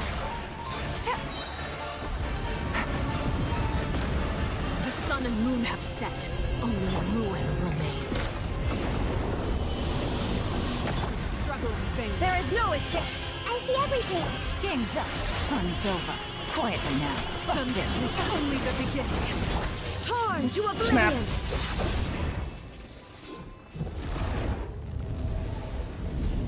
Yeesh. She does some damage. She might actually be a fight that you need to have a healer with, because she inflicts bleed, which is a fun thing to have on. Might need to bring Bennett along for some of those fights.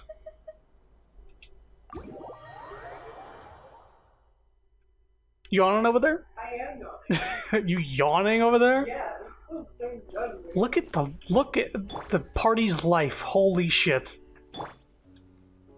Those bonds of life combined with bleed are nasty. Lesson learned. I will bring Bennett next time. In fact...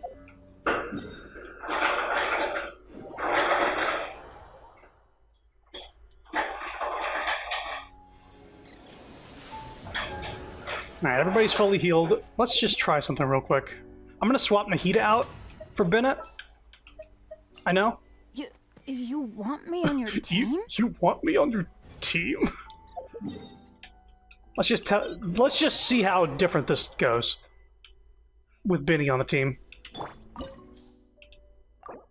Yeah, I can't get treasure from it, but I just want to...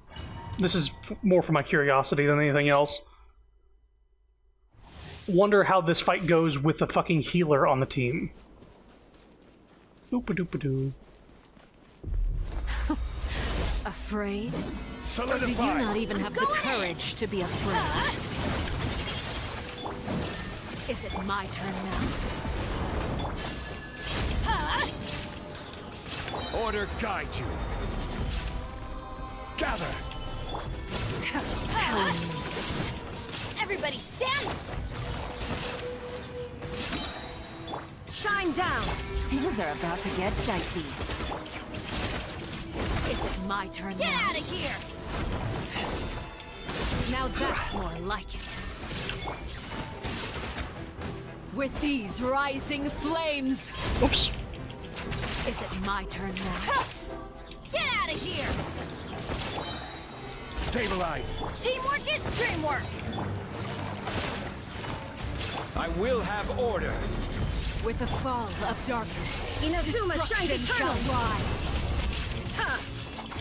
Have a taste of purgatory. Get out of here! Illusion Vision shattered! Gather! Look at you. Trapped like a bunch of helpless animals.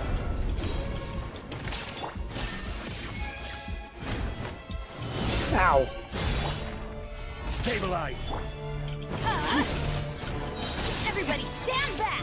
Gotcha. Order guide you. Is it my turn now? Shine down! Ha! Like a fly tangled in a web. Solidify!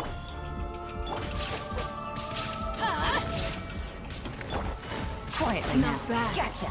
You've proven to be a worthy opponent after all. Torn to oblivion!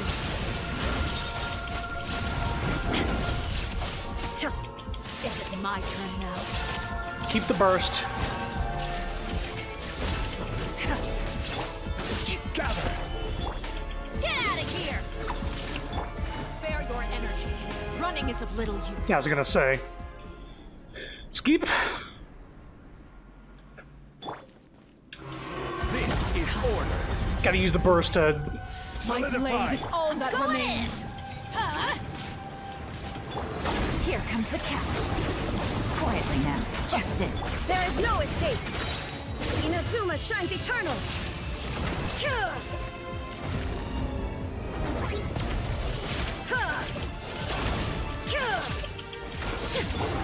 Get out of here! Gather! Everybody stand back! Quietly now. Just it. Shine down! Ow. I will have order.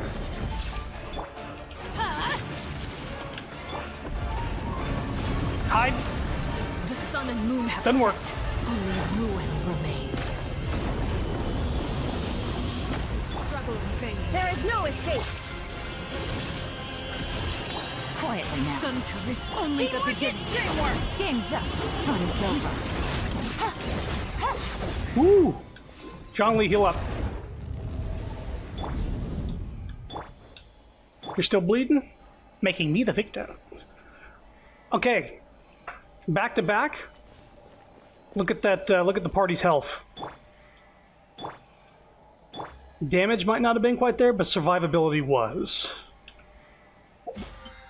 Benny's just a really fucking good healer, and he buffs people's attack once they don't need healing. I think if you're under 70%, he'll heal you for a huge chunk. And if you're above 70%, he gives you an attack buff. Yeah, that's what I thought.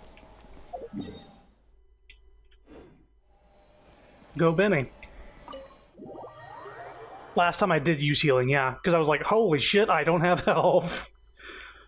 Which I don't usually have to do at all in boss fights. So lesson learned, fighting Arlecchino, bring Bennett. He's a little too good to not bring, as far as healing goes. Waiting for you for ages. I'm finally back in the party. I usually don't have to heal. Zhongli's shield usually bypasses any sort of need for healing. But with bleed, it's a problem. I'm about to end the stream, but before I do that, there was something I wanted to look at. Give me a sec. Look at this real quick. Let me mute this. There's a couple of videos I want to pull up that are related to Arlecchino. First, her character trailer. And then there was the, there was that 7-minute, like, fucking animation that had to do with her. Okay, there's character demo, character teaser, and then the 7-minute things. We're going to bring up all those. Here we go. Should we have closed captioning? Do we need it? That's really fucking low. Go. Let's put on the closed captioning. Start it over. Get rid of the Paimon at the bottom here. Alright.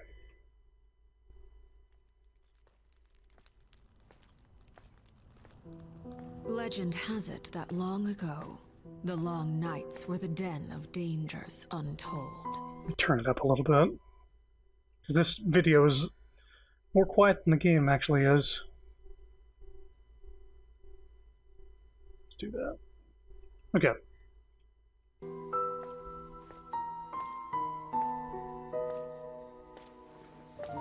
The children would huddle at home and light the hearth, awaiting the adults' return.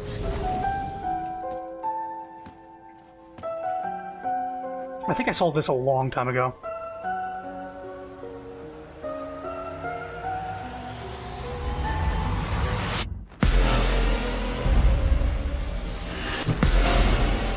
A spark cannot shatter all shadows until it sets all ablaze. Or else, to the other end of light, lie still bleak shades.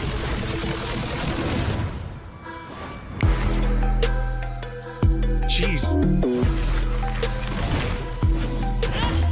What is audio mixing?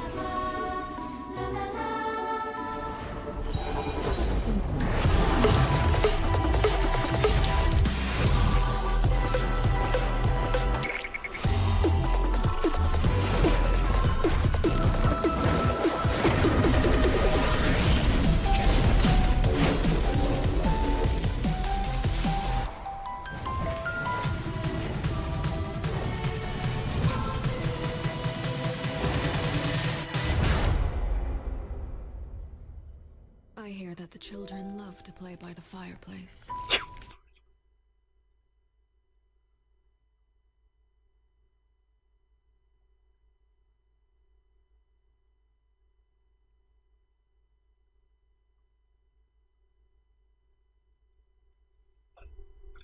Boy, that audio mixing, holy shit. So it goes from super quiet, which I had to turn the, usually I turn down the capture card by about 6 decibels. I basically put it to 0, just to have the sound flat. But then for like half of the video, I had to turn it to -10, which is more than I usually put on. And then I had to turn it back up again. I was on the audio mixer the entire time. Cool trailer, though.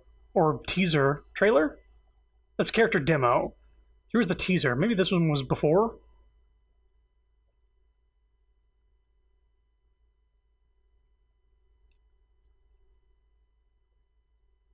Hold up.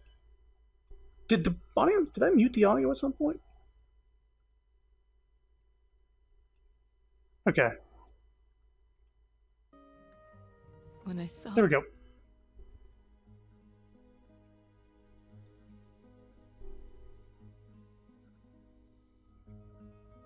I'm sorry, Father. I was reckless. When I saw those emaciated patients, those poor children, the futile hope in their eyes. I've told you before, recklessness always leads to failure. But it was not wholly in vain. I shall settle the rest. Ah, those fools. They will never know the wonders of wealth. Huh?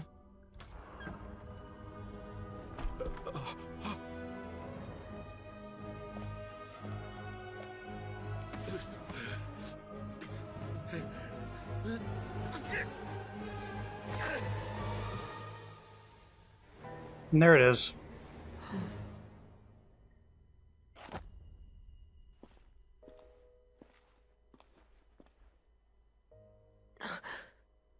Father, your face Fremine, we can take in a few more homeless children next year.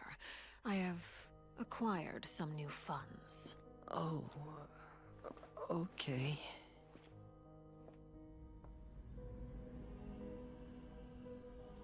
Mission accomplished. You can sleep now. Thank you. Once I'm better, I'll start my next mission.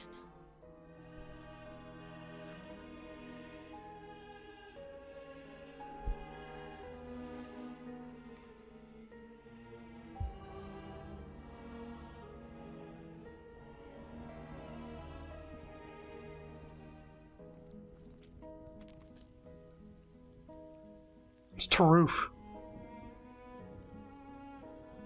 Those who parade their virtues often do the most evil.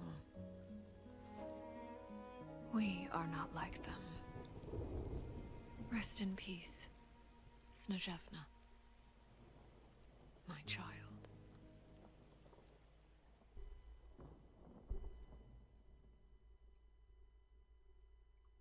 Jesus. Okay, we got one more video here. This one's like an animation. It's 7 minutes long.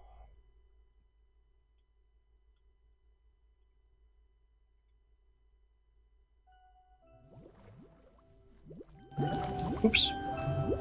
You were born into this world all alone. But here in the House of the Hearth, you will grow up to be strong. Your goal is to learn, to compete, to defeat all your brothers and sisters in battle, and become king. Where's Perware? Didn't she want to hear the story? Excuse me, Mother. She's doing a funeral for her spider. That child. Maybe her curse is flaring up again. Clairvy, see to her.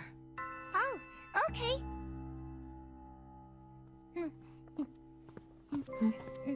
I want cake.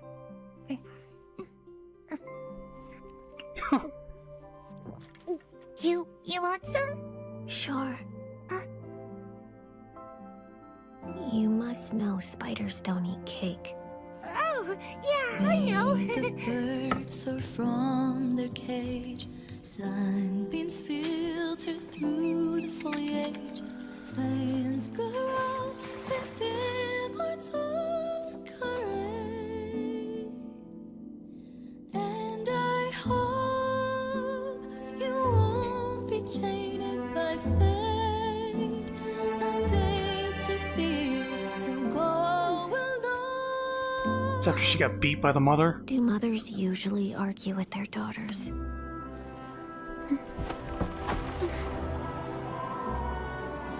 I heard that in Snezhnaya, colored light dances in the sky at night. When we're grown up. Shall we go see it together?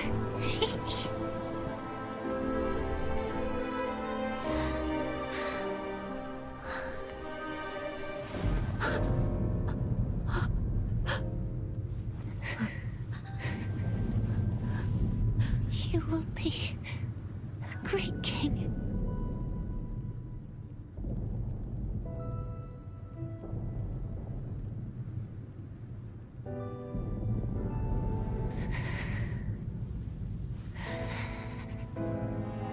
I'm sorry. Thank you.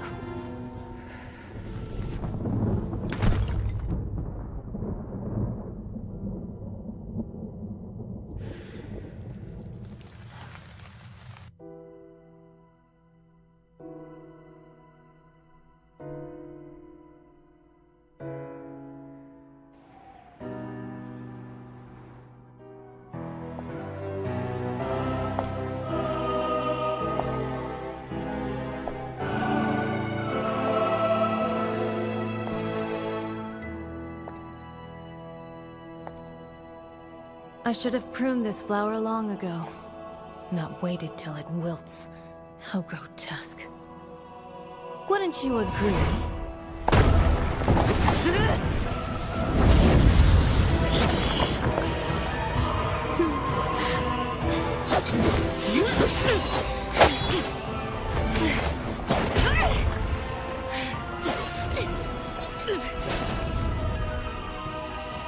Innocence and kindness are such beautiful qualities.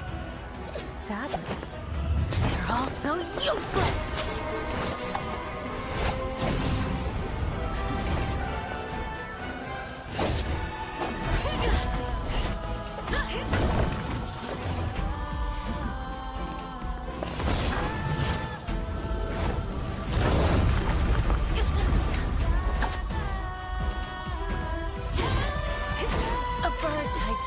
Never fly the nest. You are no exception.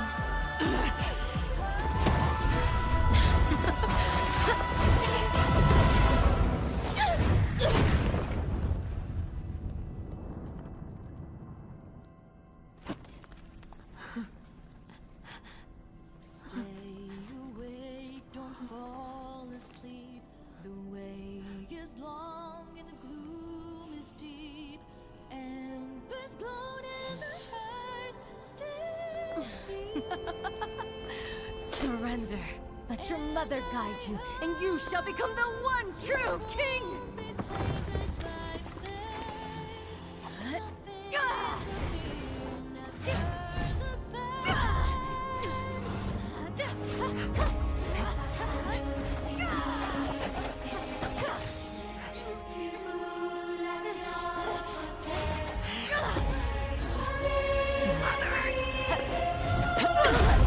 Jesus. My answer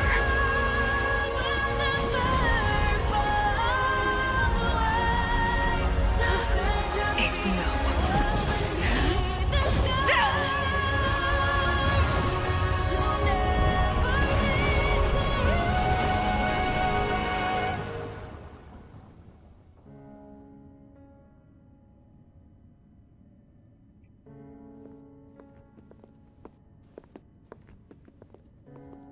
She killed the Harbinger? Shh.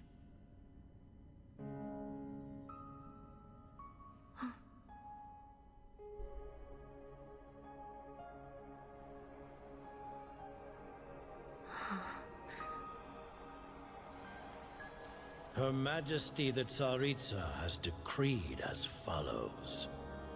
I hereby pardon your crimes and bestow upon you a new name. This title and its legacy of bloodshed are now yours to bear, my poor, mad, cursed knave.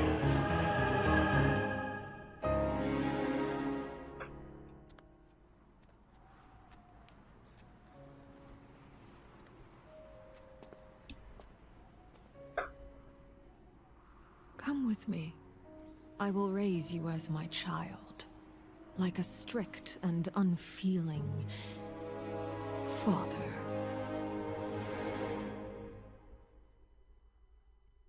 Jesus. That's some good animation and music and everything. Back to that. Kind of makes me look for. Remember they announced that they were going to do a Genshin anime at some point. But yeah, also gives Arlecchino some more. I mean, we kind of got the story in the game, but also that sort of just like gives you more visual to it as well. Gives you a little more emotion to it. I really liked it. That was really, really good. And also the story was very, very good. It makes me glad that I pulled for her. Looking forward to building her out. At the moment, I can't do the... Actually, give me a sec. Ooh, there's Toby again.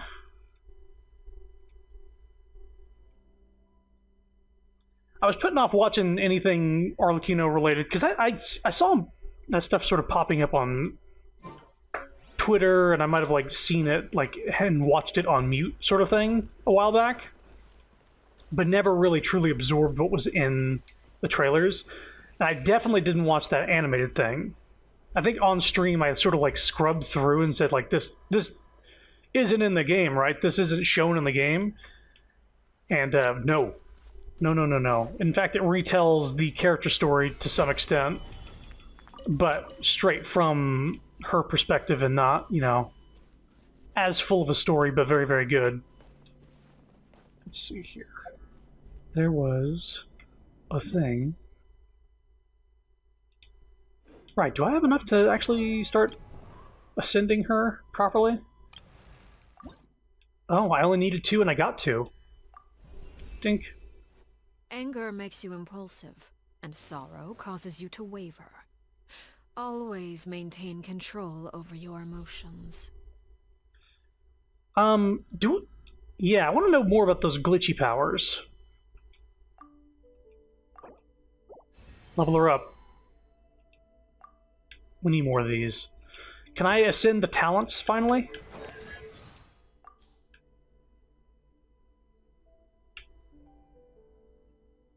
I'll go more into this, the story stuff. I think once I max out a friendship, then I will go through all this stuff. Talents. I think I should have enough for all this. I need to ascend her again.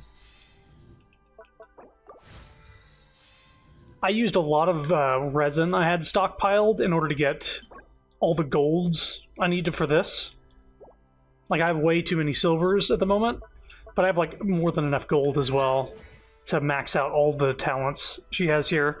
But now I have to use resin or several days in order to get her more of the geo thing down here. This guy.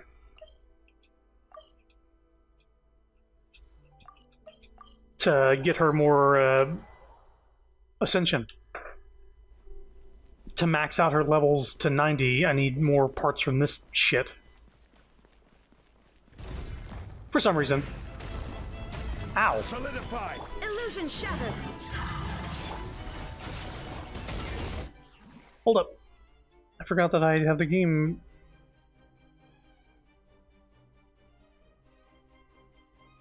There we go.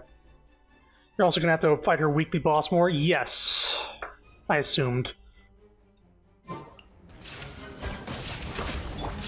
Sharing my knowledge. Hey. Stabilize. This is order.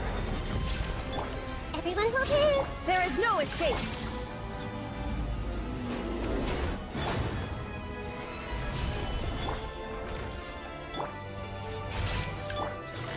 That'll do. Here comes the catch. Now you shall perish.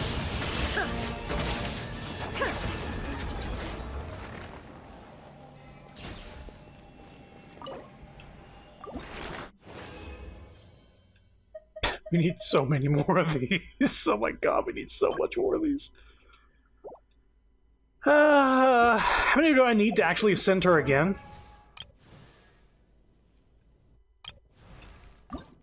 Two more? I think I need to spend like another 10 minutes before it respawns. I'll do that off stream. And obviously the weeklies for her boss fight as a requirement for her, the parts she needs, will be done off stream as well. But this was a ton of fun. I'm glad that we finished up the Archon quest, right? There's no more? There's no more... Yeah, no more Archon quest. There's a ton of world quests. And then there's also the story quests, which I'm curious about Farina's, but I think I might just go in order now. Lenny, Nervalette, Writhsley, Farina, Navia, Chiori, and Sino. Obviously, at some point, we need to explore this area over here, next to Leeway. New area over here near Leeway. This area here in Fontaine, which I've just not gone to. And then obviously all the world quests. There's a ton of stuff to do yet. But I've now gotten to a point where now I can build up Arlecchino, and I think within the next few weeks, hopefully if I get a good enough luck on the weekly boss drops. Because I think, specifically the candles. I think I specifically need the candles. Yes, we need 18 of those candles. We got 2, 3? We have 2.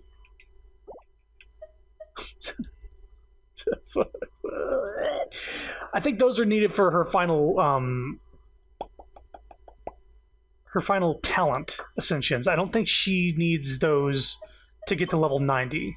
It's just to get her talents leveled up. So that'll be fun. But I have all of the other stuff that's required. Anyway, I'm going to stop for now. We've been going for 4.5 hours. It's getting kind of late.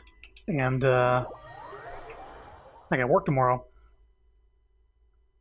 But more Genshin soon, because this is a ton of fun.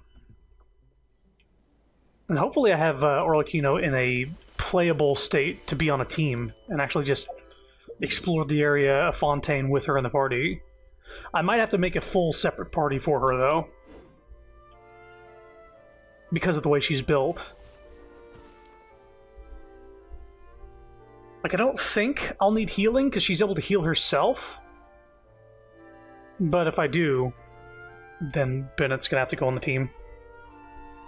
And Zhongli just for safety. And then it'll be between Yelan and Raiden Shogun, but I think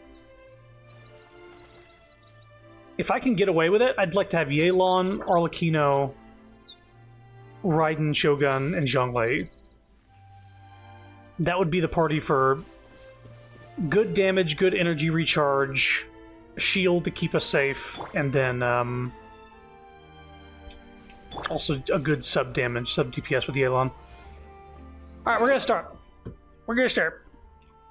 You can also use dream solvents to change the other of the boss and the candles. Right.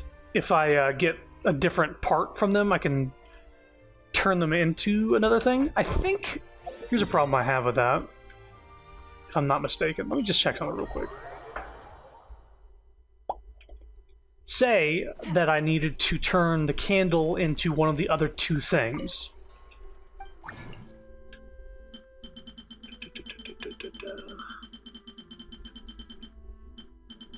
Where is it? It's here. So in order to get a candle, you need specifically the feather. You can't turn one of these into a feather. Wait. But you can turn a candle into either one of these. So if I get one of these, I'm fucked. You hit X with the other one? Like that? Or do like X with this. There we go. Okay, cool. Thank God. Because I think that happened in the past with I needed a bunch of these. And I had 21 of these. I needed them for, who did I need this for? Was it for Raiden Shogun? I think it might have been. Just to max her out. Good. That's good to know. Thank you for that tip. That would suck. Nahida? Oh, yes, it was Nahida. Yeah, because you get that from Scaramouche. Yep. Boy, I wasted some, well, I was doing the weekly things anyway.